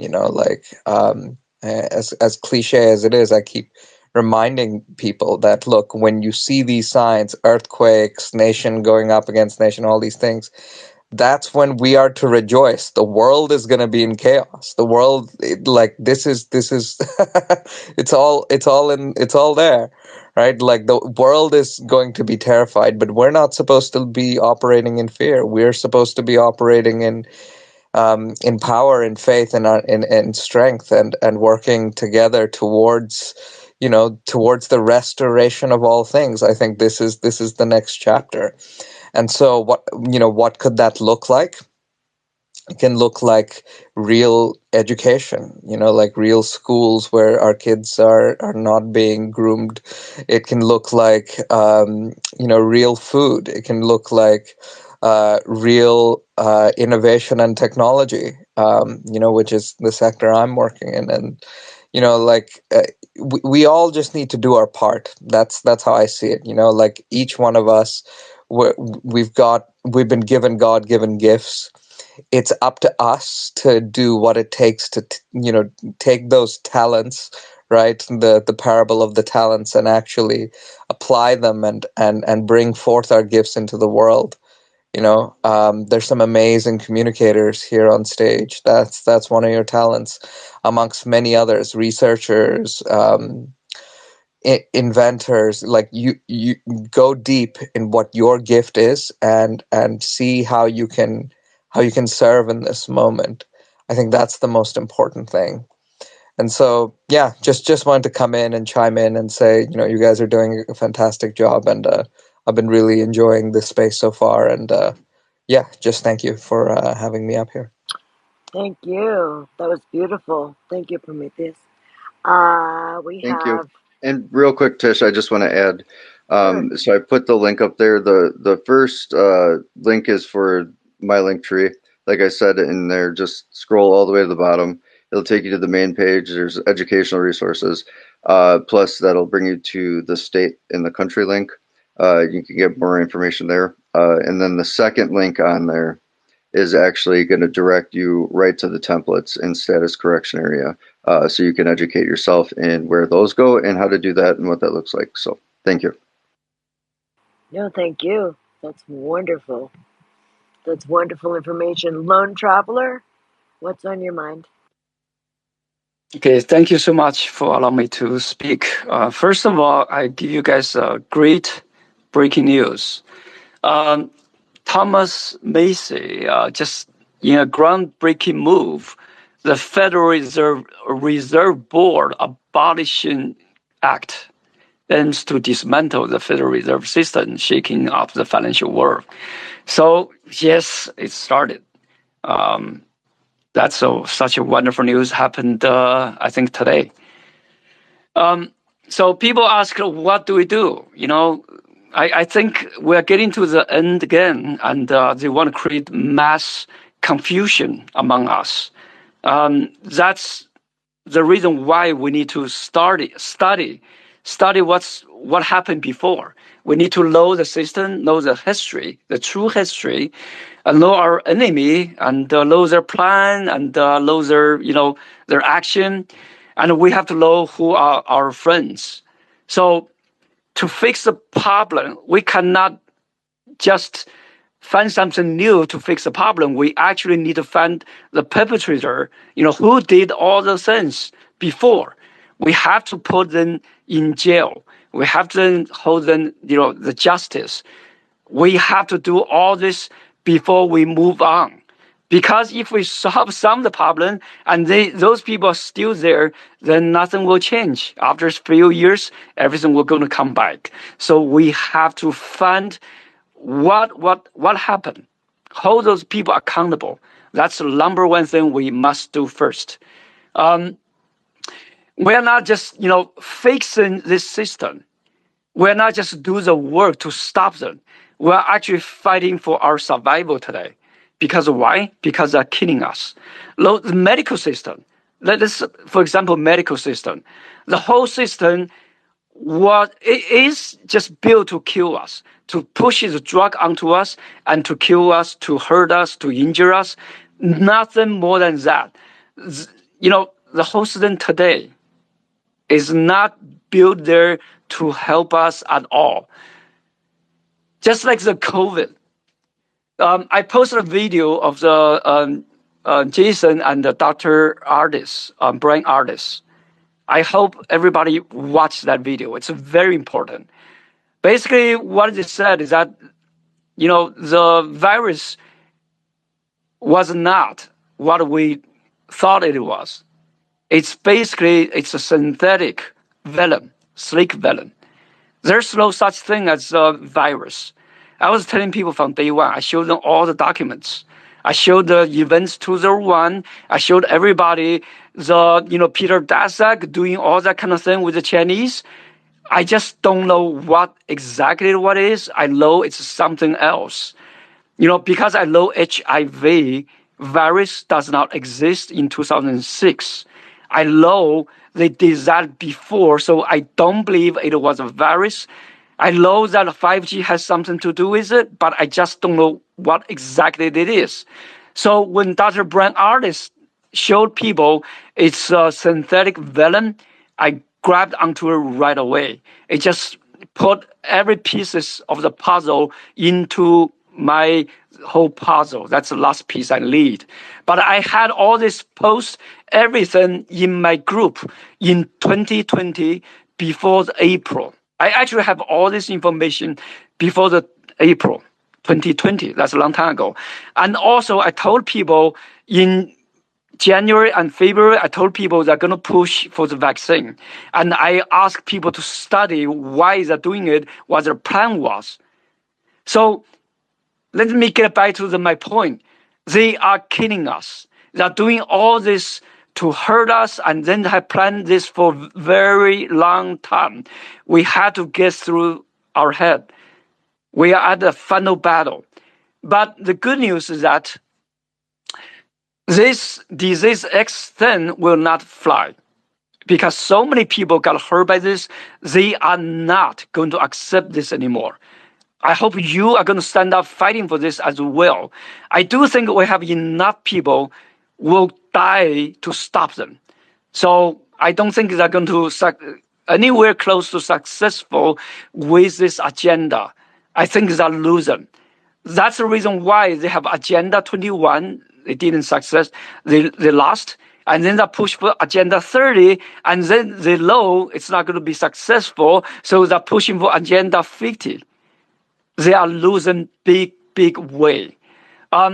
Right now, in this month, they try to push the UN treaty for this, whatever pandemic thing. And I think they feel terribly. What they are trying to do today, they're trying to water down the whole thing and try to get that through. I doubt they're going to be successful, but I hope they're going to be successful because I want to see people stand up and fight. Because, there's no pushing away anymore. I want to see people standing up. Also, we have to understand what's the important things, happened, in the past. We know there's one country in this world, in the Middle East, pushing for a lot of things, and we cannot talk about it. They're trying to shut down our rights to talk about them. But here's the thing, what happened? They are losing big time. Hezbollah just shoot a bunch of missiles and got them. We know Iran did a bunch of missiles and, just had the target, the military base. Right now, they have low weight. Their Iron Dome is finished. So, and all the country in the Middle East, even the, certain groups, not even country, they can send a missile to attack them. So they don't have any place to hide anymore. I don't say we're winning, but I want to stop their killing. I want to change this world by changing the people that did all those things, controls our banking system, control our medical system, control our media, control political system, control almost everything, control the, the entertainment system. We know how they feel on that as well, right? We all know how everything is changing right now, are changing, So we are watching the world changing in a very big way. This is the darkness before the dawn. So we got to be careful. We got to know how to, how not to fall into the ditch they planned for us. We have to know the truth. That's why we have to watch the food we're eating. Be careful the medication you are taking. A lot of medication, they actually put the villain in there, put the lizard hormone in there, like the weight loss medicine. Like almost every medicine, they actually put all the stuff in there. So we have to really be careful and watch what we're doing. The food, right? They're putting a lot of the villain in our food as well. So we have to watch the video. We don't want to die before the new world comes. The new world comes here, and we're going to enjoy the time, enjoying the good time, enjoy our freedom, enjoying all that wealth. But we don't want to get hurt before that. So I want everybody go watch a few, Dr. Artist's documentary, especially the couple of them in my tweet. You got to watch that very carefully. It really told us what they have done. You really have to watch that. Did you I want to post see that? everybody on the other Did side. you post the video? Did you post it or no? Yeah, I can post the other two video of Dr. Brand Artist. I'll post that in the bubble after I finish. I'm almost done. So, also the UN, all those illegal immigration we saw in the past, it's actually a lot of them actually is UN soldiers. That's the reason why they have the free ticket, they have the address, they know where to go, they have a ticket, and also they got a free debit card for $5,000, $10,000. So they are actually UN soldiers. We have to know what's really going on and be prepared for that. So anyway, the gold token, right? The Chinese, Russian, the BRICS country, they are pushing for the gold token. Basically, how's that going to work? The gold is in the system that can be audited, and everybody just put the gold. You can give the gold to them, like your money give to them. They give you gold, or you put your gold in there they will give you the gold token. So you can use that for your trading anywhere in the world. So you're not going to carry any gold and silver, but you can give them the gold and silver, and then they give you a token. Also, once you have enough token, like you sell something, you get a lot of token, you can go to the bank, say, okay, give me the gold and silver. I want to take that and put it in my own home. So I think that's going to happen in the Hey, future. lone traveler. Sorry to interrupt you, guys. I gotta make a move. It's been great seeing you all. I'll see you next time. Lone traveler, great points. Looking forward to a conversation another time. Take it easy, guys. I'll see you Thanks, soon. God Prometheus. bless. God Thank you so bless you. much. Yeah. Yeah, I'm basically to my last sentence.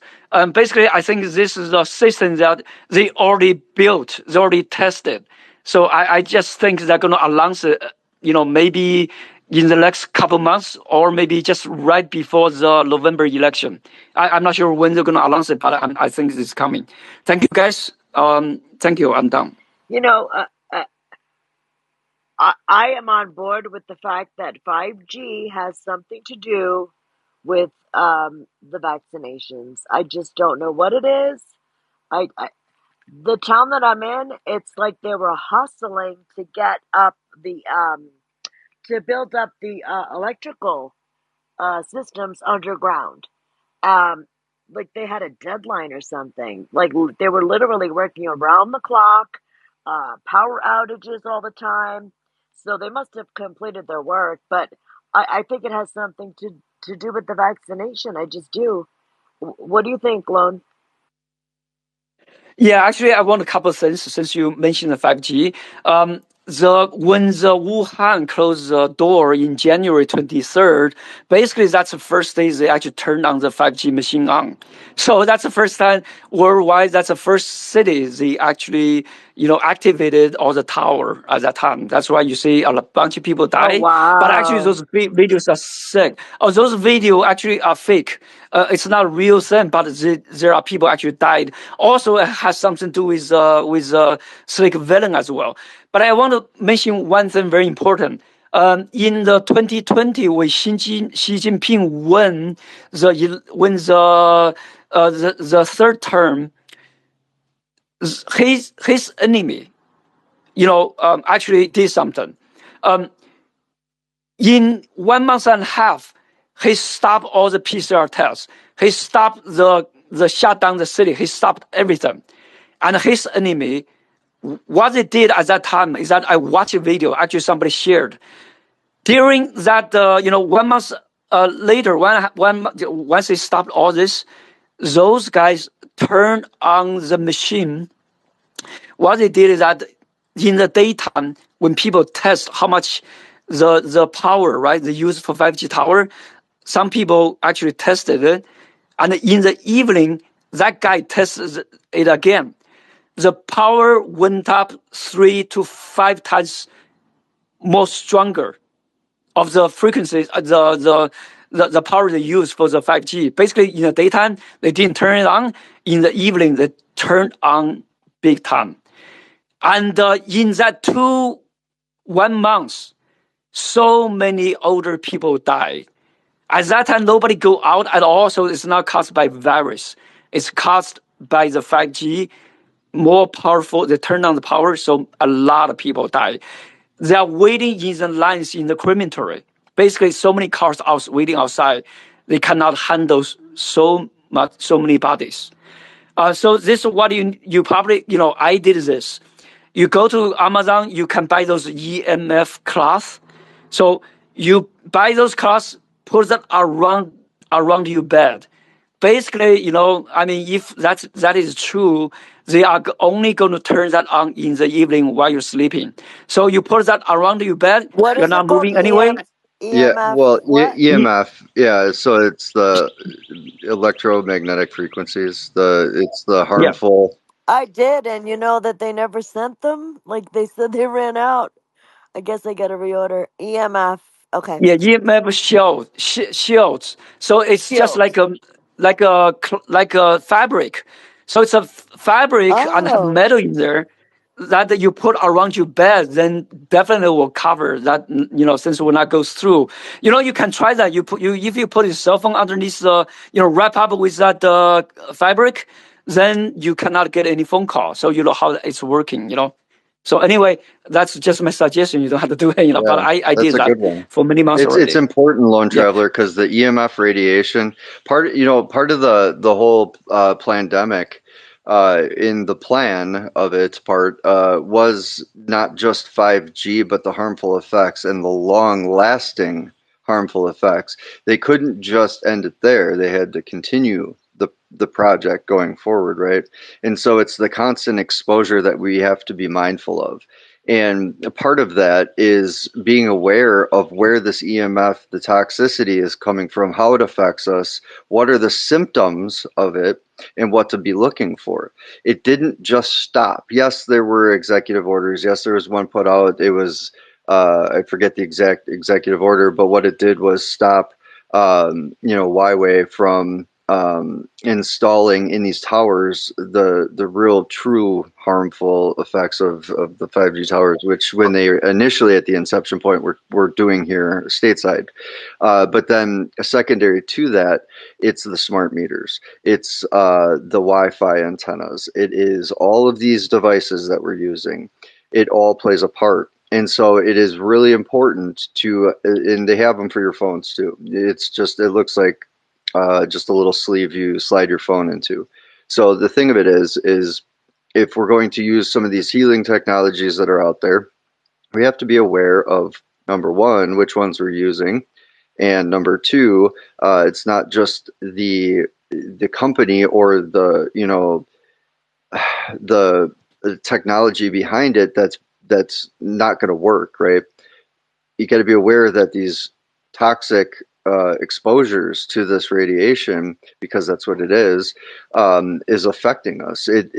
When they did this and they highlighted the parts in the brain and they highlighted the respiratory issues that were coming from this part of the brain, you have to be aware that your head talks to your stomach and there's a pathway. And it's called the vagus nerve, and this is all part of your gut biome, your ecosystem in your stomach. And they're attacking this all at once using this radiation because it puts your body into chaos. It takes it from a natural frequency level of where your body is in tune with itself that God intended it to have, and it put it at a chaotic state. And then what happens is your brain doesn't communicate with your stomach properly. You have stomach issues, and then cancer is flamboyant. So it's not one specific cause. It wasn't just the clots from the jabs. It wasn't just one thing. It was a combo, and it still is an issue if we're going to be exposed constantly to it. So the EMF is good also not to just put it around you, but to have it just lay over your Wi-Fi or unplug your Wi-Fi at night. Do little steps that can reduce your exposure to it. And I'm also going to find a template that I have to send a notice to your electrical company to replace the smart meter. Although the FDA, and the EPA, because those are completely on the up and up, kidding. They're administrative entities that has no power on us, and they are not law originators or Congress or anything like that. So they have no powers. But because they say it's outside, it's okay. No, these things penetrate through brick walls, okay, which means if it's attached to your home, it's getting in your home. And so these smart meters are really omitting some powerful stuff.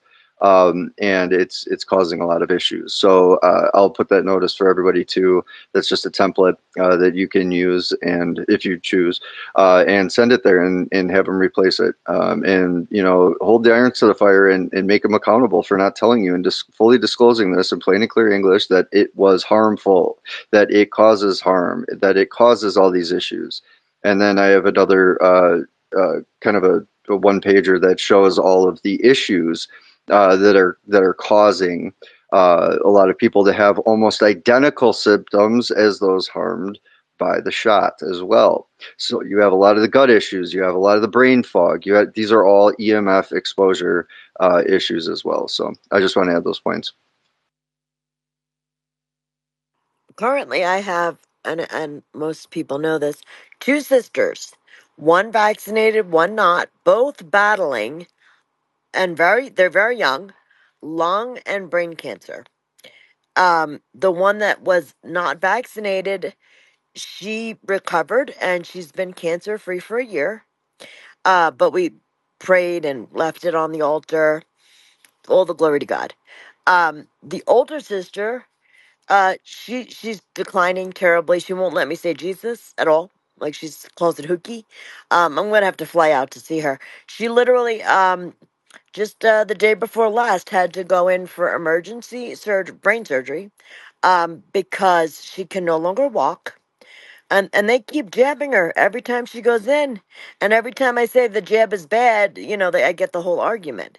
So there's just something to it. And think about it: one didn't get the vaccination, one did. The one that didn't, she's cured. But there's something more than just the Well, vaccination. Is my point. and you're thinking of one part, Tish. That's the thing too, because we have to be aware that it wasn't just this. This was a hyper fast forward plan. Once again, Ven 201, Agenda 21 were part of something different. They had to hurry this up, right, and move these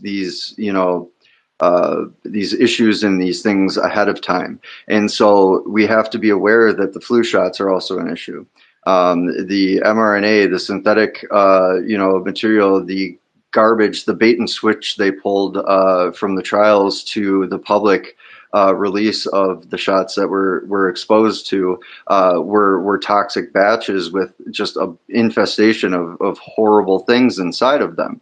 And so the thing of it is like last year, my father passed away. He had prostate cancer twice, was in remission. Then he had full blown symptoms of dementia, which then rapidly progressed after a while. Then he developed clotting, and he had to have a stent put in his neck. Then he had a stroke, and then a heart attack, and then he ended up passing away with 4 glioblastomas, which are rapid form cancer of the brain.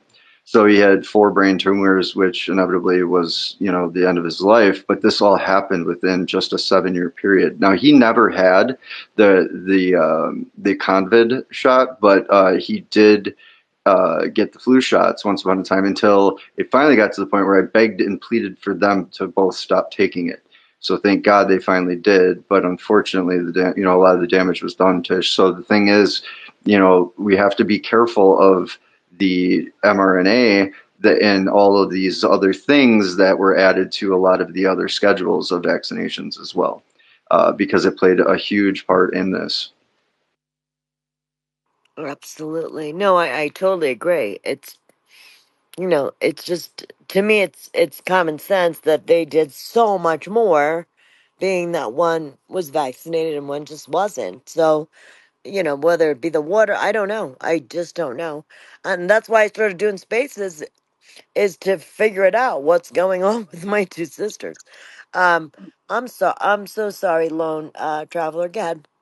Yeah, I just want to quickly go through a list of things and how do you deal with it. Real quick about all this. Like you said, we do not know what exactly causing. It's a multiple things that is causing all this issue. And what's really scary right now is that doesn't matter you're vaccinated or you didn't take the vaccine. Actually, you are taking the mRNA.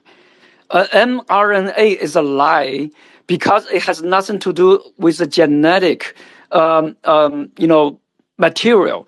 It's actually synthetic material. mRNA, from the Dr. Artist video, he basically said, if you do the genetic analysis, you find out it's just like the venom DNA. So it's the same, have the same markup. So basically, Is it venom, like a snake venom?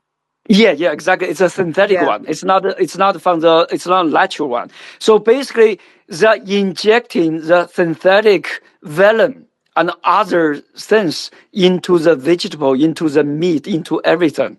In the cosmetic product, like I said, many things. So this is the one thing, so-called, and also the new vaccine, like flu shots, like the shots that are given to kids, they're adding all this into all kinds of shots. So we have to be very careful. This mRNA is just a code name for synthetic venom. And also, there's another thing called synthetic parasites. You need to watch Dr. Lee Mary's video. She basically has this series of parasites. The turbo cancer is basically probably caused by the synthetic, parasites. That's the reason why for the turbo cancer, maybe you want to take the fenbendazole. That's for the dewormer, the dog dewormer. We took the horse dewormer and dog dewormer. Actually, a lot of people have cancer. They got cured. So you can do some research on your own to find out, if that works for you or not. But synthetic parasite is one thing you need to look into. For the mRNA, it's also called the long COVID. If you have the symptom of the long COVID, not a turbo cancer, just like you lose hearing, you lose certain things. It's like your nerve system has some trouble. You probably want to stock up with Licoten. The Licoten patch, the Licoten gum, that probably can solve your problem. A lot of those things, because the mRNA, the synthetic venom, will bind to the alpha something receptor in your nerve. So it binds with it, that causes all the trouble. The lecithin actually have stronger binding with that same receptor. So it will kick out the venom and then bind with that receptor, and then the venom will slowly get out of your system. So since we're eating all the fruits, since with the mRNA, we probably have that in our system already. Even you don't have problem, you need to do some, you need to, clean your body, once a while. So you need to do a little bit, nicotine yourself. Just chew the gum or put a patch on, 7 milligram a day, something like that, to help yourself detox. For the 5G, you can tell it's caused by 5G by look for its symptom. What happened with 5G is this: that particular frequency will stop the oxygen get absorbed by the water. So basically, your blood cannot absorb the oxygen. At that particular frequency, even you breathe, the oxygen cannot get into your lung. That's caused the problem. So anytime you have that problem, like you are, on the high mountain, you are like a very high mountain, you are breathing, but there's no air getting in your lung. And in this case, you are breathing, but the oxygen does not get into your lung. So your body is lack of oxygen. They use a ventilator. The problem is that if you put on ventilator, it does not help the problem because it's not absorbing it. No matter how much oxygen give it to you, you cannot breathe and get that into your body. The only way you do is just, put a cloth around you so you can slowly get oxygen in, But anyway, you have to learn how to differentiate all these symptoms, and then you know what kind of thing you are looking at. That's very important. I hope everybody do a lot of studies and find out which one, can help you. That's all I can see. I want to see, and I have to go now. Thank you guys so much. You guys have a Oh, good thank evening. you. Thank you Okay. for the information. That was wonderful. What I noticed in this very specific area, that a lot of young females, I filter everything, the shower, the water I drink. I will not drink tap water ever. I won't even shower with it. I won't cook with it. But I've noticed that a lot of very young females, they're losing their hair. And so I'm asking everyone, like doctors, and they're like, yeah, that's called shedding. Shedding? I've never heard of such a thing. Young women in their, 20s and 30s losing clumps of hair? It doesn't make sense. I mean, that sounds like a 5G type of thing. So the moment I got here, I filtered everything. So thank goodness that wasn't a problem for me. But I was watching and recognizing that these young people should not be losing their hair. You know what I'm saying? Like they have the hair of like a 70-year-old woman. Um, go ahead, Yeah. Lone. Yeah, actually, the spike protein is basically synthetic venom as well. It's what happens that once you have the vaccine, injected, basically your body start to producing the venom because there's certain kind of bacteria with the vaccine. It will stimulate it. It's like a Ebola type of bacteria. Once you have those vaccine in your body, it will stimulate to produce this spike protein. That's what it is. So once they have spike protein, they shit it out. When you are around those people, then you get like venom-like, like a snake bite kind of symptom. You're going to get sick real quickly, like in a couple hours. So that's what happened. With those people losing hair, basically is spike protein work on that. Those spike protein, they like to collect around the uterus. They are attacking the production system.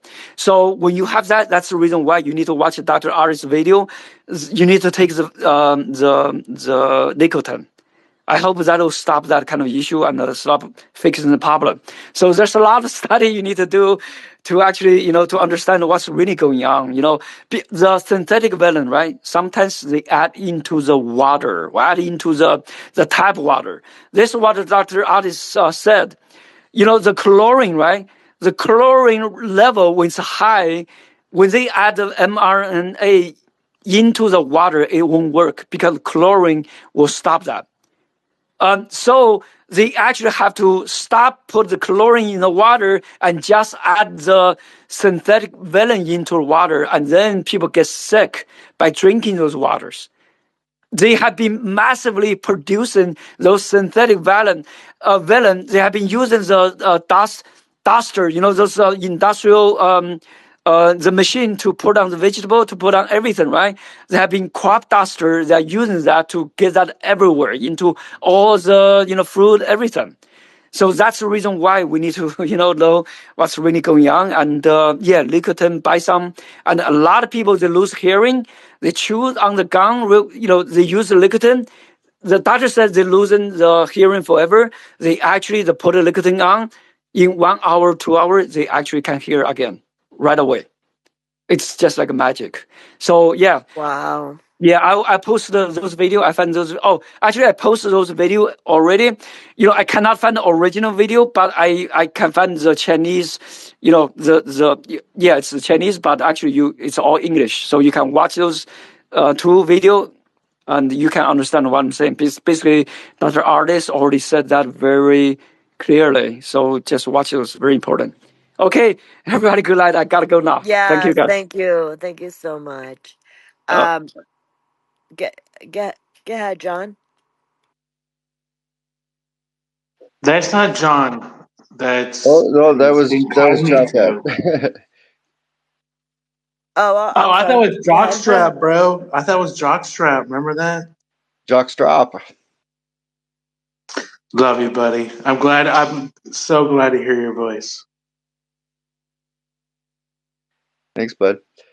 Tish, I gotta be heading out here pretty quick myself. So I just want to give you Yeah, a heads up. we're gonna wrap it up. Did you have something to add real quick? Because we're gonna wrap it up right now. Jacolette. It's Jacqueline.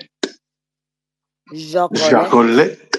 Um, I did Jacolette. put something. I'm gonna put something in the top, but I put it in the bottom. Hopefully, we are the lambs. They want to slaughter, right?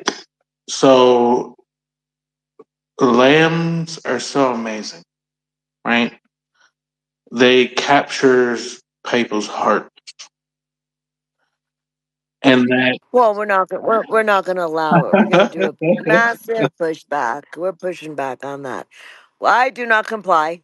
I will not that comply. is what I'm saying. That was gonna be my, triumphant. But yes, you stole it from me, but it's fine.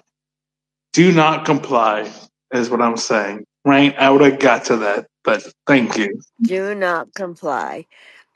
Yeah, I want to thank everybody for coming today. What a great space, guys. We learned so much.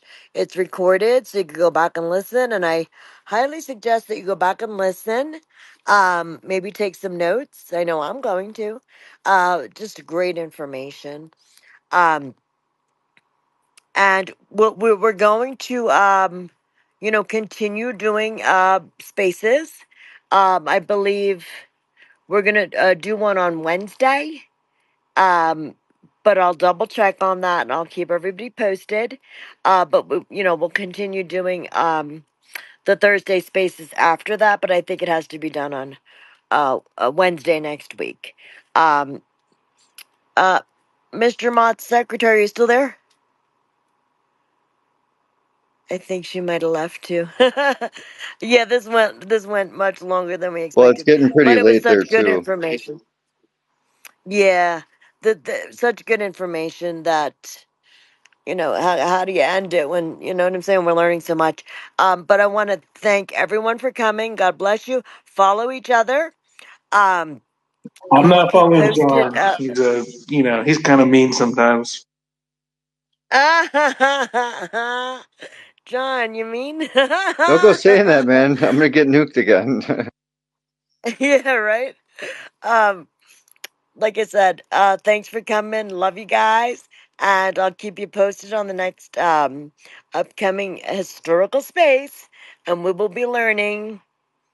And that's what we need to do at this point. We need to keep learning, right? Um, be safe, be well, and be blessed.